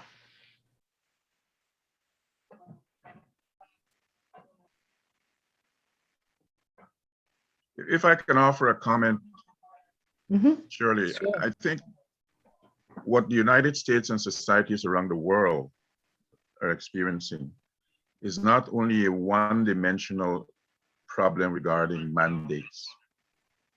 It's problems related to skepticism about government, about science, but also the multiple of information sources, contradictory information sources. And I think governments have got to ask the question, how long can we afford a compartmentalized approach? I recommend that the time is surely running out to do the compartmentalized approach. And over the comprehensive holistic approach, you've got to include mandates in that package. It was interesting that in the OECS countries, the matter of the constitutionality, and the OECS prime ministers asked for an opinion. Legal scholars said, in the context of the constitutions of those countries, mandates are. And so I think the time has come for us to put squarely the comprehensive package. Mandates have got to be in it. The education and persuasion are necessary, but they're proving to be not sufficient. Okay, I want to throw a little, see if I can throw a little something else in the mix. Let's see if this works. If it doesn't work, I'm not seeing my slide. Okay, it's not working. So I'll just, let's see. So I wanted to, are vaccines going to Haiti? Are we, with all of the aid that is supposed to be there, which I'm not sure if it's getting there, but is there a focus on getting the vaccine to Haiti, since it is one of the it's a country with the lowest vaccination rate? And under the circumstances that people are living there, it's going to be very difficult to control. And they don't really need another catastrophe. Well, may I say that in Haiti right now, I'm afraid that Haiti is going down to a place that I did not think that will ever go down. We are descending into what we call anarchy. We do not have, we have a prime minister that was selected, in fact, with the help of America, by the way. And we have a president who was assassinated. We have a proliferation of gangs. And it's not only helping the country by sending vaccines, you have to have the logistic, the transport, the process of really giving the vaccines. What happened, a lot of vaccination were not been possible because of because of other problems, such as the gang fears. I mean, we do have a problem with infrastructure in Haiti. The roads are not that penetrable. And if you have one road leading to a number of towns and the gangsters decided that I'm going to make sure I block it for a ransom, so you can imagine the problem that we are with vaccine. So I think unless the political situation is resolved, and I'm hoping it will eventually, I don't know if you require militarized force. I hate to see UN going back there, but certainly it's a more complex problem than not really being able to vaccinate.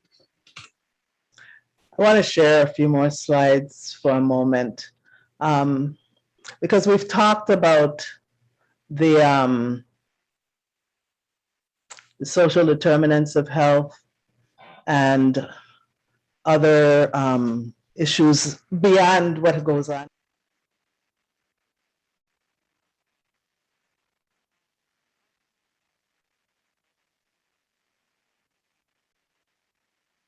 The stress that racism causes in our community. And this is something that I have found really fascinating, and I just wanted to share this, and maybe we could talk about it really quickly because it's just a few slides. So there are studies that find that racism is linked to accelerated telomere shortening. Telomeres are at the end of the chromosomes.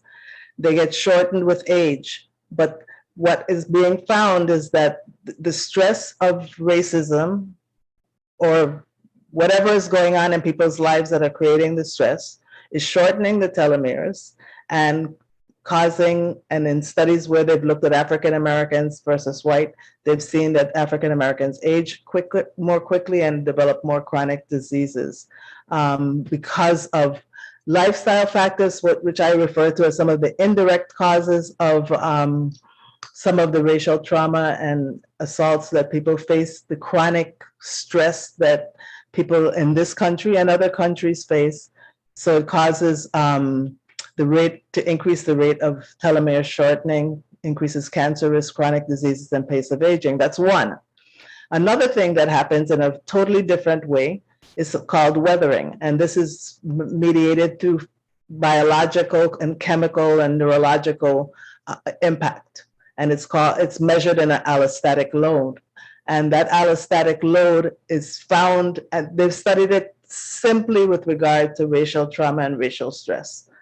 And it is found that the increased allostatic load that is caused by the everyday assaults on people's lives through racism is causing us to have more chronic diseases. The NMA spoke about it, and they said these findings underscore, I can't read it all, of the importance of chronic physiological stressors as a negative influence on the health and the lifespan of Blacks in the United States. And then the third process is epigenetics. Why what we're exposed to and experience may shape the health of our descendants tomorrow. And there are studies that are showing that there are changes in our genetic makeup in certain instances, especially where there is environmental pollution and people are exposed to environmental assaults. But just the regular everyday stress of living in a very heightened racial situation can affect your genetic makeup and be passed on to other generations. And so I just wanted to share those things because we know that there are healthcare factors involved in disparities, and whether we have access to healthcare, whether that healthcare is the right kind of healthcare is afforded to us as it is to other people. We know that there are social and economic determinants of health, but those social and economic determinants of health include racism, and it also has an effect on our bodies in many, many ways that cause us to experience the health disparities that we see. Any comments on that? Well, it's a very, very complex sort of study. Very, maybe. And I didn't show all of the slides, but I wanted to just mention it. But the only thing I can say in one sentence that, as I mentioned in one of my slides, the number one factor that at least goes to good health is good gene. So if the telomere, which is a sort of getting shorter and shorter, then therefore we do have a sort of a damaged gene. So if that can really damage a gene, I can definitely agree that this is probably one of the main causes for us to have we are the recipient of all the known chronic illness in the world, with hypertension, diabetes, you name it. So that's my take. Yeah, I think it all contributes. And we see in people whose parents may have been poor and experience a lot of stress in their lives, but their children are now grown, they're better educated, they have more wealth, they live in a nice neighborhood, but they're still having some of the same problems that their families had. So it's generational, and we need to also pay attention to that. And those slides come up from a session on social justice. So the need for advocacy around racism and how we deal with it is in a time when it is just staring us in the face every day, more than ever before, is also important to dealing with our health. We're almost out of time, so I'm going to give everybody a chance to say, to give a closing statement. You want to start with Dr. Lindsay? Yes, so, thanks again for being a part of this discussion.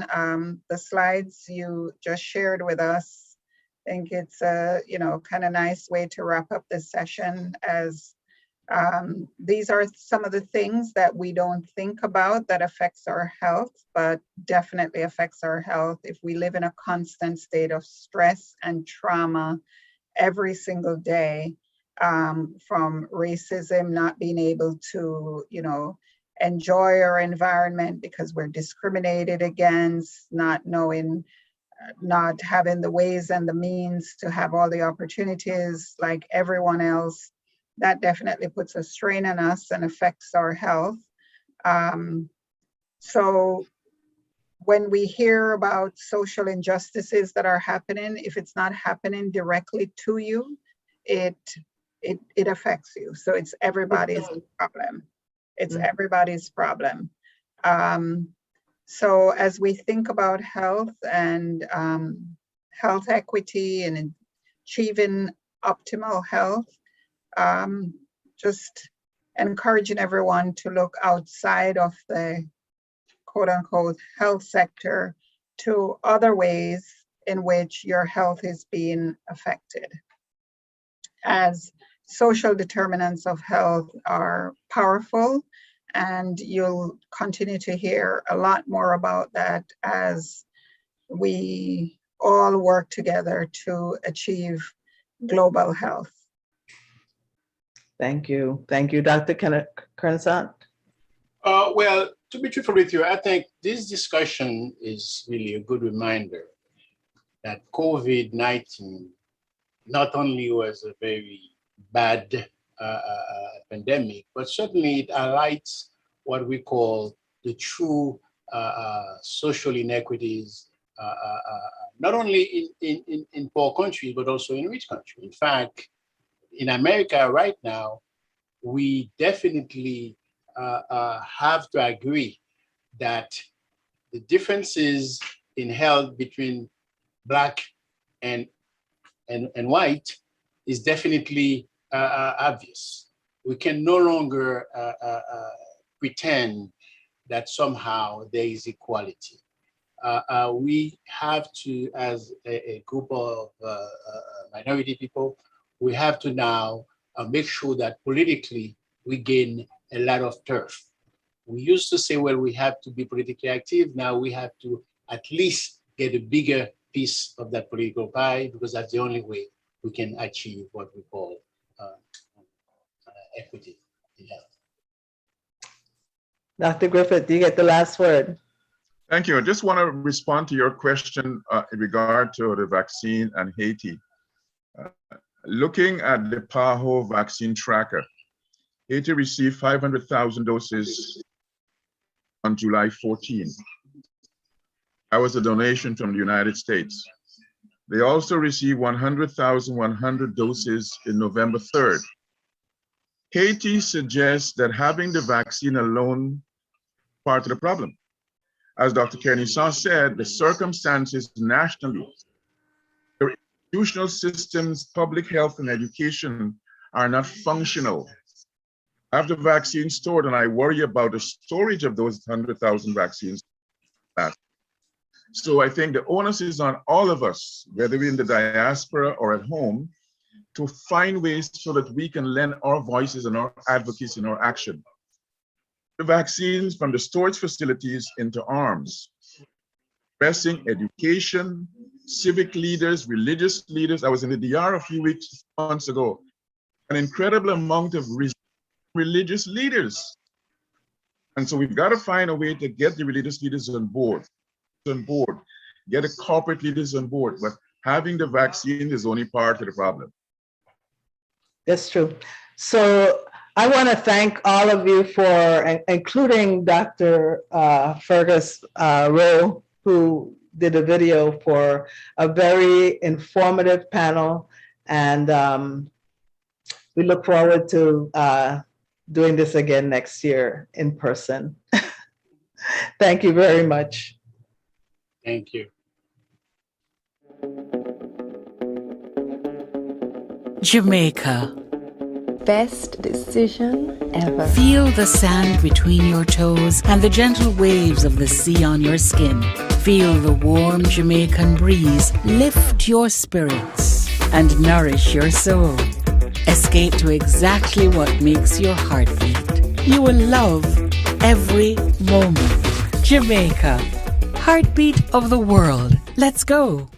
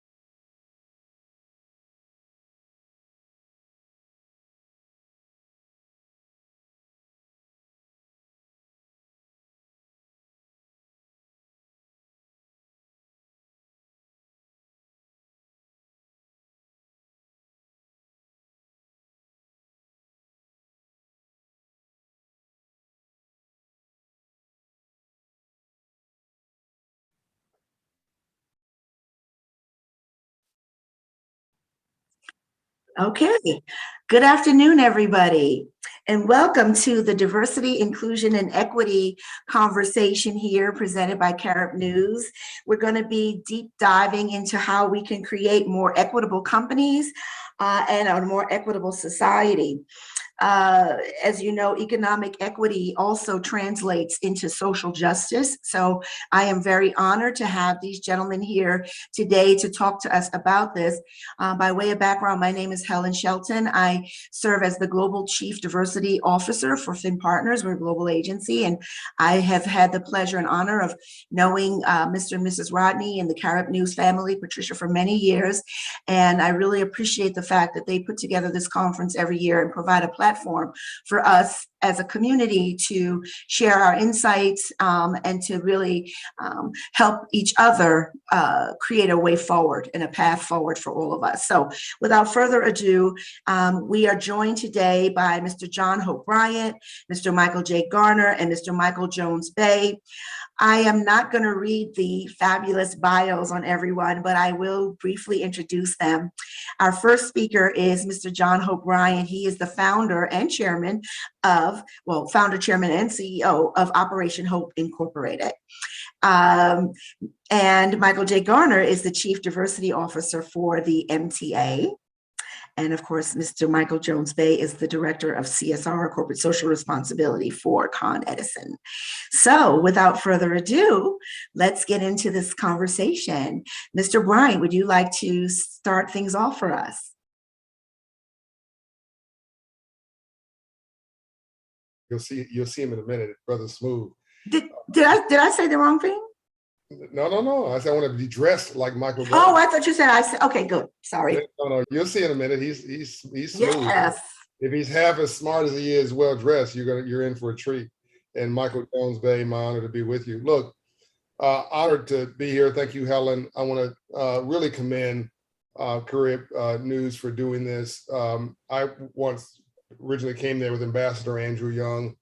Had to be 20 years ago. You've been doing this for 25 years. I founded Operation Hope 28 years ago. It had to be 20 years ago. I came there with Ambassador Young to speak at a panel, I believe. I thought it was important what you were doing then. I think it's critical what you're doing now. We are sitting in a moment in history, but history does not feel historic when you're sitting in it. It just feels like another day. But that does not mean that the moment you're in is not in fact historic. I'm going to give you a correlation to your own history by talking about what's going on here in the U.S.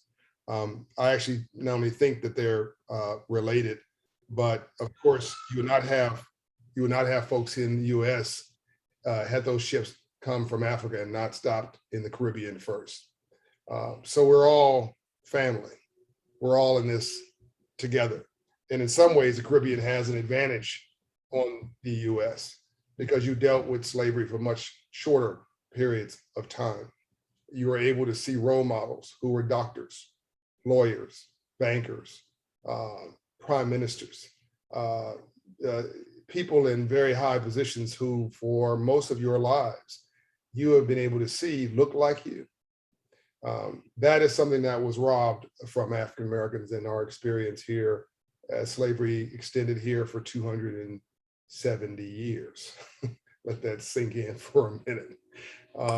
We had the benefit of the free enterprise system here and a robust capitalist system and individual property rights. And there were laws, rules, regulation, and most importantly, an environment here of uplift that allowed us to succeed, even though my Caribbean friends were better suited for success.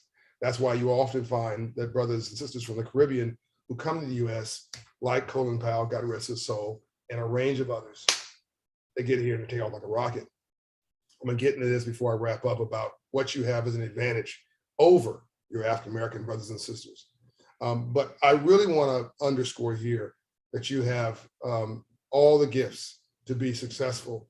And right now is the time to do it. I think that somebody asked, I think Helen or someone asked earlier, sort of why now? Like, what's the magic of now? Well, the first Reconstruction was after the Civil War here in the US, and that was really about basic freedom. That was about going from the fields to your own independent farms. My grandfather was a farmer in the South, 1871, R.B. Smith in Mississippi, probably born into slavery. But he made himself through freedom by working the land with his hands and owning a farm. My dad owned a business and I'm an entrepreneur. I'll follow that again. My great-grandfather was a slave. My grandfather was probably born into slavery, 1871, but escaped through farming, became a farmer, owned a farm worth $700 in 1921. That was the value in 1921. Gave his son that spirit of self-determination, my father, who became a businessman. And then I became an entrepreneur. My mother, same trajectory, same story. Her mother owned one home. My mother owned 7 homes. I own 700 homes. I'm the largest minority owner of single family rental homes in America, who happens to be of color. It's worth about $125 million. Its value is called the Promise Homes Company. All that came through financial literacy, about me understanding the economy, how the economy works, the difference between making money and building wealth. I'm gonna get to that in just one second. So I mentioned the first Reconstruction after the Civil War. That was about going from the fields to some basic freedom. And for my family, it was farming. Then you had the second Reconstruction, which was after World War, after World War II, was the Civil Rights Movement. But let me go back to the first Reconstruction, because this is a very important point for those here to understand our challenges here and why you have one of these advantages. There was a Freedmen's Bank created by Abraham Lincoln, chartered to teach free slaves about money, March 3rd, 1865. So we got 40 acres, January 1865, that was Field Action 15. Got a mule for working that land really hard, February 1865. Bank created March 1865 to teach us about money, financial literacy, and give us access to capital. And Lincoln was killed in April 1865. And a gentleman who you know to be an abolitionist in your history books, I know to be a businessman. He owned $6 million worth of real estate in Baltimore, Maryland, and rented it out to working class Blacks, which gave him the financial freedom to do all good works. He ran that bank after Lincoln was assassinated because he thought it was that important. That bank failed in 1874. Black Americans never understood anything about money. So now you come to the second Reconstruction, which is the Civil Rights Movement, which is really from going from the farms, the farmhouses, to the factories, from basic freedom into access to facilities, to jobs, to politics. This is where you guys have done a really good job, but hold on a minute. To politics, to access to opportunity. We became very good. That's with the creation of the Black middle class. All of us there and here became very good at cashing checks, not writing them. That was a civil rights movement. Then you have what I'm calling now the civil rights movement, SILVER. It's a movement that goes from the streets and civil rights to the business suites and civil rights. The color now in America is not black or white, race, or red or blue, politics. It's green, the color of US currency. The new issue is social justice through an economic lens. So I would say that today, from 2020 to 2030, really triggered by COVID, the worst pandemic since the Spanish flu, an unemployment crisis tied to COVID, the worst since the Great Depression, a 400-year-old social justice reckoning on Black America, the death of George Floyd, and a challenge to our democracy here. Those things here, different things in each of your countries, but the same environment in 2020, we all stopped in 2020 and had to reset, triggered this new era that I'm calling the third Reconstruction. I think there's never been a time more prosperous potential for people of color, Black people, than now. The new agenda is economics. So I'm in Bahamas, and it's 2 years ago with my wife and family, and a Black guy, owned had a jet ski company, owned 2 jet skis, and my wife knew him, so he took me on a little ride, and I paid him his fee, whatever it was, $100. And he kept saying, "John, I see you in your videos all the time. Tell me how to make money." I don't know how to make money. Now, mind you, I was trying to hold on to the jet ski while he's asking me all these questions. tell me, no, John, tell me how to make money. I see you on videos all the time. I'm one of your followers. I thank you for following me. I'm deeply honored, but I can't tell you how to make money. Come on, John, show me how to make this paper. Maybe show me how to make this money. Show me how to get this dollar. Sir, I don't know how to make money. That's not what I'm good at. I can show you how to build wealth. There's a difference between making money and building wealth. So he was making money. He was, please listen to this now. This is so important. He was making money. He was getting paid. He was getting his fee for his jet skis, right?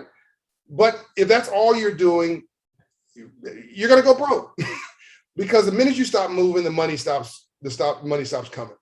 What I said to him is you build wealth in your sleep. It's called compounding.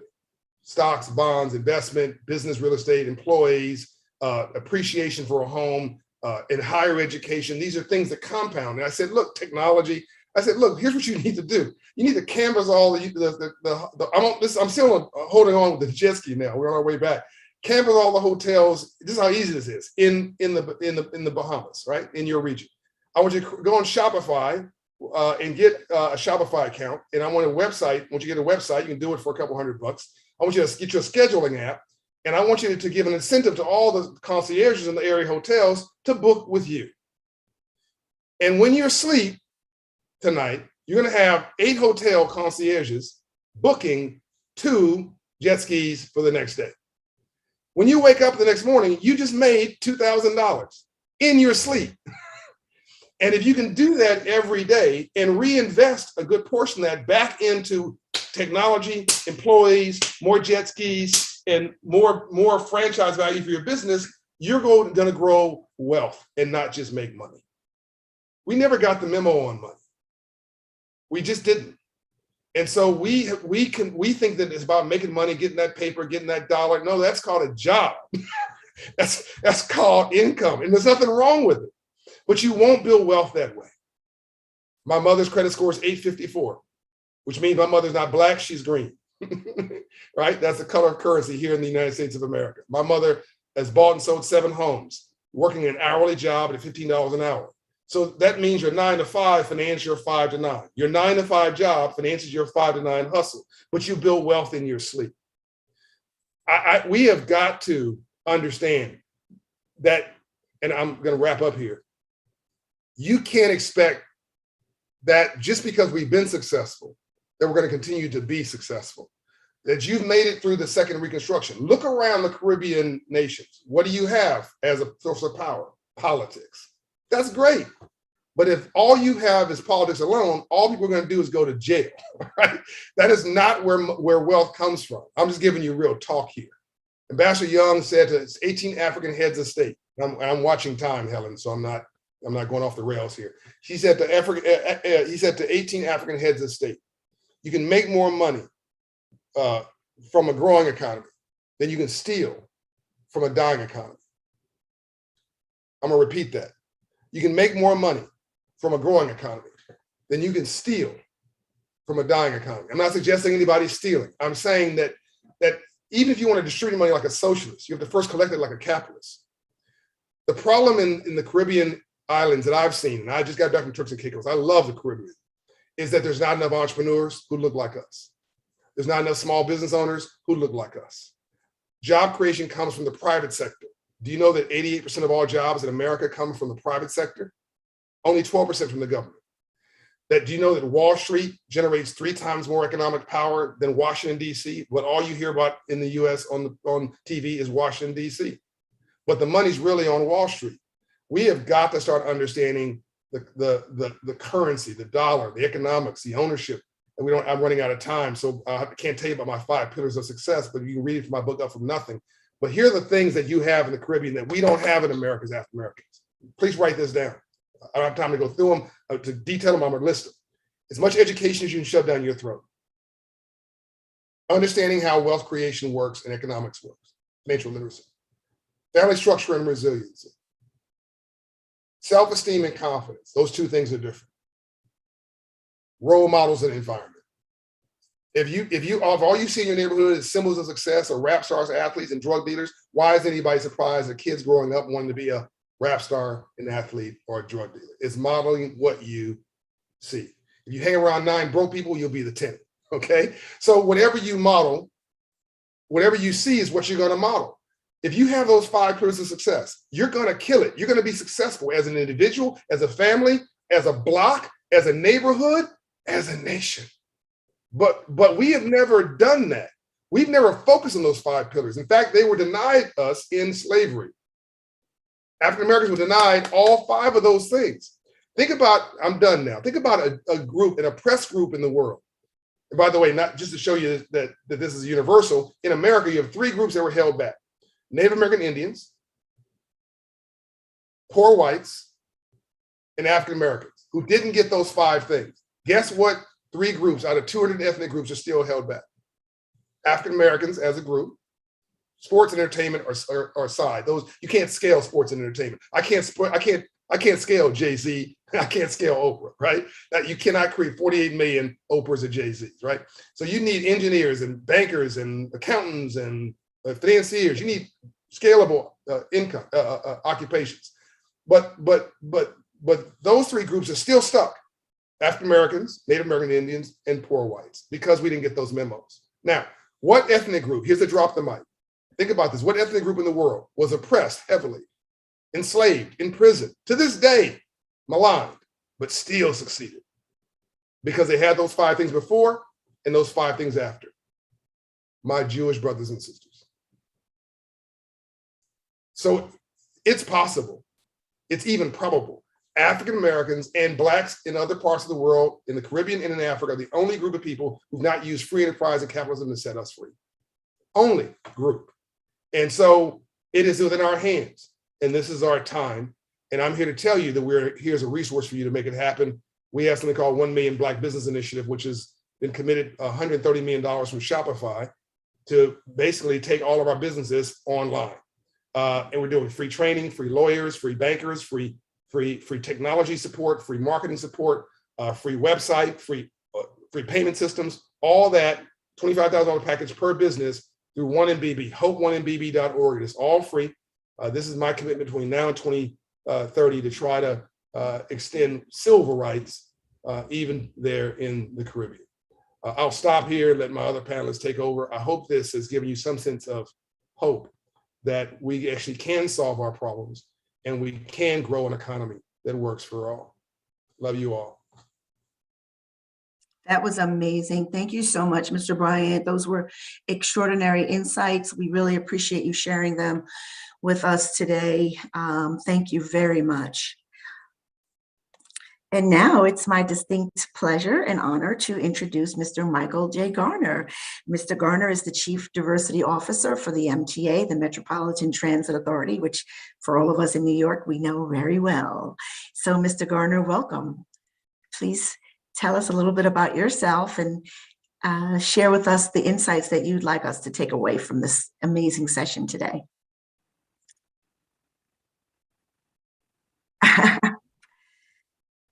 that John and I path crossed when I was president of the founding chapter of the 100 Black Men in New York, and now I'm on the national board under the great leadership of Chairman Thomas Deutsch.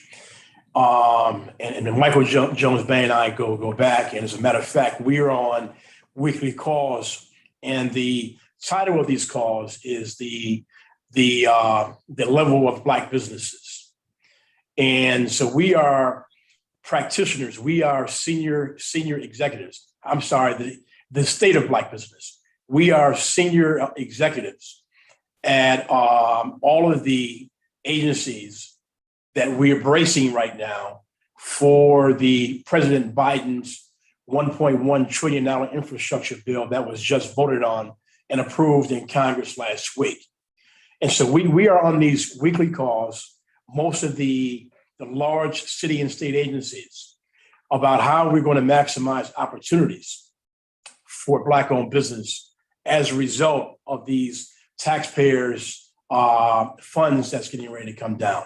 And so if you just take the capital budgets of the MTA is the largest transportation network in North America. We are a $1 trillion-dollar organization when you include our real estate and our equipment of buses, subway cars, and rail cars. And we have a $17 billion annual budget, and we purchase $7.7 billion a year in goods and services. And so last year, we became one of the only government agencies to pay, not award, to pay $1.5 billion to minority-owned firms in 1 year. And the reason why that's important, Helen, is because we understand that access to contracts equals job creation in the Black community, home ownership, better education opportunities, and better healthcare options. And so we are on a serious mission to make sure that taxpayer-driven dollars are spent not only in a cost-effective manner, because it's our taxpayers' dollars, but in an inclusive manner. And so John talked about how you create jobs and you drive process. Let me give you just a quick story of my background. I was born in Harlem Hospital, but I was raised in the most segregated city in the country. And that city is called Chicago. And in the city of Chicago, the segregation created Black wealth. Because when others did not want you to come and patronize their establishments, Blacks took the initiative and created their own stores, their own restaurants, their own doctors, their own attorneys, their own principals, their own teachers. And so in the city of Chicago, segregation created Black wealth. So if you were in Michael Jones Bay, Nigeria in 1980, and you saw a Ebony magazine, a Jet magazine, or Johnson Hair Care products, all of those products emanated from the city of Chicago because they had a captive audience. And when you talk about from a historical perspective, Chicago was the only city that ran 2 Black men for president.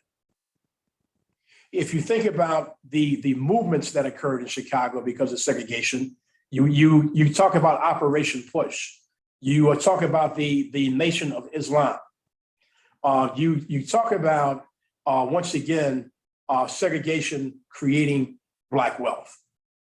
And so Michael Jones Bay, myself, and others, we take our roles extremely serious in fighting daily battles to make sure that our organizations have the ability to award contracts, like I said before, not only in a cost-effective manner, but in an inclusive manner, because we understand that access to contracts equals, once again, it equals job creation in those communities.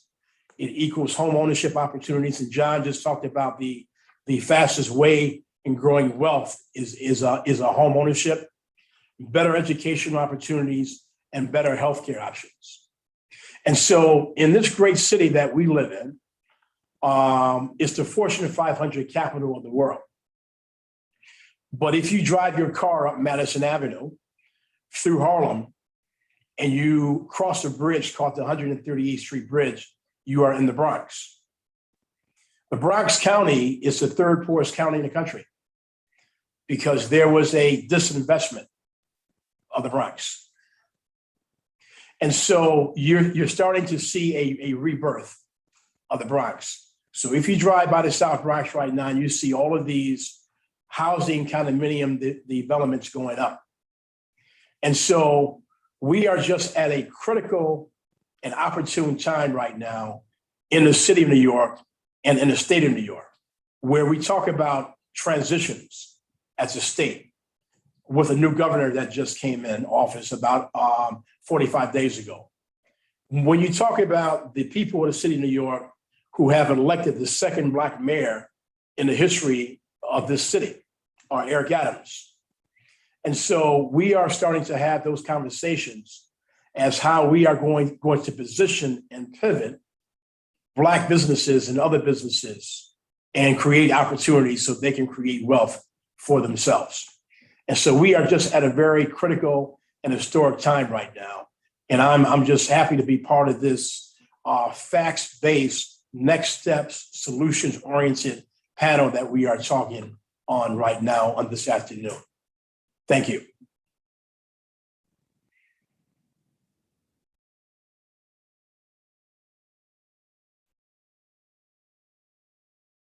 Appreciate that story, and I never knew. I used to live in Chicago. I'm also born and raised in Harlem.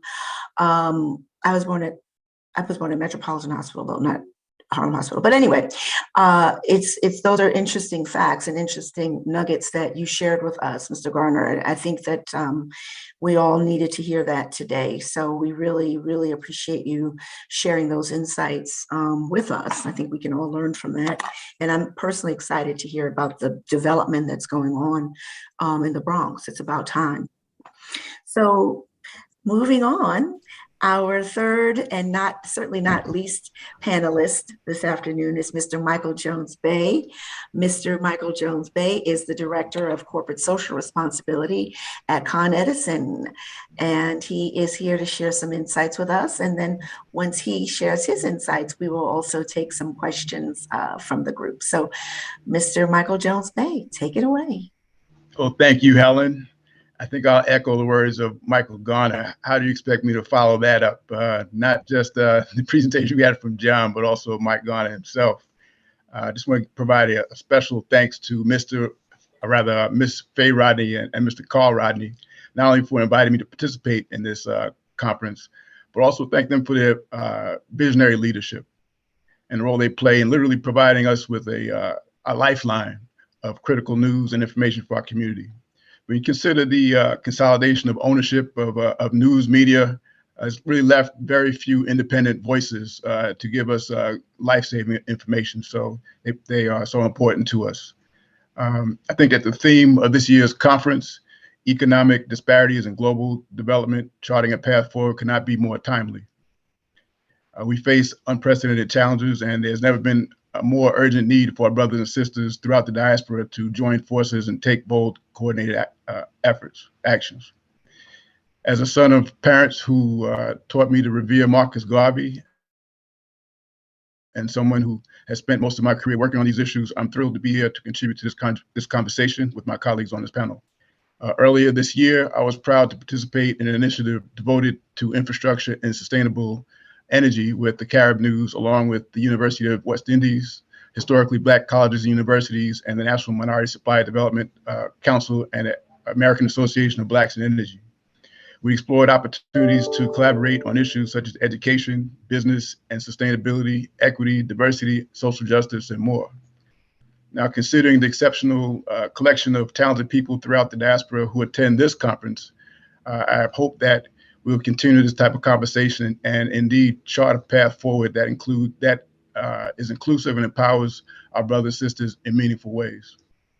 Some of the same issues that are related to modernizing our grid in the US also apply in the Caribbean. I'll be talking about some of that in my presentation today, trying to provide some insights for entrepreneurs who are looking to potentially do business with our company or within our industry. A lot of things that I might have contributed to the conversation in terms of the broader issues, I think were really handled pretty comprehensively by Michael Garner and John Hope Bryant. So I'll limit my conversation, therefore, with regard to specific things for my industry. Before I do that, I just want to say that the presentation we got by John Hope Bryant really points direction for where we need to go as a people. If we were to follow the insights that he laid out today, so many other social issues get taken care of with that. I also want to make a special shout out to our fellow panelist because he's doing things behind the scenes, working with peers and other agencies. He mentioned the fact that we meet on a weekly basis with policymakers and practitioners, but he's having an impact not only at his agency, where he was the first agency to achieve the governor's goal of 30% MWE participation, but throughout the state and across the country. And that person is none other than Michael Garner. And in my previous role in public service, I learned that there are three types of leaders. There's transactional leaders, there's transitional leaders, and there's transformative leaders. And I want to tell you that Michael Garner is a transformative leader. I just wanted to take 10 seconds just to give him special acknowledgement for what a lot of people are not even aware of the things that he's doing behind the scenes. It is profound. There's a lot of public attention to some of the things he's doing, but he's literally changing the game across the country. So with that, I'd like to share some things for the audience, particularly those who may not even be from the metro area, because I know this is an international audience about Con Edison. Our company is about 200 years old. We provide electric, gas, and steam to the New York metropolitan area. We have about 3 million customers, 14,000 employees. It's the world's largest underground electric system. And we are also, in addition to being a traditional energy company, embracing the role as a renewable energy company. We're currently the second largest producer of solar energy in the country. And we have a goal of having an electric grid that delivers 100% clean energy by 2040, and also net zero emissions by 2040. So I'd like to share some insights related to trends, both at a macro level and also industry specific level for those entrepreneurs in the audience who may be interested in doing business with Con Edison. And again, as I mentioned, some of the same things that apply to Con Edison, some of the same challenges that we have, also apply for those who are looking to get in the energy industry, other parts of the United States, as well as in the Caribbean as well.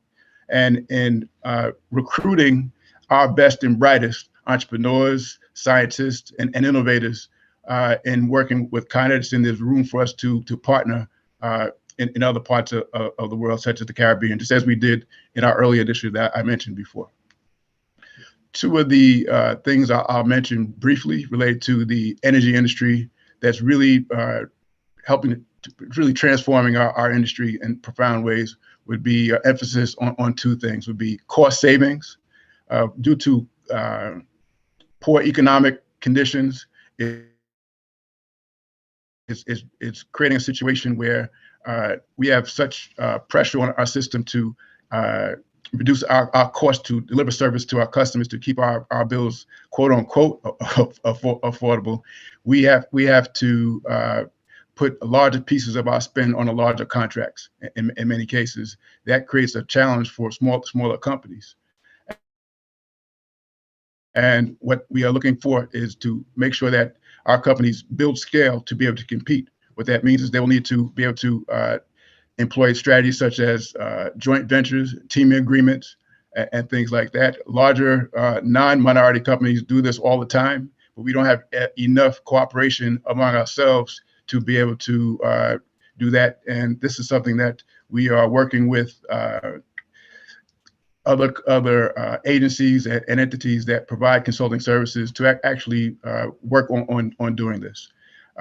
If you have a solution that helps us to save money, that is something that is attractive to us. Another thing that is important is customer focus.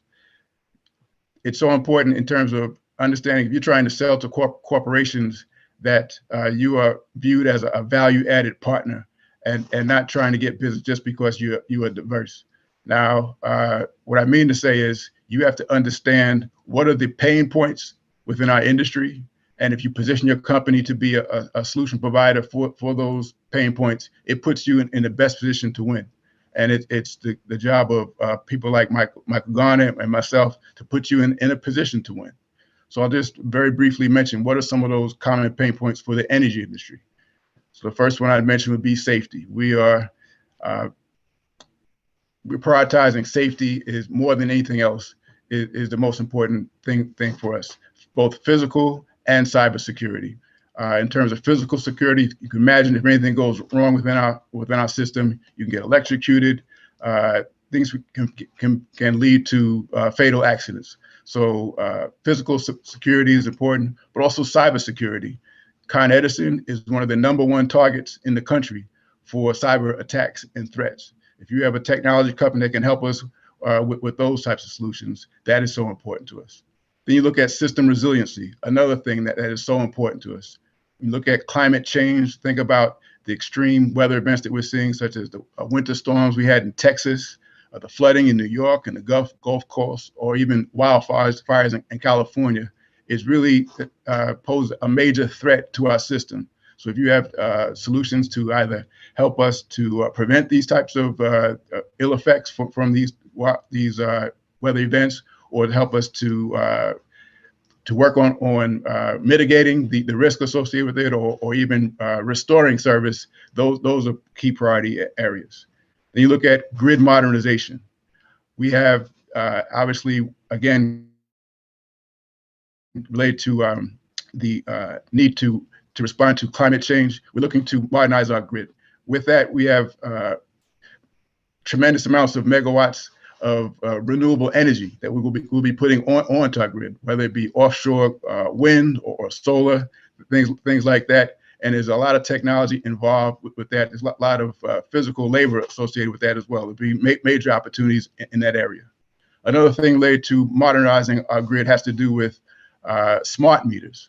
That is something that is changing the game in terms of how we get information from our system and how we interact with our customers. In the past, we had a centralized system where we delivered energy to our customers from a centralized node, and then it would go straight out to our customers, and we'd have to go out physically to look at information. Now we have smart meters at the point of our customer. We're able to get information back from our customers. We're able to see what's happening in real time. There's a tremendous amount of data that's thrown off of the modernization of our grid. So if you have our grid, if you have a data integration or data science company, data analysis company, there's tremendous opportunities there. These are common challenges that we have. And the reason why I took the time to walk through these, I kind of ran through these, is we really want to make sure that when you try to position yourself to compete for business in our industry, that you understand what our pain points are versus just trying to come to us with a widget. You're coming to us with a solution. And that is something that has allowed us to have really meaningful conversations with minority entrepreneurs to help them to be able to participate in meaningful ways. And some of the, I'll say, some of the creative ways that we've had to work with minority businesses has been in acknowledging that, to John's point, there have been some historic challenges that our businesses have faced that make it harder for them to be able to compete. So as an example, you look at a lot of our construction firms do not have the size and capacity to compete for some of our larger contracts. Acknowledging that, and they might have like the amount of insurance that's required and the bonding and so on and so forth. But what we did, we looked at some the smaller contractors have the capacity to work on our energy efficiency projects.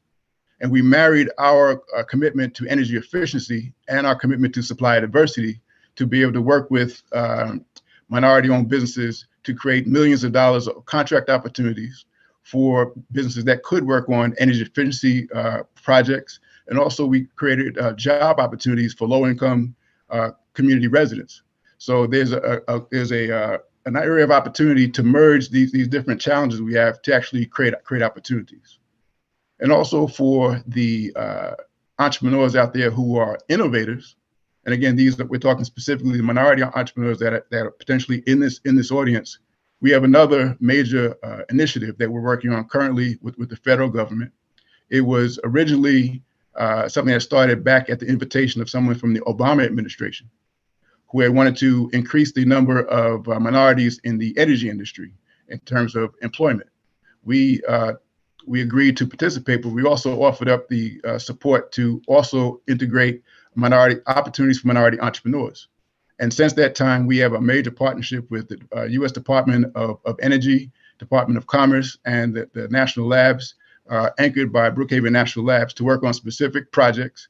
We have investors, we have entrepreneurs, we have partnerships with HBCUs, and this is a major opportunities for those innovative entrepreneurs who are looking to potentially work on challenges that we have in our energy industry to get assistance with technological innovation and commercial development. I'll pause there, but I will give a quick plug for the fact that on Monday and Tuesday, we actually will have a conference on this very partnership that I just talked to you about related to our national labs. And it'll be an invitation for anyone who's interested I'll leave my contact information, as I know Mike Garner taught me to do, so that you guys can follow up. But this is a real moment in our history. We have Eric Adams coming in as mayor. We have support at the federal level. And if you look at just this community that is as convened each year by the Carib News, everything is in place. We just have to coordinate it and work toward this common vision. So I'm very excited to be here, and I'm open to any questions.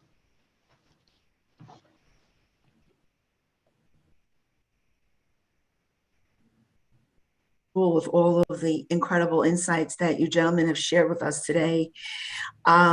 I don't know, let me check on here in the chat to see if we have any questions from the audience. We don't, but I, as your moderator, I think I'm entitled to ask a couple of questions, if I may. And one of those is that we see the concept of diversity, equity, inclusion. It's kind of one of the most buzzed about topics in corporate America today. Yet all of you have really pretty much dedicated your careers to helping to provide access and information to BIPOC and other historically excluded communities. Can you share with us how your respective organizations are responding to some of the issues that our communities are facing, and what best practices or insights could you share with anybody that is interested in wanting to learn more about what your organizations are doing to advance diversity in the current climate? So I'll start. Once again, I indicated that the MTA is the largest transportation network in North America. We have in excess of 70,000 employees, and we service 5,000 square miles. So we are a regional economic beast. When you talk about the MTA not only being a transportation provider, we are also one of the country's largest builders. And so we have billion-dollar projects that's currently happening now. So for example, we're linking Penn Station to Grand Central. That's called East Side Access. So if you live in Nassau, Suffolk County, and when you come into Penn Station, as opposed to getting off and taking a subway, that train is going to keep going to Grand Central. And so that's going to reduce your travel time. That's a $12 billion project. We have another project called Second Avenue Subway, where we're extending Second Avenue Subway from 96th Street to Harlem. And that's an $8 billion project. And then we have, if you go to Nassau, Suffolk, there's a project called Third Track, where we're building a brand new track and rehabbing a lot of the Long Island Railroad train stations with new enhancements. That's a $2 billion project. So we have over 1,000 projects, live projects happening as we speak.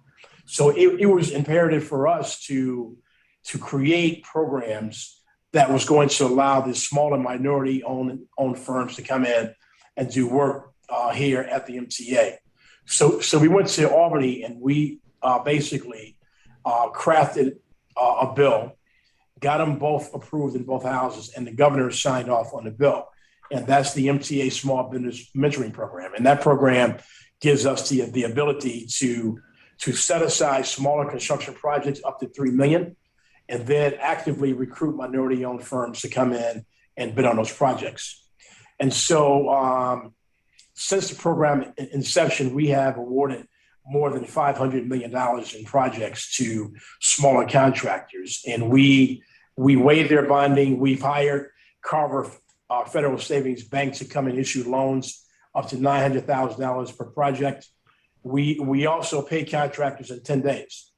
And so if you submit an invoice and your invoice is accurate, it is our policy to pay you in 10 days.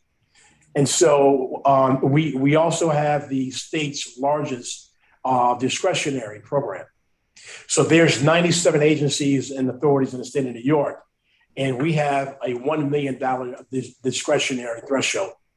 And the other agencies have a $500,000 one. So this program gives us the ability to go out into the marketplace, secure prices from 2 to 3 minority-owned firms, And as long as that pricing is aligned with historical previous pricing, we'll make the award right there on the spot, and without going out for other type of bidding. And so we are doing or having a major impact in a number of industries, including information technology, architect and engineering, construction, investment banking, legal fees, asset fund managers.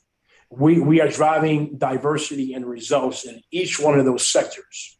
And so, as I indicated last year, once again, we paid $1.4 billion to minority-owned firms in 1 year. And so the MTA is still going your way, and the MTA is open for business. Brilliant. Mr. Jones-Bey, would you like to answer the question? Or? Sure. Well, I'll add a little bit to that. I think Mike did a great job. I'll round out the answer with maybe a different perspective or a complementary perspective. I think that this conversation related to DEI, in terms of how it's been emphasized recently in corporate America, is really a byproduct of two things. You have, I think the elephant in the room, everyone knows that there was a spasm in our country in the aftermath of George Floyd. It really tore the scab off of something that people were in denial about for too long. And it was something that really people had to come to grips with. That was one thing. But I think beyond that, it's really an acknowledgement for those who actually putting together programs that are impactful. I think it's an acknowledgement that every group of people have people within their culture that can bring excellence to the table, and you're leaving a lot of talent on the bench when you don't when you're not inclusive. When it comes to, I'm talking about employment opportunities. At our company, this is something that was a very contentious conversation, and our senior leaders were challenged by members of, say, the Black employees in our company, as well as others as well. And the response that we got has been very encouraging, I'll say, because they went beyond the platitudes and the nice sound bites and put together an action plan that we're working on that allows us to actually have metrics in place. So when you talk about actually measuring performance and tying that to compensation and doing those types of things, that is something that I think is a best practice in corporate America, that if anyone is looking to actually put together a good program, you want to do those types of things. Another example that we're making sure that you address culture, that you do training for unconscious bias and things like that, that you show the data. There's some people who are intimidated by these types of programs, who may not look like us, who might think that we're encroaching on opportunities. When you show them that that the data supports that we're simply leveling the playing field, and that this is something that is actually righting a previous wrong with the numbers and the data, it does change the conversation in terms of there's no type of reverse discrimination as far as that's concerned. And then I think another important thing is going from looking at lagging indicators in terms of metrics to leading indicators. And what I mean by that is a lagging indicator would be looking at the number of minorities that you have in your company. All right, so that's something you want to make sure you have an eye on that, but you have to go so much deeper in terms of data. You want to look at what's called leading indicators. Those things, if you take action, if you pay attention to and you manage these things, you'll get those types of lagging results that we talk about in terms of the numbers will follow if you have your eye on the right metrics. So what are some examples of those? Looking at what does your interview pipeline look like in terms of what your talent base that you're drawing from? Looking at promotions, the number of promotions for minority candidates and women candidates as well, obviously. Looking at retention, looking at your management ranks. What are the demographics there? What are the programs you have in place to actually increase career development for minority candidates? So you have to have a holistic approach that looks at more than just what are the numbers in a static way. So those would be things, if we have people in the audience who are looking to put together a program where you can have impact, those would be types of things you'd want to include. Brilliant. Thank you very much, Mr. Jones Bay. Let me say also, let me just say also, and I want to give credit to where credit is due. And Michael Jones Bay understand this. When you talk about the godfather of minority business, you have to bring up Maynard Jackson, who shut down a huge airport project until Black firms got their fair share of that contract. And he created a lot of millionaires in the process. You fast forward to Harold Washington, the late great mayor of the city of Chicago, who told me something once that really, really sticks to me to this day. He said that if you're not planning, you're being planned. If you're not planning, you're being planned. Harold Washington created a lot of Black millionaires in the city of Chicago. But let's come local. Mayor David Dinkins created the first MWBE program for the city of New York.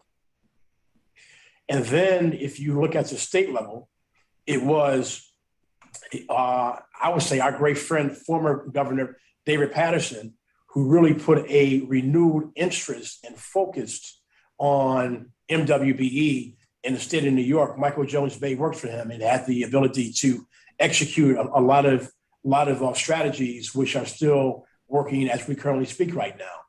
And so when you talk about government and you talk about the private sector, we live in the Fortune 500 capital of the world, where there's billions of dollars of transactions taking place every day.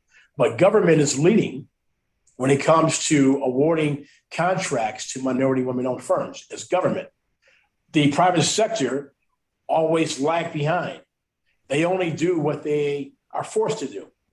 And so we talk about George Floyd, but unfortunately that was a reaction to a very dire circumstance that in fact happened. When you talk about Eric Garner and what happened to him, everything after that is reactive.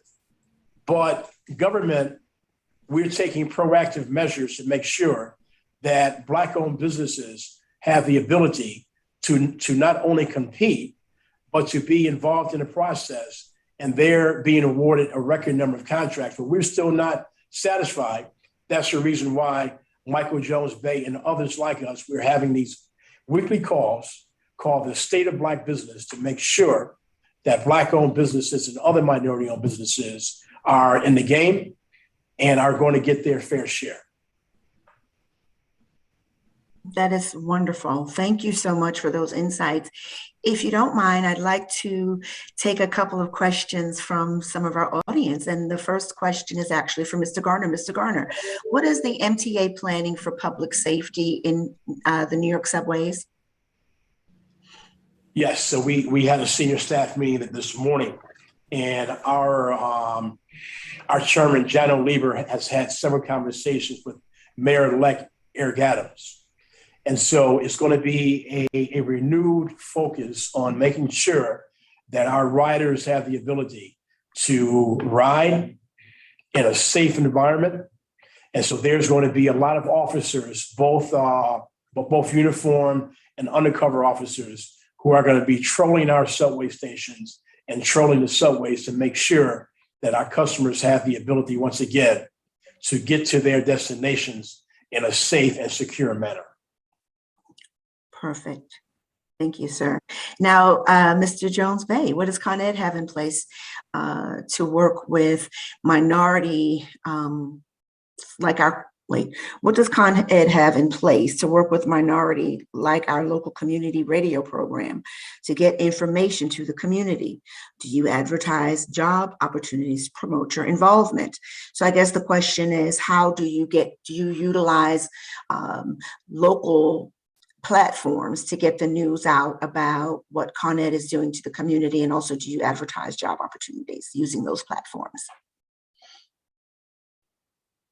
You're on mute, sir. Okay, hello.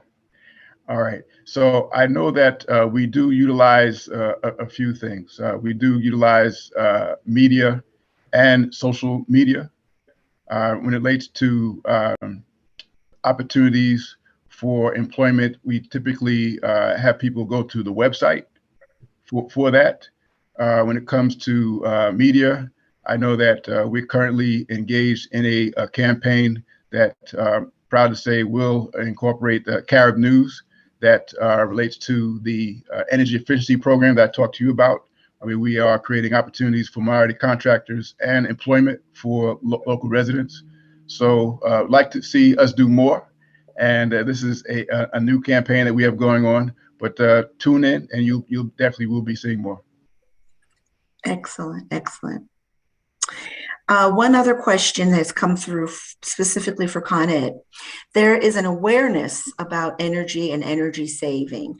How involved is the community in Con Ed's awareness energy saving initiatives? So that does dovetail on the last question. So in those advertisements that you'll see in the Carib News and at Amsterdam News and some of the other local papers, and maybe even on television, but you will see ads about our energy efficiency programs. But the ones targeted to, say, Amsterdam News and the Carib News will look specifically to speak to our community, letting them know about not only the energy efficiency measures, because we have millions of dollars of incentives that we allow customers to take advantage of to lower their energy bills.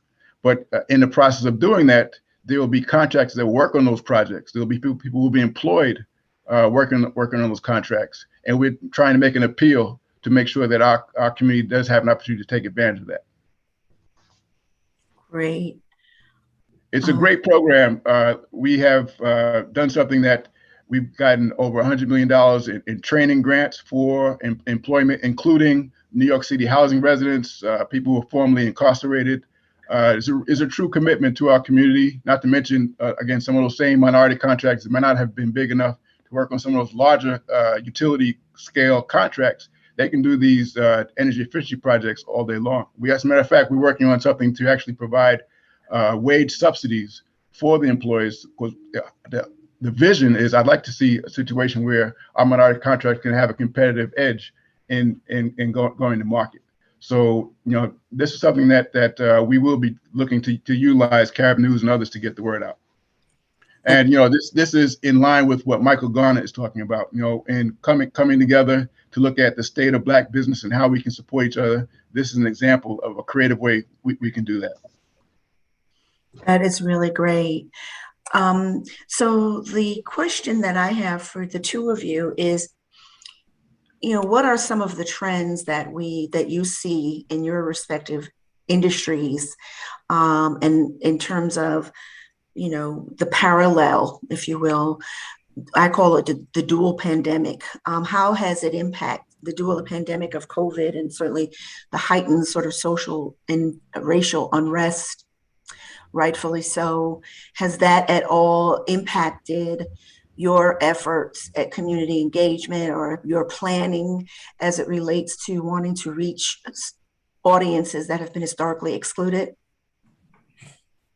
I would say for us, no. And you must be a student of history. Understand the year 1918, 1919, and 1920, when the Spanish flu killed, 75 million people around the world, the Spanish flu. When you talk about the worst race riots in the history of this country, that was in 1919. They called it the Bloody Red Summer of 1919, when white soldiers came back home from World War I, and segregation created very, very wealthy neighborhoods. And there were cities like Chicago and East St. Louis and Tulsa, and cities and towns in Florida where mobs, that same mob that you saw on January 6th, mobs went to Black neighborhoods and just killed people and burnt down their businesses and residences. So you talk about 1919, 1920, 1921, and then you talk about 2019, 2020, and 2021, whereas there was a pandemic, there was racial unrest. So every 100 years, we sort of kind of, in this great country that we live in, which is just an experiment, It's an experiment of a collection of states, red versus blue versus purple, black versus white, that we have gone through a civil war over slavery. So we are nothing more but an experiment. And so that's the historical perspective. But let me just say this, that during COVID-19, the MTA, we shut down our system. We shut it down every day from 1 o'clock to 4 o'clock a.m. And we disinfected our subway stations and trains, whereas we were the most safest system and network in the nation. But we then went out of our way to ensure that Black-owned and other minority-owned businesses have the opportunity to sell COVID-19 products to us and COVID-19 services. So we spent over $100 million with certified minority-owned firms during COVID-19. So just because there's a emergency declaration given does not mean that Black-owned businesses and other minority-owned businesses shall not apply. Mm-hmm. And so even in the midst of a pandemic, even in the midst of an emergency, there is still opportunity. It's wonderful. That's great. Mr. Jones-Bey, do you have anything to add to that? How ComEd is? I'll say that, this COVID period has been something that's had a couple of different impacts. You've had economic dislocation because some of our companies have had a reduced amount of revenues. They've had to shut their doors, and it's been stressful. And yet, to Mike Garner's point, there's been other situations where companies have been able to step up and actually provide opportunities. In some cases, they've had to pivot to be able to compete in a changing environment. We actually had MWEs who were very innovative. We had a couple of companies actually were shifted from making gin and alcohol, had distilleries, to making hand sanitizer. That was something that was something we were proud of. The thousands of gallons to help our work crews be able to do what they were doing. We had serious dislocations in our supply chain, where some of the larger companies could not help us with personal protective equipment. And yet we had minority companies that had the type of relationships within their networks to be able to provide us with critical supplies. We had African-American entrepreneur who might be on this call. His name is Sherrod Madison, United Building Maintenance. And he has come together with an innovative process to sanitize our air within our office spaces. So there were companies that, while they struggled, they saw where the pain points were, and they adjusted their business to be able to compete in that sense. And that's really the theme of what I was really trying to bring today, is that we're in a very dynamic and challenging environment, and yet those entrepreneurs who really see where the ball is going, they can adjust their game and they can compete. Not just to addressing our pain points, but in some cases working with each other to grow scale, or working with even larger companies to grow scale through mergers and team agreements and joint ventures. The nature of competing in corporate America is changing. And the best thing we can do is be honest with our companies. And we know that we've experienced when we have these type of conversations with our companies, we've been able to see companies make these changes. And some of the same things that apply to Con Edison apply in other parts of the country in corporate America, and it relates to the Caribbean. The energy challenges that we have in the U.S. grid are similar, not identical, but if we put together our best and brightest minds, whether it be the scientific minds or the innovators, the technology entrepreneurs, we can collectively work on solutions. And that's what I'm hoping to come out of a conference like that, like this, I should say. So that is why I jumped on this call and this opportunity to participate, not even knowing that I was going to be on the panel with these distinguished speakers. I was actually literally taking notes as John was giving his presentation. And I'm hoping that everyone really takes the lead from John and Mike.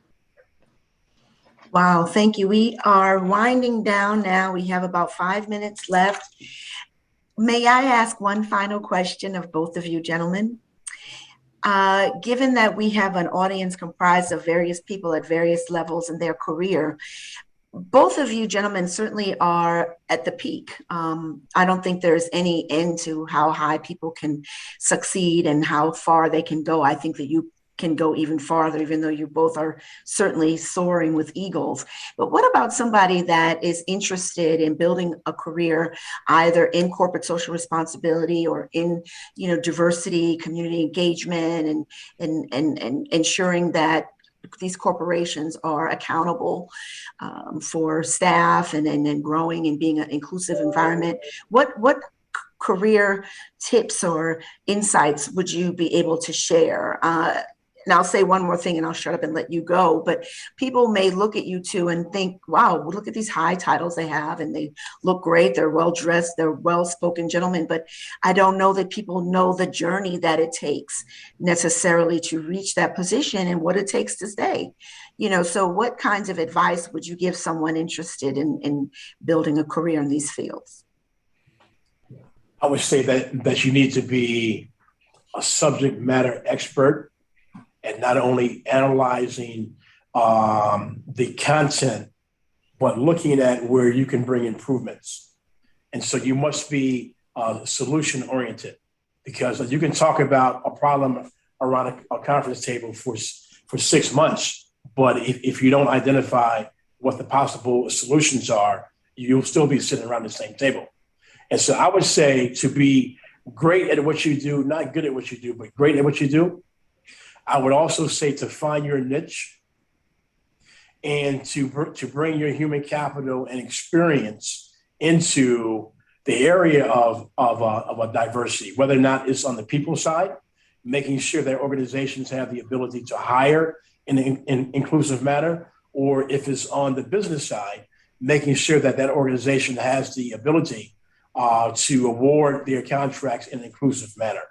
But then you must have a network, and your network, you must have the ability to recruit from that network, bring them into the organization, and then guide them through the process so you can have a lasting impact.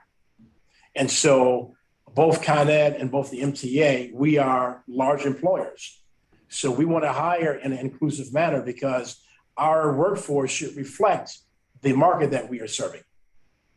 And the same thing on the business side, having the ability to network with these organizations where their members are looking for contract opportunities, bridging that gap and fighting their battles.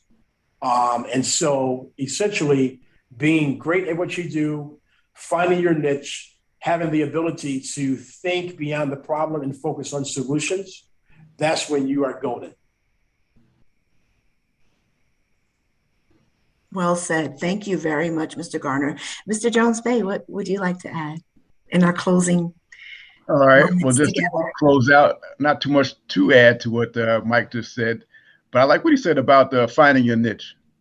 I think it's so important for you to try to find those areas that overlap in terms of something that you love to do, something that you're good at, and something that the market will reward you for. When you can have those three circles overlap, that's a sweet spot. In terms of anyone who wants to be in a leadership position, I'll say before you can lead your people, you have to love your people, right? And you have to be about the mission. And I can tell you that it might look glamorous. You see the way Mike Garner is dressed, you say, man, I want to be that one day. Trust me, you have to wake up every day. It's a grind. But the thing is, we will do that every day. We sign up for that because this is a mission. It's something that we wake up without an alarm clock because it's something that we know why we're here. We stand on the shoulders of giants, whether it be David Patterson, all other people that Mike had talked about, Percy Sutton. I can go on and on, but we know why we're here, right? And the thing is that you have to be able to come to a situation where you're willing to serve. You talked about our journey. My journey in government, I should say, before I got to even corporate America, started as a volunteer because I was that passionate about that. One thing led to another, starting working for free. But ultimately, it led to a career. But it was because I was passionate about this mission and I was able to do the types of things you heard from Mike But again, it really starts with that inner drive and that inner commitment. If you're not in this for the right reason, you will be exposed and you won't succeed. And I'm telling you, just don't even think about this as a career. But if you're coming at it for the right reason, we need you. Come on. We want you. We need you. Exactly. Maybe I'll send you my resume. And Helen, I'll just say, I'll tell you a story. And Mike Jones Bay is absolutely correct, because both him and I, we are products of the Gang of Four. Those four gentlemen walking across 135th Street, David Dinkins, Charlie Rango, Basil Patterson, and Percy Sutton. We are products of that Black empowerment movement that bridged the gap in politics and business. And so, you know, there was a person who took a bus, Greyhound bus, and he went to talk to Percy Sutton.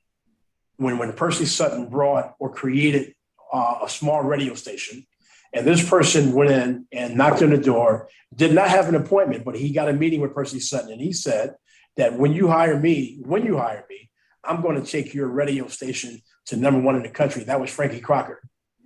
And so Chief Rocker. So as John indicated, that you must have confidence, you must have faith that when you get the opportunity that you're going to execute.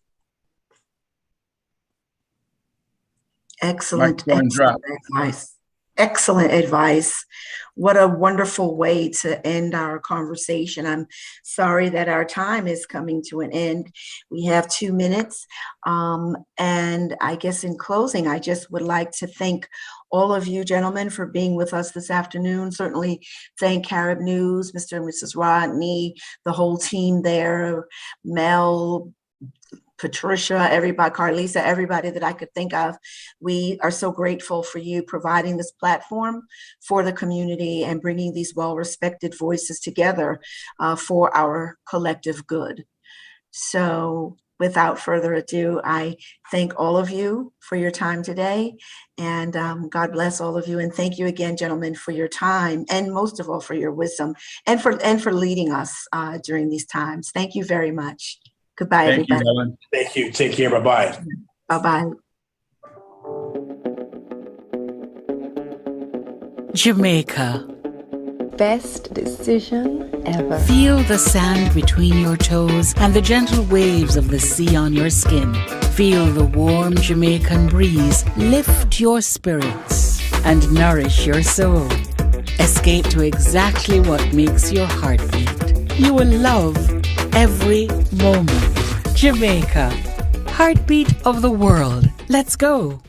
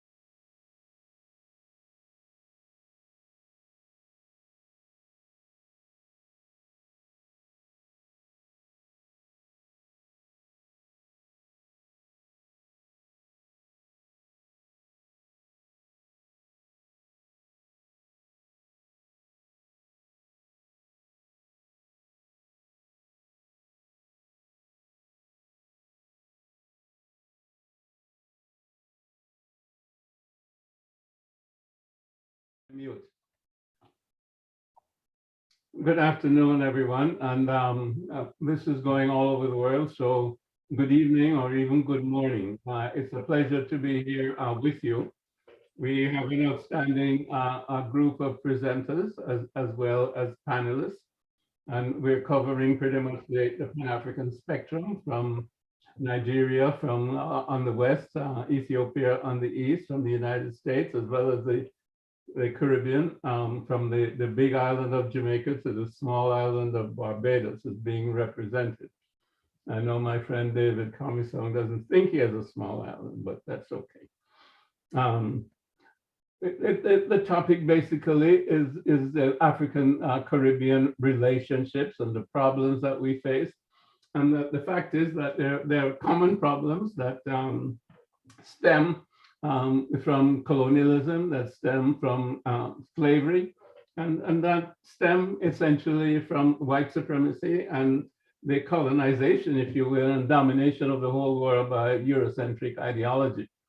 And while we are supposedly have been free from physical enslavement, I think, as my father said, we have to liberate our minds from mental slavery, because while others may free the body, none but ourselves can free the mind. I think today we're going to have an exercise in that particular philosophy. And we have, we had two gentlemen from Nigeria, but unfortunately one is not well. And I'm very appreciative of the fact that Otunba Giwe Osibagun is able to join us, because it's actually about midnight here in Nigeria. So he's making a sacrifice of some sleeping time. Now, Otunba is a good friend, and he's a media consultant, entrepreneur, and president of the youth organization, Yoruba Koya. And basically, Otunba is going to tell us something about the background of the problems in Nigeria. I think, as all of you know, Nigeria is the most populous country in Africa, more than 200 million.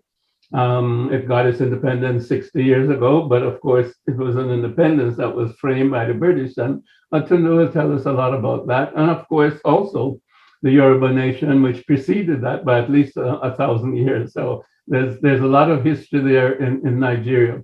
Nigeria, however, now, even though it is a rich nation, it certainly is rich in terms of resources, but 60% of the population is poor. There's problems with security, there's problems with violence on the part of the police, and there are problems with the Fulanis from the north, etc. And we're going to ask Otunba to explain this for us and give us some background history. Please go ahead, Otunba.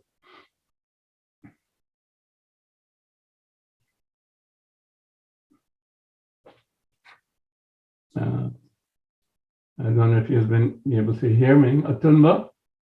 Thank you very much, Dr. Gary. Go ahead.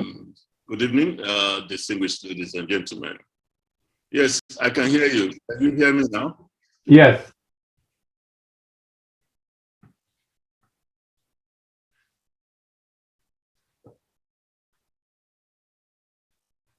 Can you hear me?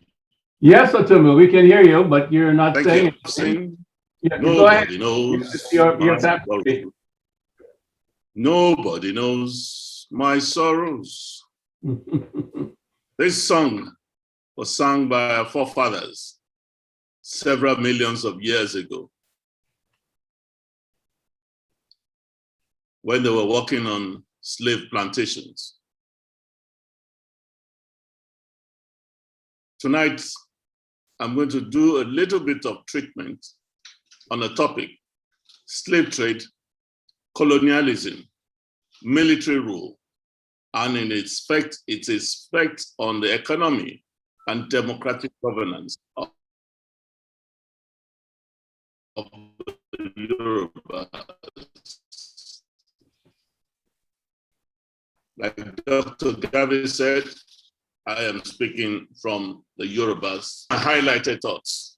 Sale of Yoruba families to Europe and its various plantations. The destruction of our religion, culture, and systems of governance. The Yoruba Wars. the longest in history of wars. 13 years fueled by the Europeans tactically to ensure that the individual strength of the Yorubas were whittled down, and concentration then was on ethnic superiority. The Europeans, meanwhile, continued their trade in captured men, women, and children in exchange for artifacts, mirrors, pots, pans, cutlery, and clothing materials. The advent of colonialism, the Portuguese, the Germans, French, and the English, and the scramble for Africa, the destruction of Africa started by the partitioning of Africa in 1900.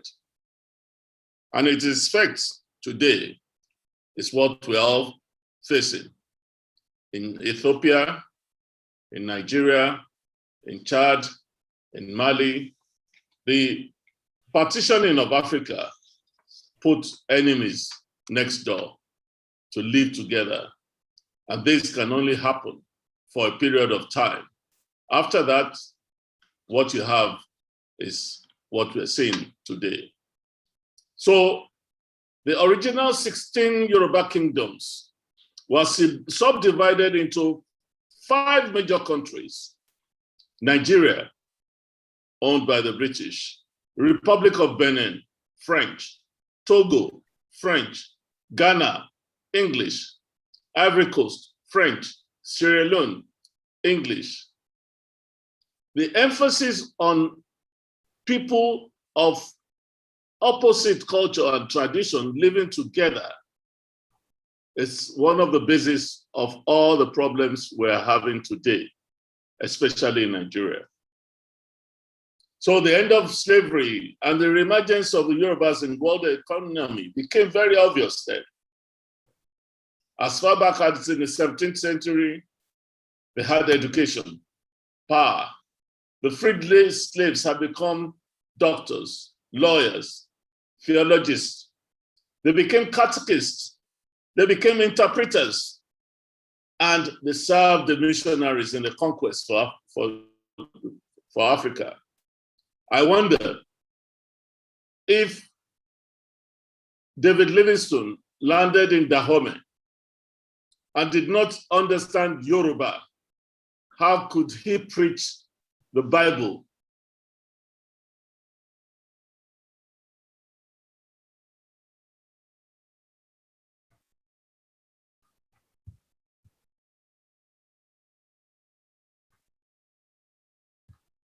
Yes, internet is frozen there.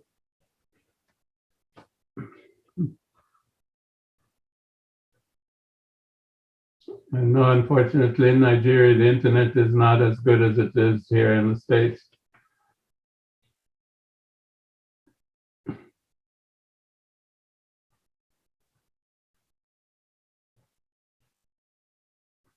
I don't know that we can do much apart from try to wait it out.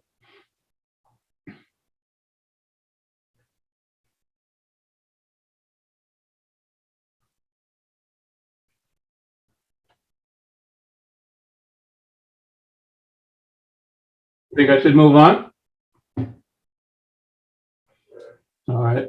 Well, I think maybe we should take some slight discussion on that, although he didn't finish what he was saying. But basically, he's stating that with the influence of Europe, and he didn't get to the Arabs yet, but outside influences on African culture and traditions created a situation that became enshrined in the Nigerian nation. And it is the basis for the problems that they have at the present time, which, as we know, is the Fulani dominance from the north. And then we've been through the Biafra War, which was, I think, in 67, 71, which was started, if you will, by the Igbo in the southeast, wanting their own autonomy. And now we have the Yoruba nation in the southwest who also feel that the constitutional government is not working for them. and it's favoring the Northern Fulani Hausa.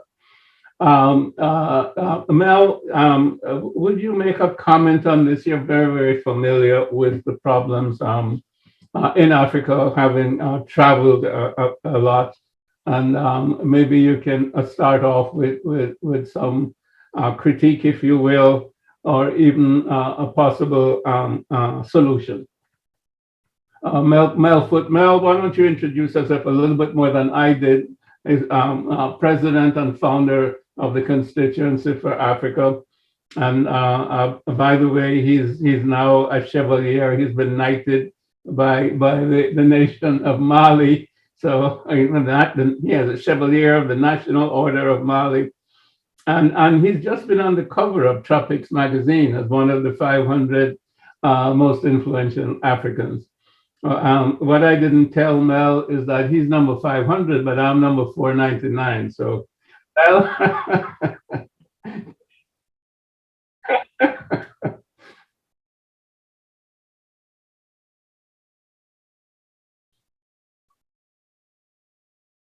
Nigeria. You know, you've heard some of it, but of course he didn't get a chance to finish because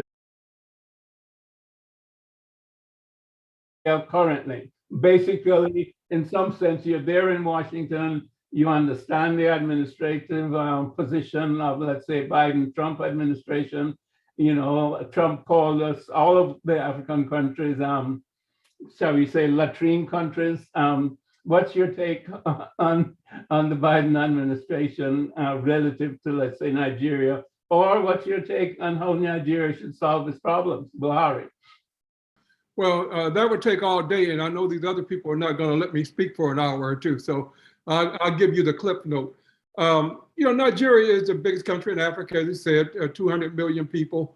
You know, it's the giant of Africa, and for many reasons, you know, the powers that be don't want Nigeria to jail. They don't want, they pitted them against each other. They continue to pit it against each other. They supported corruption. They supported military takeover. You know, a lot of this is not just about Nigerians themselves. A lot of it has to do with let's say the Western world, but it's also the Chinese and others. You know, Nigeria is still the challenge. I don't see anything that really makes me feel optimistic about it. Oil prices are going to go down because of global climate change, and Nigeria will not be able to recoup as much of their oil revenue as they probably were counting on. You know, and so there's a lot of challenges there. I don't see the security as improving anytime soon. What's happening in the Sahel is connected. All of this is tied to the war on terror, the U.S. Fight against Afghanistan and Iraq, and we allow the terrorists to migrate south of the Sahara. And so Mali, Niger, Nigeria, all these countries are paying a price, and they're going to continue to pay a price. I do have the ear of the Biden-Harris administration. We submitted a paper about 2 weeks ago with our recommendations. U.S. policy toward Africa was well received. It is being vetted across the administration as we speak. But we are urging the Biden-Harris administration to make a special initiative on Nigeria. You know, they're going to need to make their mark somewhere. There's many places in Africa that's calling for it. You know, we're dealing with COVID-19, we're dealing with all kinds of other issues, but I would like to see this administration do something to stand out in support of Nigeria. And it can't be the traditional, put the money in the hands of the aristocrat and let them steal the money, and you know, then we continue as we are. But I would like to see something that focused around women, next generation leadership, young people, you know, and rural people, you know, rural populations. So I'm really here listening to what others have to say about it, but I can say that the challenges remain immense, not just for Nigeria, but for Africa. And a big part of the problem is we in the diaspora are divided and fragmented, you know, African Americans, African immigrant, Afro-Latino, Afro-Caribbean. None of us, we're not talking in a cohesive manner. And everybody got a different approach to it, different thought to it. And not only do they have a different approach to it, but we tend to be opposed to each other, you know? So we spend a lot of time pulling each other down as opposed to I mean, Marcus Garvey, your father hit the nail on the head. You know, we're talking about stuff that he talked about back then, and we're still talking about. The biggest issue with us is unity. And so I'm not sure how much we're going to be able to do to improve the situation. I believe that when we talk about Nigeria, when we talk about Africa, we really got to talk about a 100-year strategy. You know, we really are talking about, so what we're doing now is just putting the train on the tracks and hopefully giving it enough imp to push it down the track. But we definitely need to be totally linked into the next generation, the young and upcoming African diaspora leaders. We ought to be doing everything we can to empower them to carry this fight forward. So I know I didn't answer all the questions, but I think I put enough meat on the bone. Thank you, Mel. Appreciate that. I'm going to ask David to make a comment. David Comisong is the Barbados ambassador to CARICOM.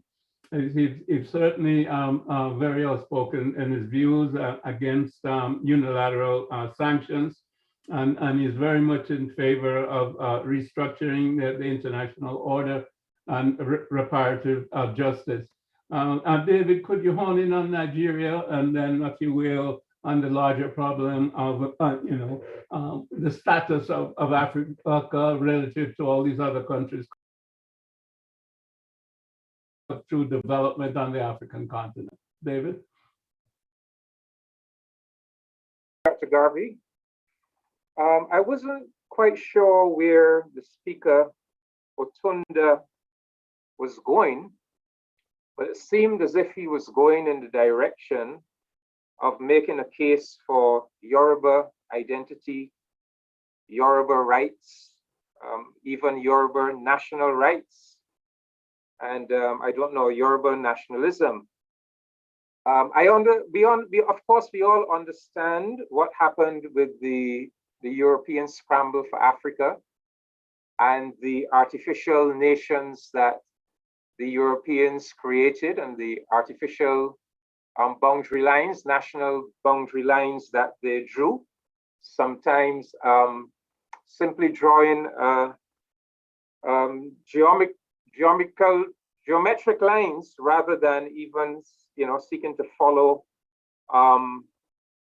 population groups where the different ethnicities were to be found.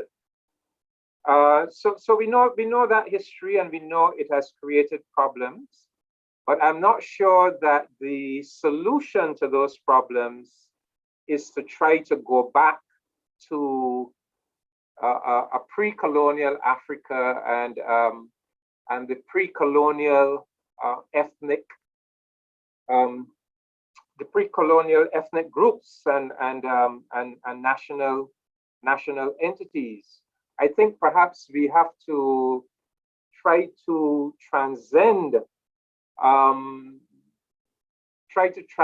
over all of this to a situation of unity, of African unity, of continental unity, of racial unity. And I am a great fan of the work of Sheikh Anta Diop. And Sheikh Anta Diop made the point, central to his work is this idea that underneath all of the seeming difference of African people and different African ethnicities is a common cultural substratum, that there is, he wrote a book called The Cultural Unity of Pre-Colonial Africa, that there is a basic and fundamental cultural unity below all of these seeming ethnic differences. And I think it's that kind of vision that we have to tap into. Clearly, the problems that Africa is facing, the problems that all people of African descent is facing, are problems of division, problems of separatism, problems of scarcity of all types of resources, financial resources, human resources, organizational resources.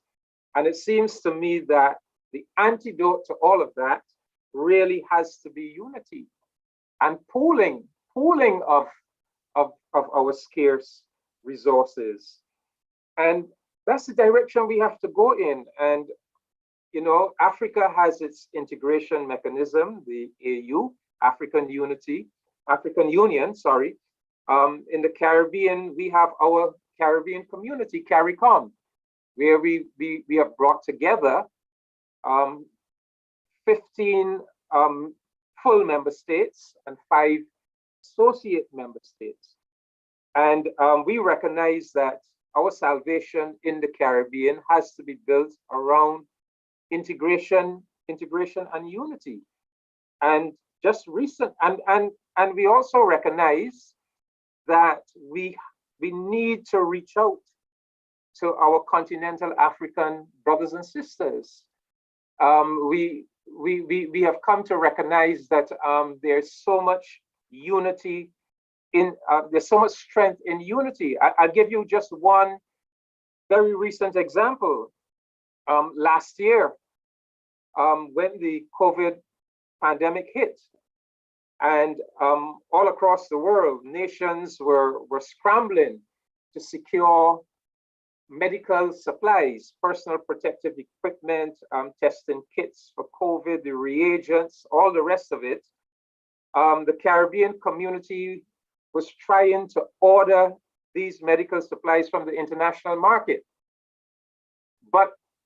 And we were willing to pay. I mean, we had the money to pay.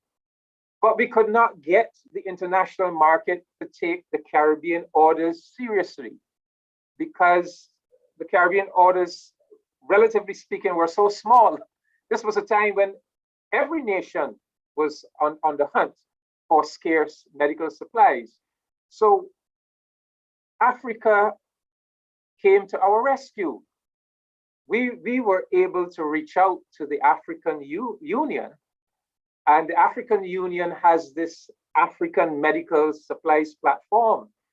And Africa, our big brother, you know, reached out to us,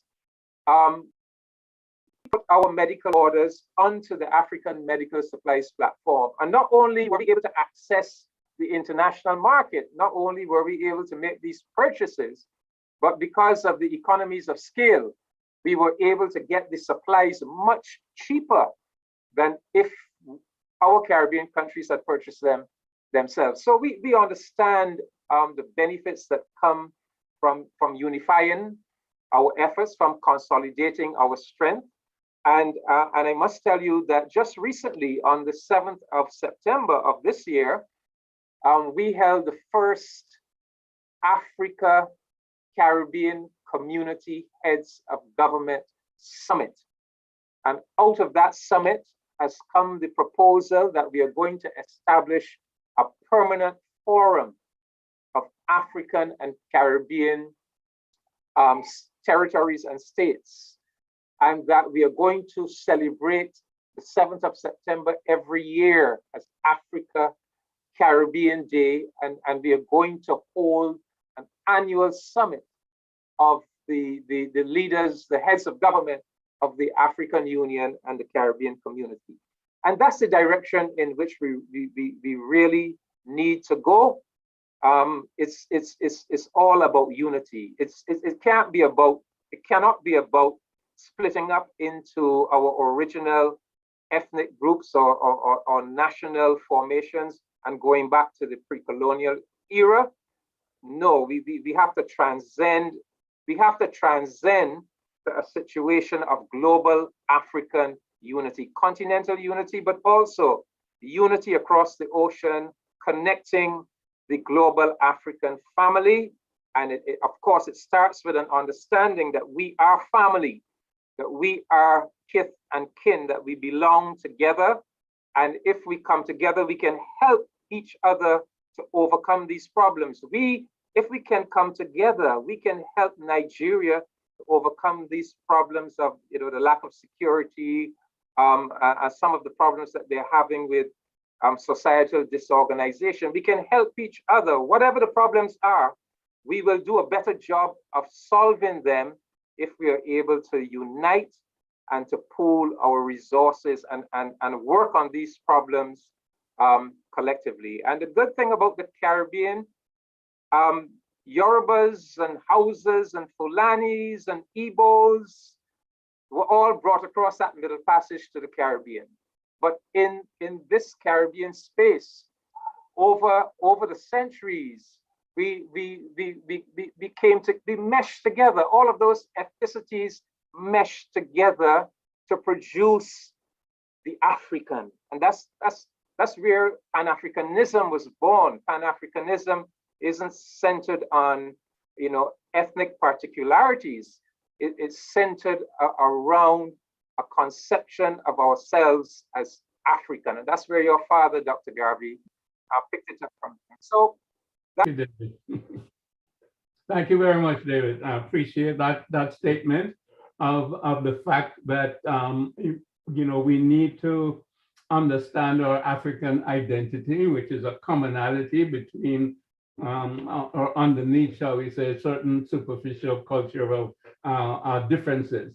But the deep culture certainly is one, and it belongs to our spiritual unity, our spiritual identity, and it takes us back to Kemet, and it takes us back to Ethiopia. I think we're going to transition somewhat to Ethiopia. Many of us in the West, particularly in the Caribbean, have identified with Ethiopia over the years.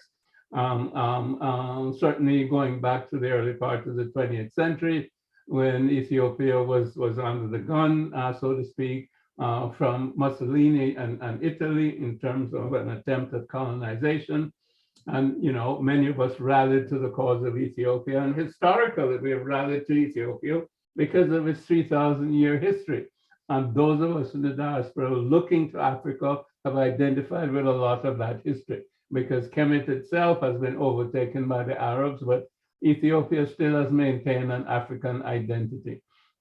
I'm going to move into the situation now as it is in Ethiopia, but with some background.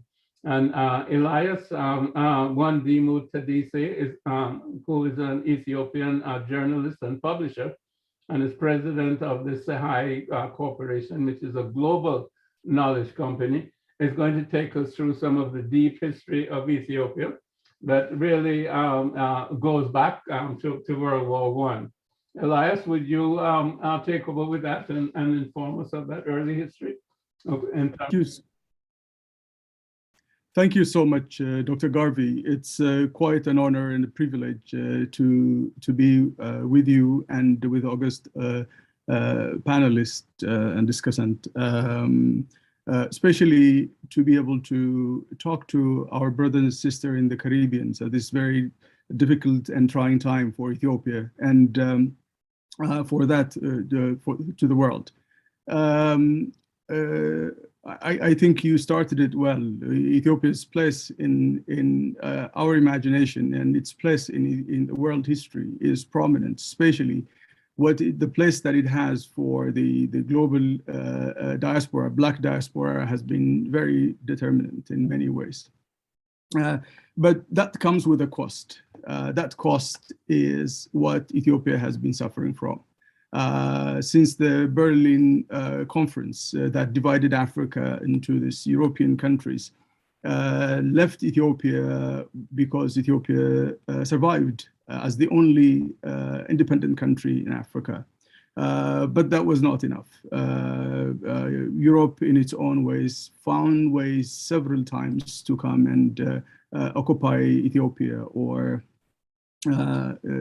throw it under its feet. Unfortunately for us, Ethiopia fought back and survived. The Adwa War in 1896 was the very prominent victory by Emperor Menelik. But at the same time, when Emperor Menelik won that war, what we haven't seen is that the ghost that lost has never left.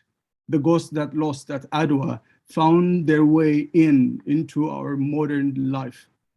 They came back with in different ways to it. The first one was that the First World War. People talk about the First World War as if it started in Europe and ended in Europe. But the First World War didn't start in Europe because when Duke Ferdinand died in 1914, the entire Europe collated in two groups and went to each other and creating one of the devastating global war that we have never seen before. But at the same time, how on earth one person's death could cause that kind of calamity? Or how could that fast? How can it brings all these parties into war without any preparation, without any? So all that has a back history to it. That is 1904 in Ethiopia. This is what history books don't tell us, because history is written by the European universities, by European publishers, and they have been perpetrating that so that it can tell their story. And we became a docile student of it because of the colonialism that ensues, that has been in place. So in 1904, when Emperor Menelik gave a railroad project for Chauvenux, a French engineer in Ethiopia, and then these two projects was interrupted by the British Empire. The British interrupted it because the French had only Djibouti in the Eastern Africa, but the Djibouti that had the smallest part of a colony or land was having this major project that's associated with Emperor Menelik, who was the victor of the Adwa War. So what the British did was they interrupted this project and forced them to delay the project, in which Emperor Menelik was very agitated and angry about it. And finally, with a meeting that the French Minister of Foreign Affairs and the British Minister of Foreign Affairs had, they signed a Tente Cordiale in 1904. This is against the German interest, who was also coming to Ethiopia. That started the division between the two parties that started the war 10 years later. And within that range, in 1906, there was another, they brought the Italians to join them, and that continued at the point where Emperor Menelik was very much angry, and he pushed out the French, who were his chosen diplomatic conduit during that time, and brought the Germans into the palace.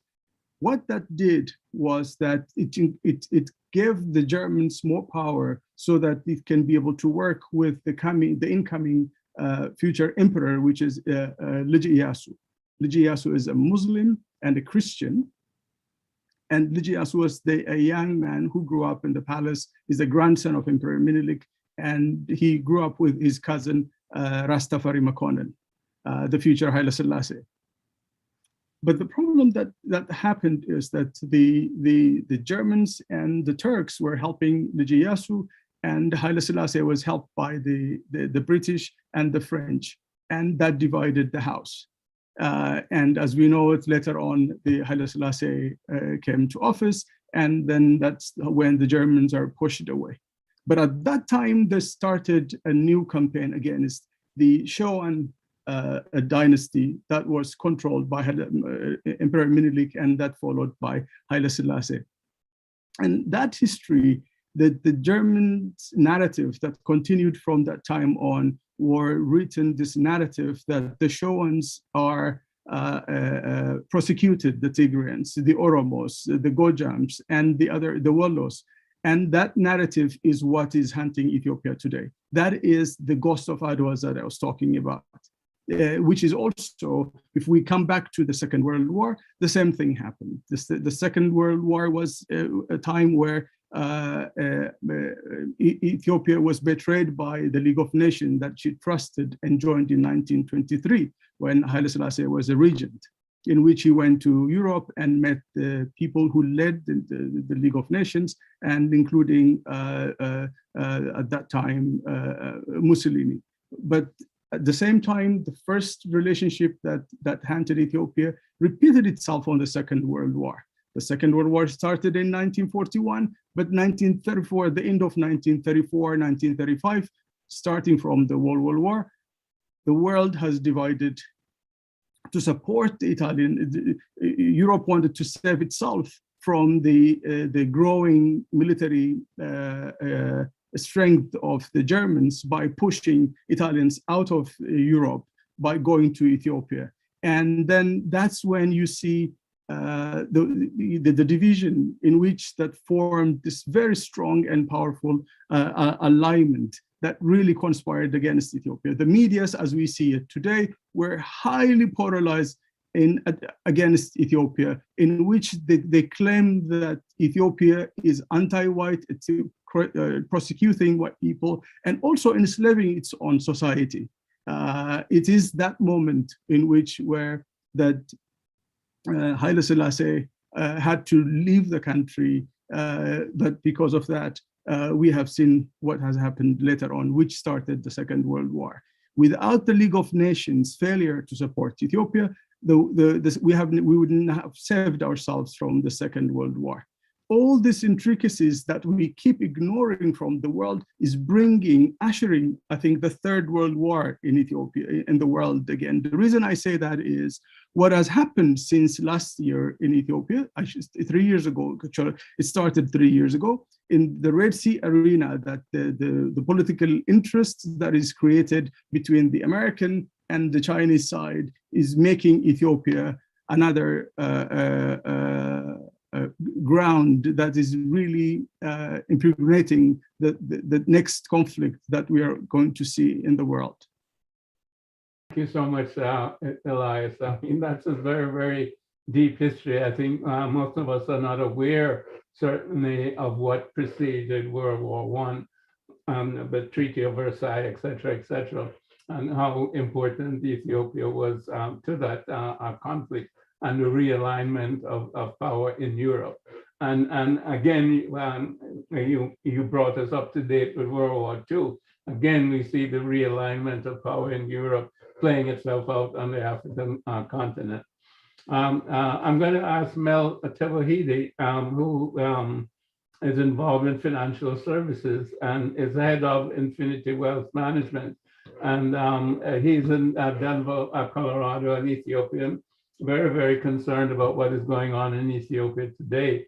And I'm going to ask him to bring us up to date politically in terms of taking over, from where Elias just finished, and bring us up to date with what transpired in terms of Haile Selassie, the Dirge, and then the TPLF, and now the current government of President Abiy Ahmed. Mel Tewahidi, will you bring us up to date, please? You must be muted, Mel. We're not hearing. Can you hear me now? Yes. Thank you very much, Dr. Garvey. Thank you for the opportunity and for organizing this meeting. It's just been an absolutely enlightening, and also it really makes me happy that we Africans in diaspora and in Africa are talking to each other. We had the first African and Caribbean summit where Kenyatta led, and a lot of the Caribbean people have participated. Caribbean leaders have participated. I was very grateful. As you know, my wife is from the Trinidad and Tobago. We've been married for 38 years. I couldn't have made a better decision in my life. She has helped me with the way things in the West work. She has helped me to understand the values of the West. She has helped me to pick up things a lot faster because of her. I also want to recognize my friend Elias Wandamu, who's from a very honorable family, done incredible work in publishing books. And he has saved a lot of books that normally people wouldn't publish, but he's one of the largest Black publishers now in America. And I'm grateful for that. Well, as far as Ethiopia goes, as you know, first, really, it's proper for me to recognize the people of Ethiopia that have lost their lives the last 1 year. A lot of people have died from refugees, orphans, mothers, fathers. Eritrean refugees, livestock, donkeys, mules. We have destroyed our environment and really destroyed our water sources. And it really saddens me, and I hope the war will come to an end very quickly. So TPLF was waging a relentless psychological warfare against Abiy Ahmed starting in 2018. And basically, by default, they were terrorizing Ethiopians, including Tigrayans and the rest of Ethiopians, that they were highly armed, and any minute they'll be able to quash anyone with an army of 250,000, and they claim that they have the best equipment. Even though this is Ethiopia's equipment, they claim that they have taken 90% of the equipment to their province, and they really terrorized Ethiopia for a period of 3 years. And finally, they had a coordinated decision to attack the northern command of their own army, their own country, their own soldiers, and the soldiers that were fighting locusts and working with the poor farmers. They decided to attack them in the middle of the night. But they're so relentless that they did it on November the 3rd to make sure that it coordinates and coordinates with American election. They thought that the world was paying attention to the outcome of American presidency, and that was the night they attacked. It is sad, and that caused a lot of people to die. So that was really premeditated.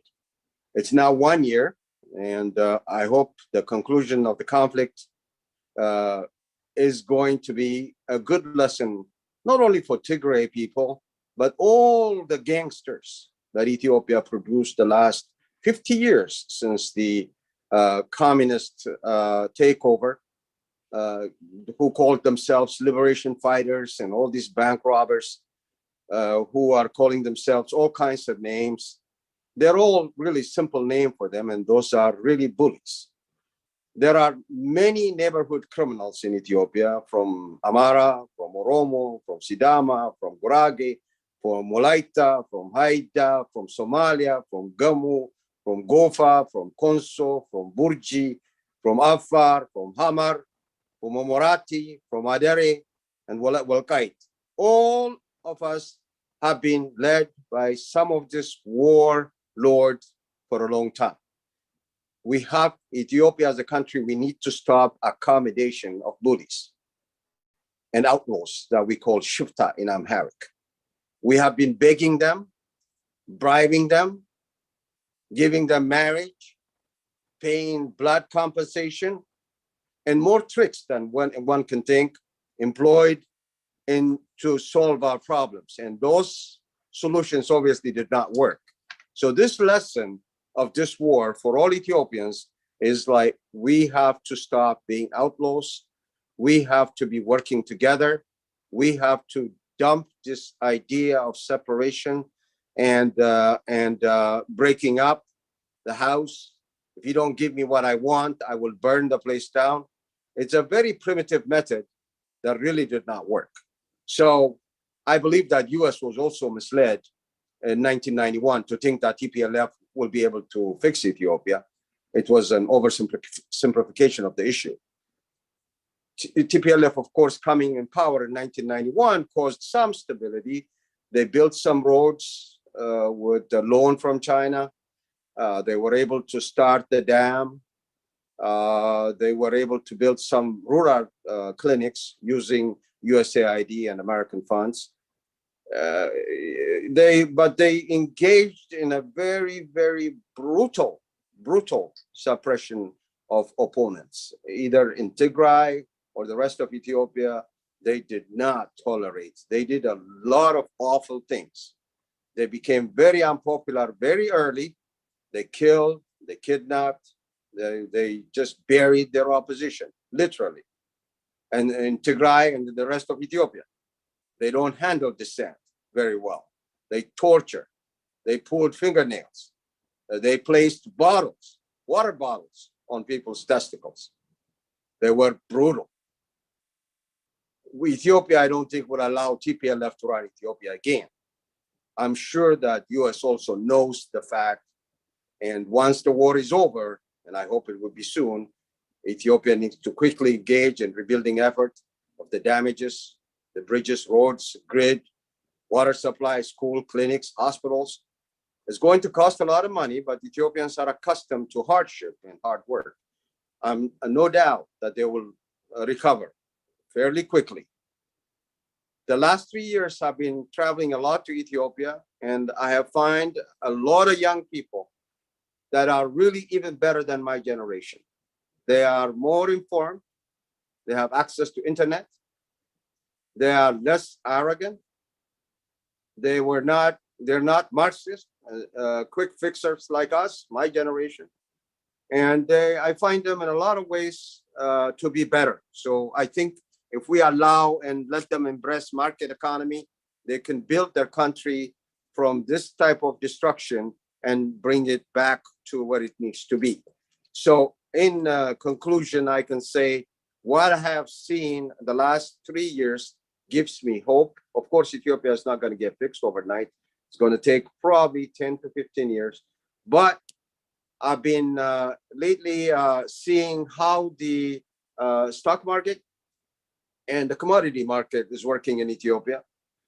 A young lady named Dr. Eleni came from Chicago, built Ethiopian Community Commodity Exchange from ground up in 2008. She faced a lot of opposition from a very backward government workers who are only used to bribes. She faced a lot of problems with merchants and traders who are used to ripping off the Ethiopian farmers by giving this kind of information on the hands of the farmers, made them that they weren't going to get that much margin and profit on their products. In some cases, coffee, for example, that was selling for 250 US for 60 kilograms by the dealers. Now those guys are not able to do that, and they're selling it directly and getting it up to $500. So Ethiopia will get better, but we have to focus and we have to work hard, teach our children market economy. And I don't believe that anybody can put us down unless we put ourselves down. I think we are a lot more educated now. Our children are in a better position to take advantage of what is available to everybody. So I only want to see Africans embracing market economy and working hard to liberate ourselves from this type of poverty. Thank you very much. Thank you very much, Mel. That was very comprehensive. I'd like to call on our only female representative. She has quite a weight on her shoulders. She's outnumbered, but I'm sure she won't be outgunned. Professor Rosalie Hamilton, who is CEO of the Alaska Chin Foundation and a distinguished scholar in the P.J. Patterson Center for African Caribbean Advocacy. Could you comment, Rosalie, on what you've heard so far in terms of how you see it from the African Caribbean perspective, if you will, and focus on solutions, shall we say, to problems?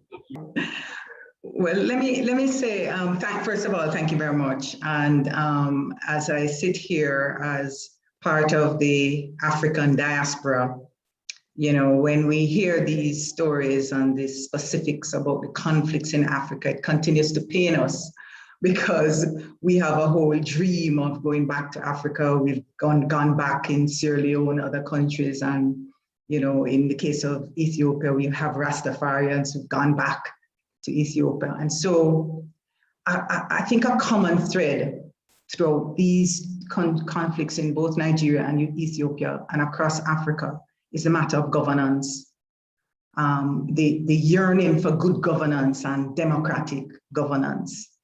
Now, I spent a little time looking at the 2020 Afro Barometer, just looking at some opinion surveys of what does the people of Africa say. And I looked particularly at Nigeria and Ethiopia, and 74% of Nigerians say democracy is preferable to any other form of government. In Ethiopia, it's 89.8. And when you try to deepen, well, what does it mean? Because we know there are many different models of democracy and everybody has different interpretations, but the poll, the surveys drill down to some of that. 82% of Nigerians reject elections, parliaments, that whether they reject the idea that you should abolish parliament and elections and have a president decide everything. In Ethiopia, it was 84%. And 52% are not satisfied or at all or not satisfied about the way that democracy works in Nigeria, in the case of Ethiopia, 54. So it raises questions about this matter of democracy. Yes, our histories have complicated our reality today. We can get mired in the details, there's a lot of it, but for the population today looking on, they're feeling the negative impacts of bad governance. Now, of course, America and the West have been teaching us about democracy. And I think there's some important lessons from the American experiment that I want to just highlight. You know, clearly democracy is not an achievable state. That it really is a set of ideals that we're going after. Freedom from tyranny, racial discrimination, these are all ideals. And for us in the Caribbean who've come out of a history of serious deprivation of freedom, that must be an ideal that we have to pursue. And so I looked at some of the data from Freedom House, and it tracks using scores like, you know, defining freedom, people's access to political rights and civil liberties. And Ethiopia is rated as not free. Nigeria, partially free. It pointed to the fact that the countries in Africa that have seen as not free have grown from about 14 in 2006, 2008 to 20 in 21. The pandemic has made it worse. In fact, 80 democracies in the world have, things got worse during the pandemic, and it included the US and France. Western countries have been teaching us about democracy. They're telling us and showing us very vividly that they too are have troubles with this democracy. And something to note, Africa, and all of us should be proud of, Malawi was the only country in the world during the pandemic in which Freedom House assessed that democracy was strengthened during the lockdown. So it's not a linear path, this matter of democracy. It's up and down, and we have challenges and we have to pursue. And importantly, a lesson must be that citizens have an important role to play in building this democracy. And I think the lessons from the young Nigerians is essentially that. They're standing up and saying enough is enough. And of course, the internet and the social media helps them. And they're using it very well to expose corruption that exists in these countries. There are important lessons we can learn from our own experiment in democracy in the Caribbean. While most of us have long traditions of electoral democracy, peaceful transfer of power, we've perpetuated parliamentary dictatorship, the dominance of the executive over the legislature. And we've seen that we have to put in place institutional arrangements in Parliament to provide effective oversight by the legislature of the executive. These are important lessons to learn. So it's not enough to have electoral democracy. And I'm encouraged by the new Malawian president who puts it this way. He says he wants to lead a government that serves the people and not a government that rules. 90% of Nigerians and 78% of Ethiopians agree that elected officials should listen to the people and what they demand rather than following their own ideas in deciding what's best for the country. And we can go on. There are important lessons from Jamaica in terms of freedom of the press. Jamaica consistently ranked in the top 10 countries in the world with respect to freedom of the press. Before I end, I want to say something about the role of sexual violence When you look at these conflicts across Africa, and you're seeing it in Nigeria, you're seeing it in Ethiopia, sexual violence is inherent in these conflicts. And they persist even in Nigeria when they disbanded the SARS and so on, it's still there. This is a global, this is now referred to as a hidden pandemic, that this problem has gotten worse during the pandemic. And Nigeria promises to train police officers. And I want to suggest, as you suggest some solutions, that the gender-based violence addressing these problems become an explicit part of the training for police officer. In fact, there are lessons we can learn from Jamaica. We have recently put together domestic violence intervention centers in police stations. And this was started by one of our few female commissioner of police in Jamaica, Margaret Grant. And so these are actual things Africa can learn from us, and we also can learn some things from you. I was very interested in seeing that the Nigerians have put a sexual offenses and domestic violence court in place, very important move. So I just want to end by saying, yes, the collaboration is key. We can learn from each other, and there are important lessons we can learn in pushing, deepening our democracy and enhancing good governance. Thanks. So much for those comments, my dear. They're really brilliant and get to the point, And there was a Japanese gentleman that acted as if the West had somehow reached the pinnacle of government. I forget, Michiko Kaku or somebody like that 10 years ago, which was absolutely ridiculous. One man, one vote is not democracy, the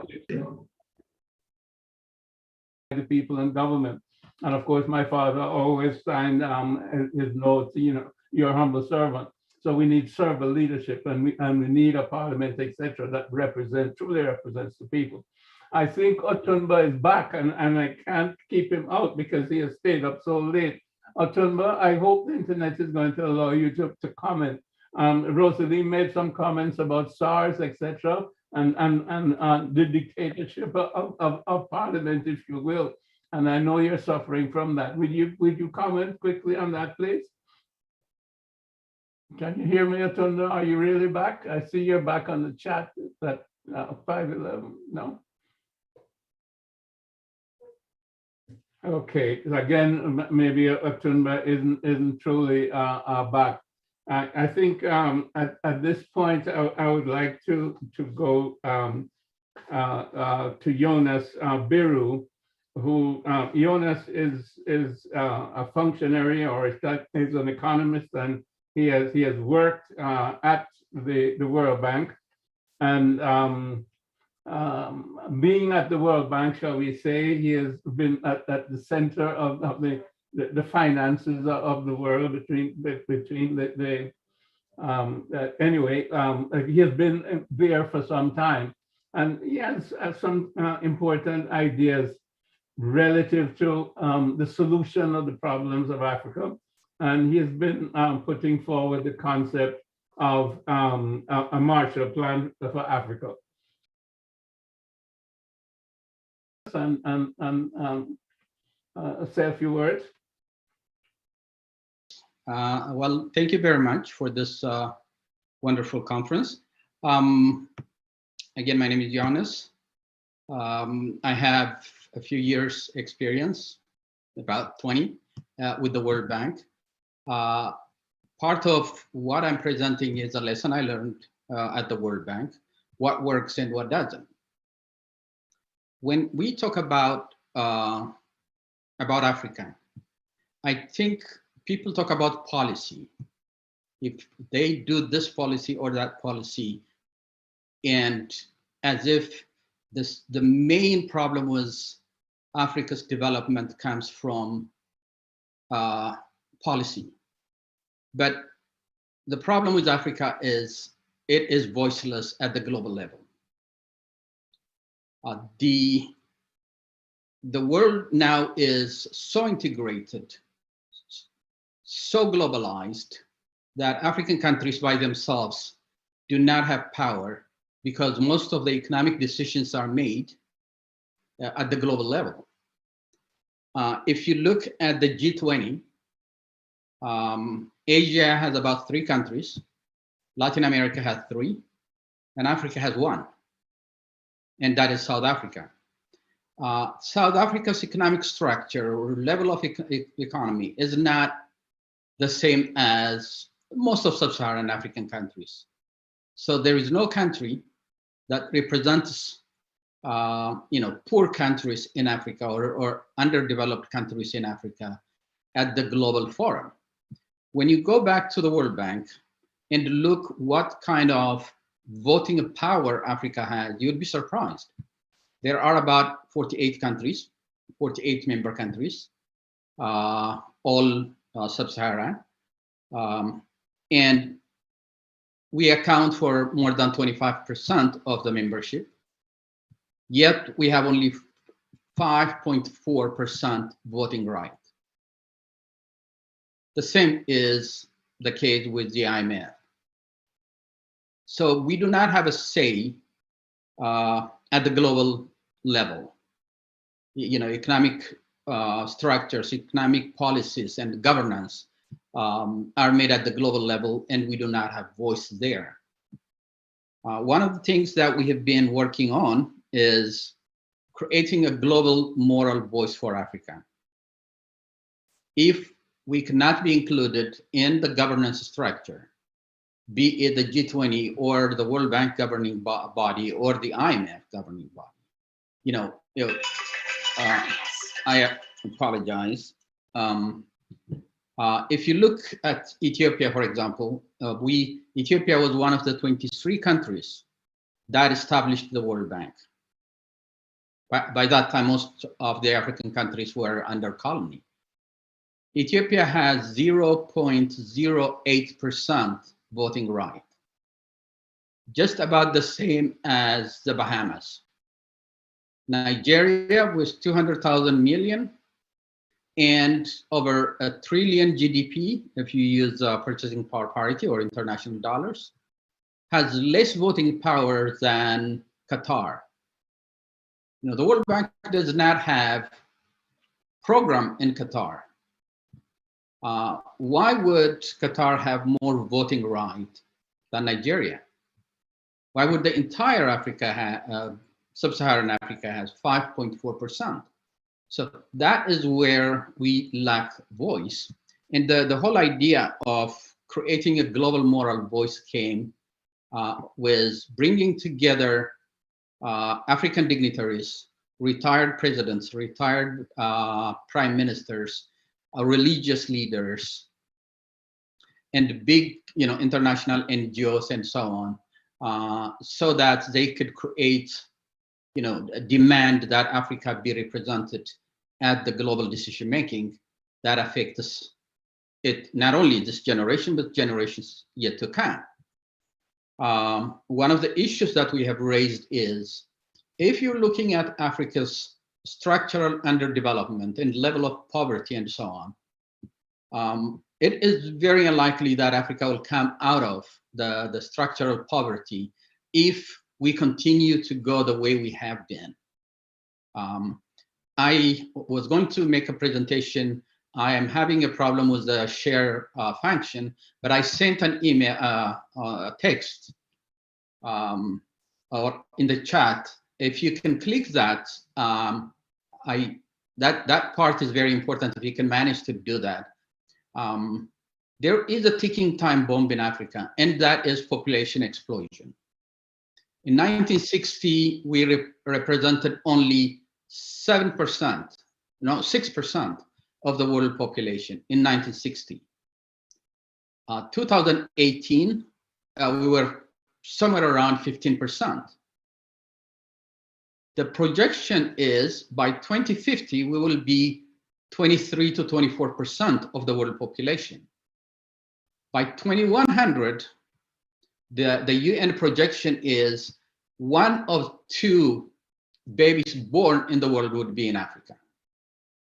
Pretty much 50% of newly born by 2100 would be in Africa. When you look at that, the way population has been exploded, and if you look at the GDP per capita growth from 19 2060 to 2018 or 2019, depending on what data you have, it's about, up and down, but the average is about 3%. Some countries have grown at 8, 9, 10, 5, 6, maybe 7 countries.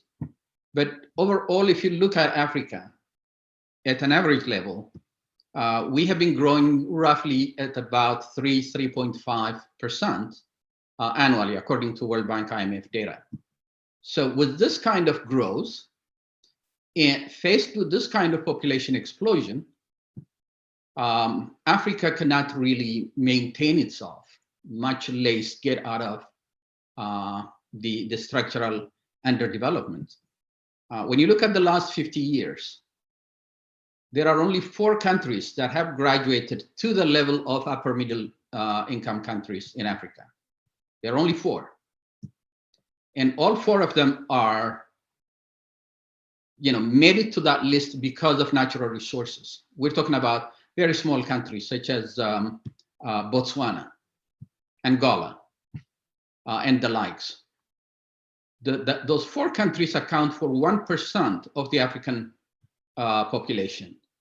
So over the last 50 years, Africa's development, no country has grown to reach upper middle income country. When you look at Asia and when you look at in Latin America, many have. So what is then a solution for this? We do need enormous capital infusion into Africa. Countries such as Ethiopia, for example, in 2019, somehow we managed to get 9 billion, at least commitment. I don't know how much of it has been disbursed. But for a country that has over 100 million, 9 million is not going to make a difference in terms of really pulling us out of the low-level equilibrium, economic equilibrium that we are stuck in. I always think of a 16-wheeler truck stuck in a mud. If that situation happens, you can have 10 people pushing from behind, 10 people pulling from up front. You're not going to get it out of that mud.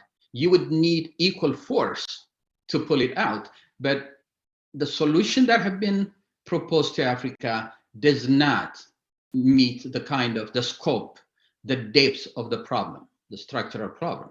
So we talked about Marshall Plan. Many times countries have proposed Marshall Plan for Africa, particularly since recently, and for a number of reasons. One is migration. Both Europe and North America do not want Africans to come. And they have come to realize that no matter how stiff your immigration policy may be to protect your border, you cannot stop people from coming.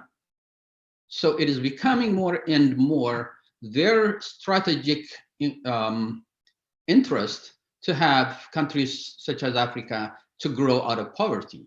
Another problem is pandemics. The US lost about 16 trillion because of COVID. Countries, when they are poor, when you have population explosion and urbanization, mix that with poverty, you have a petri dish for the kind of pandemics. So that is also a concern for these developing countries. And they also realize that as the population grows and countries are not pulled out of poverty, they are risk in terms of becoming a breeding ground for recruitment for global terrorism. So all these factors are now making it a strategic imperative for the West or for the international community to make sure that African problem is fixed. In 2017, 2018, Angela Merkel introduced a Marshall Plan for Africa. It didn't go far because the amount of resources that she proposed that the European countries finance was too enormous, and there was no taker in Europe. So when we proposed this Marshall Plan, we came up with 4 specific policy items that really do not overburden Western American or European taxpayers. The first one is the need to stop capital flight out of Africa. You know, we lose about $88 in 2020, I believe, or 2019, 88 billion was illicitly transferred out of Africa. And, you know, people are not carrying this in a luggage. This is wire transfer using banks, big corporations.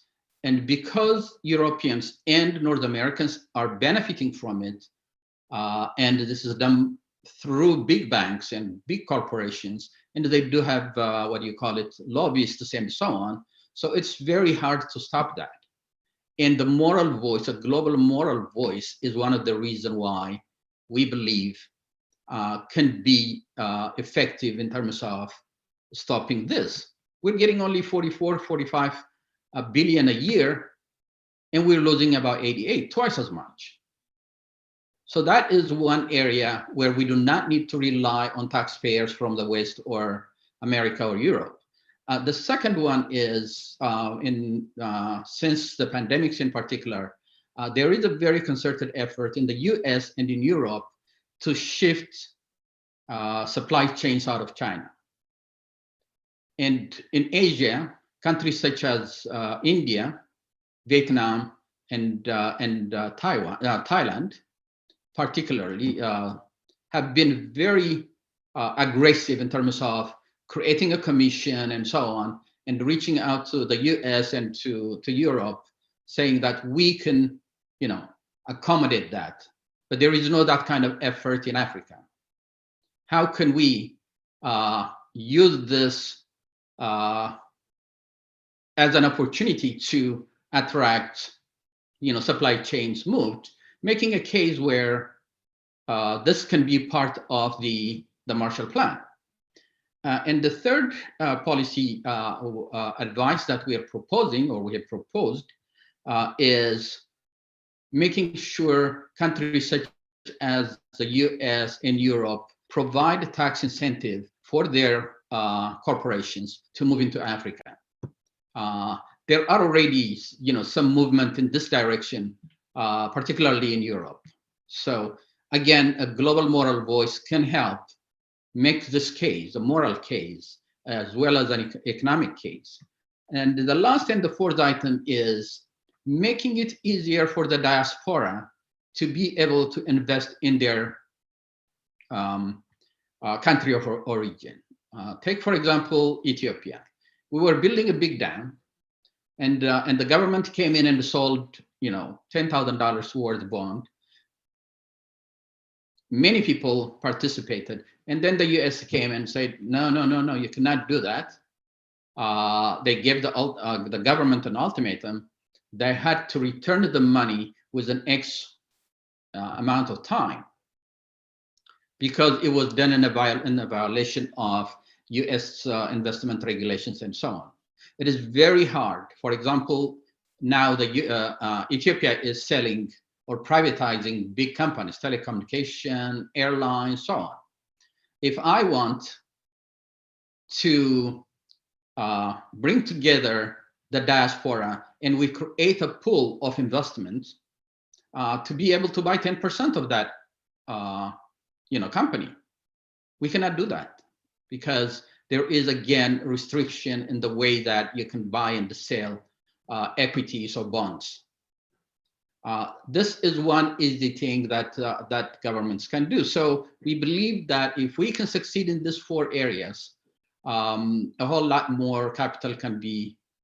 So these are, I'm sorry, I may have taken a little more time, but these are the kind of things that, to do this, we do need a global moral voice. We have started creating what we call a high-level roundtable that includes about, so far, about 7 African former presidents and prime ministers, former Prime Minister of Jamaica, but we're recruiting more from Europe. We have a few, what do you call it, senators from the US very much interested to support this because we went through the Liberty University and we got a lot of conservative Republicans and so on to help. So this is pretty much what we're working on. Thank you, Doctor. So much, Jonas. Very comprehensive review. David, I saw you writing notes there, and I know you're very interested in restructuring of the international order and reparative justice. Can you make some comments relative to what Jonas just said on your own thoughts as well? Briefly. Dr. Garvey. Thank you. Okay, great. This concept of a Marshall Plan doesn't demand much injection of financial resources from North American or European nations. I mean, the United States is a country that I think they printed, the US government printed something like $7 trillion as a response to the COVID-19 pandemic internally within the United States. They can just print money in a way that the rest of us can't. I can't so much speak for Ethiopia, but I can tell you that the Black countries that bore the brunt of the European orchestrated slave trade and the system of chattel slavery, racialized chattel slavery, we believe that we are owed reparations by the countries of Europe and North America that profited tremendously from that system. In fact, on the 17th of, well, I would like to say that in 2013, the Caribbean community leaders launched a reparations campaign against the governments of Western Europe that were involved in African enslavement in the Caribbean.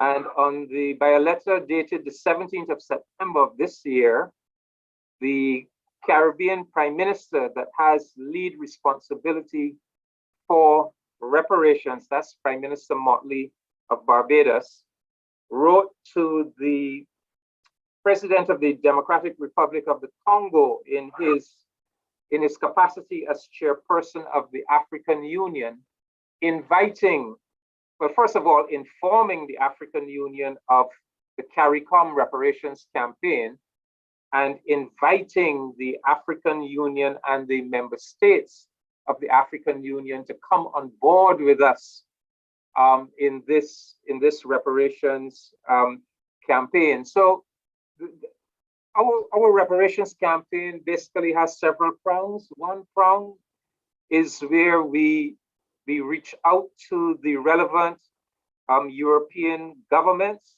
for a developmental compact. A second prong consists of a targeting of private sector companies, banks, insurance companies, institutions, universities, for example, that were implicated in enslavement and benefited. We target them as well for reparations payments. But thirdly, we recognize that the international economic and political order that we live in today has its roots in and emerged out of those centuries of colonial domination and enslavement, and that the countries of Africa and the Caribbean have been inserted in that system in a structurally subordinate and exploitative manner. And so we are demanding a reparative restructuring of that system. So definitely the African countries of West Africa that felt the brunt of that slavery phenomenon, they most definitely have a case for reparations. And we would argue that the entire African continent, that the developmental trajectory of the African continent was fundamentally set back by the European imposition of the slave trade and slavery. And so I would like to invite Jonas to consider reparations as a component of any strategy towards a Marshall Plan for Africa. And let me end it there. Thank you. I'd like Rosalie to make some comments. Rosalie Hamilton, you're involved with former Prime Minister P.J. Patterson at the Center in terms of African Caribbean advocacy. And I know that's one of the things that is probably had some discussion at this point with Dr. Biru. Would you make some comments, please, Ms. Hamilton, Professor Hamilton?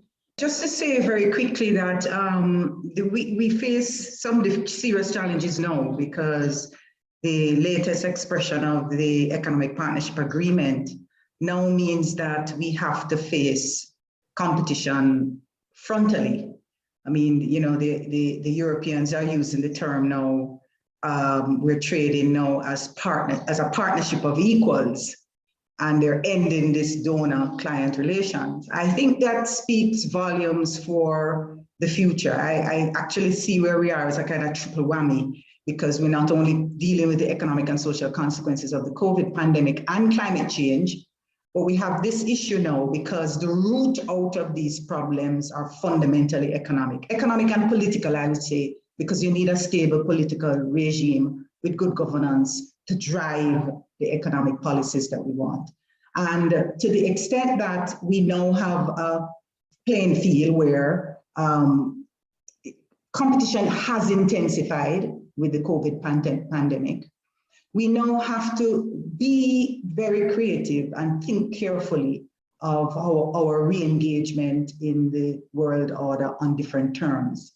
And I suggest that we have to anchor the trade relations on our capacity to create, to innovate, and to engage trade on those terms. We have to move away from those old arrangements, whether we like it or not. Preferential arrangements that would help us are no longer, or should have helped us. There's a whole analysis of what actually happened. The reality now is that we have to make our way in the world on different terms. And the hope for me, I was recently disappointed in our first trip to Africa that should have come off. First direct flight, I should say, first direct flight from Jamaica to Africa. We were very happy to have welcomed the Nigerians with their first flight to Jamaica in December last year. And was disappointed it didn't happen. There's a direct flight going to Ghana, I think next week. So we're all excited about opening direct flights, direct ways to communicate and trade. And the extent to which we can exploit these new opportunities with the technologies that are on the table is very important. And I certainly want to consider us looking at the professional trading services, the trading of music, sports, etc. These are areas we do very well in. And there are lots of other goods that we've been relying on the West on that we could turn to Africa and have a mutually beneficial trade. Rosalie, they've been signaling me that we're over time, but I know Elias wanted to make some comments, so please go ahead. If they cut us off, they cut us off. Go ahead, Elias. Thank you, Dr. Garvey. I think these are very good initiatives. I think the Caribbean, the African continent are highly connected. Our survival depends on each other's relationships and connections. And what happened in the 1980s in Jamaica, especially in relation with the World Bank, is a classic example that definitely all Africans need to study. Dr. Jonas said it best, but at the same time, we have also need to examine our past in relation to that. With Melvin Foote, I worked on Summit on Africa. I was a California delegate. We came up with documents of books that will help us to communicate with American government in a way of its relation to the Caribbean or the African, but it failed. All, including Clinton, who was the president at that time, until current Biden, the American government keep failing us. And what is happening in Ethiopia currently, in Nigeria at the same time, is how the American system and the international media conglomerates are using their power and money and might, including military, what they're now planning to use that might. I think we are now fighting for our survival. Ethiopia may be the first, but it's not going to be the last. That's why the Caribbean, this conference could really put some light in it, and at the same time to be able for us to start. I'm sure this is the start of a conversation that needs to continue. In that way that we can be able to continue to work on some of the ideas Professor Hamilton and Ambassador David are suggesting. So I thank you so much for having us. And I think your father has done an incredible work highlighting the economic power that Africa could have. Without that economic power, Africa's survival will be detrimental for those who want to colonize us. So I thank you again. Thank you for all of you for participating. I don't know if Melvin Foote is still there. Melvin? I just really want to say it was great. Short last word, Melvin. But I just want to say this has been a great conversation. I really appreciate hearing from my Ethiopian brothers, your perspective on some of this. For the last several months, all we hear was noise. And, you know, you can't influence anybody with just noise, rhetoric. But I heard a lot of very powerful ideals this afternoon. I think, Dr. Garber, we ought to be thinking about setting up a Marcus Garvey roundtable or something on a monthly basis to have this conversation in a deeper, you know, we ought to do it. I mean, the hard part of getting the brains together to, I mean, I can influence the Biden administration. I got the ear directly of the Biden people right now, but I need to have a better concept of what some of these issues are and what we think are the strategy going forward. I really love the idea of the Caribbean, North America, maybe Canada, maybe somebody in Europe. I think we're under something, but don't let this drop with a one-time conversation. Well, thank you so much. And very much, I agree with that. And again, I want to thank all of you for participating and the listeners who stayed with us. I'm sorry that we couldn't really hear more from our Nigerian brothers, but they're on tap. And Mel, I'm going to take you up on that. I think we need to have some serious conversations about that. A monthly roundtable in terms of, you know, the African continent and the African diaspora, in terms of discussing our problems and see if we can come up with some sort of solutions and think tank solutions that we can use to determine, to help to shape policy, both here in the United States as well as in the Caribbean and also on the continent. So thank you again, and thank you for your presence, Mel, as elder statesman, shall we say. I know I'm a little bit older than you, but I still. You're going to call here. What are you talking about? I'm the elder statesman. All right, guys.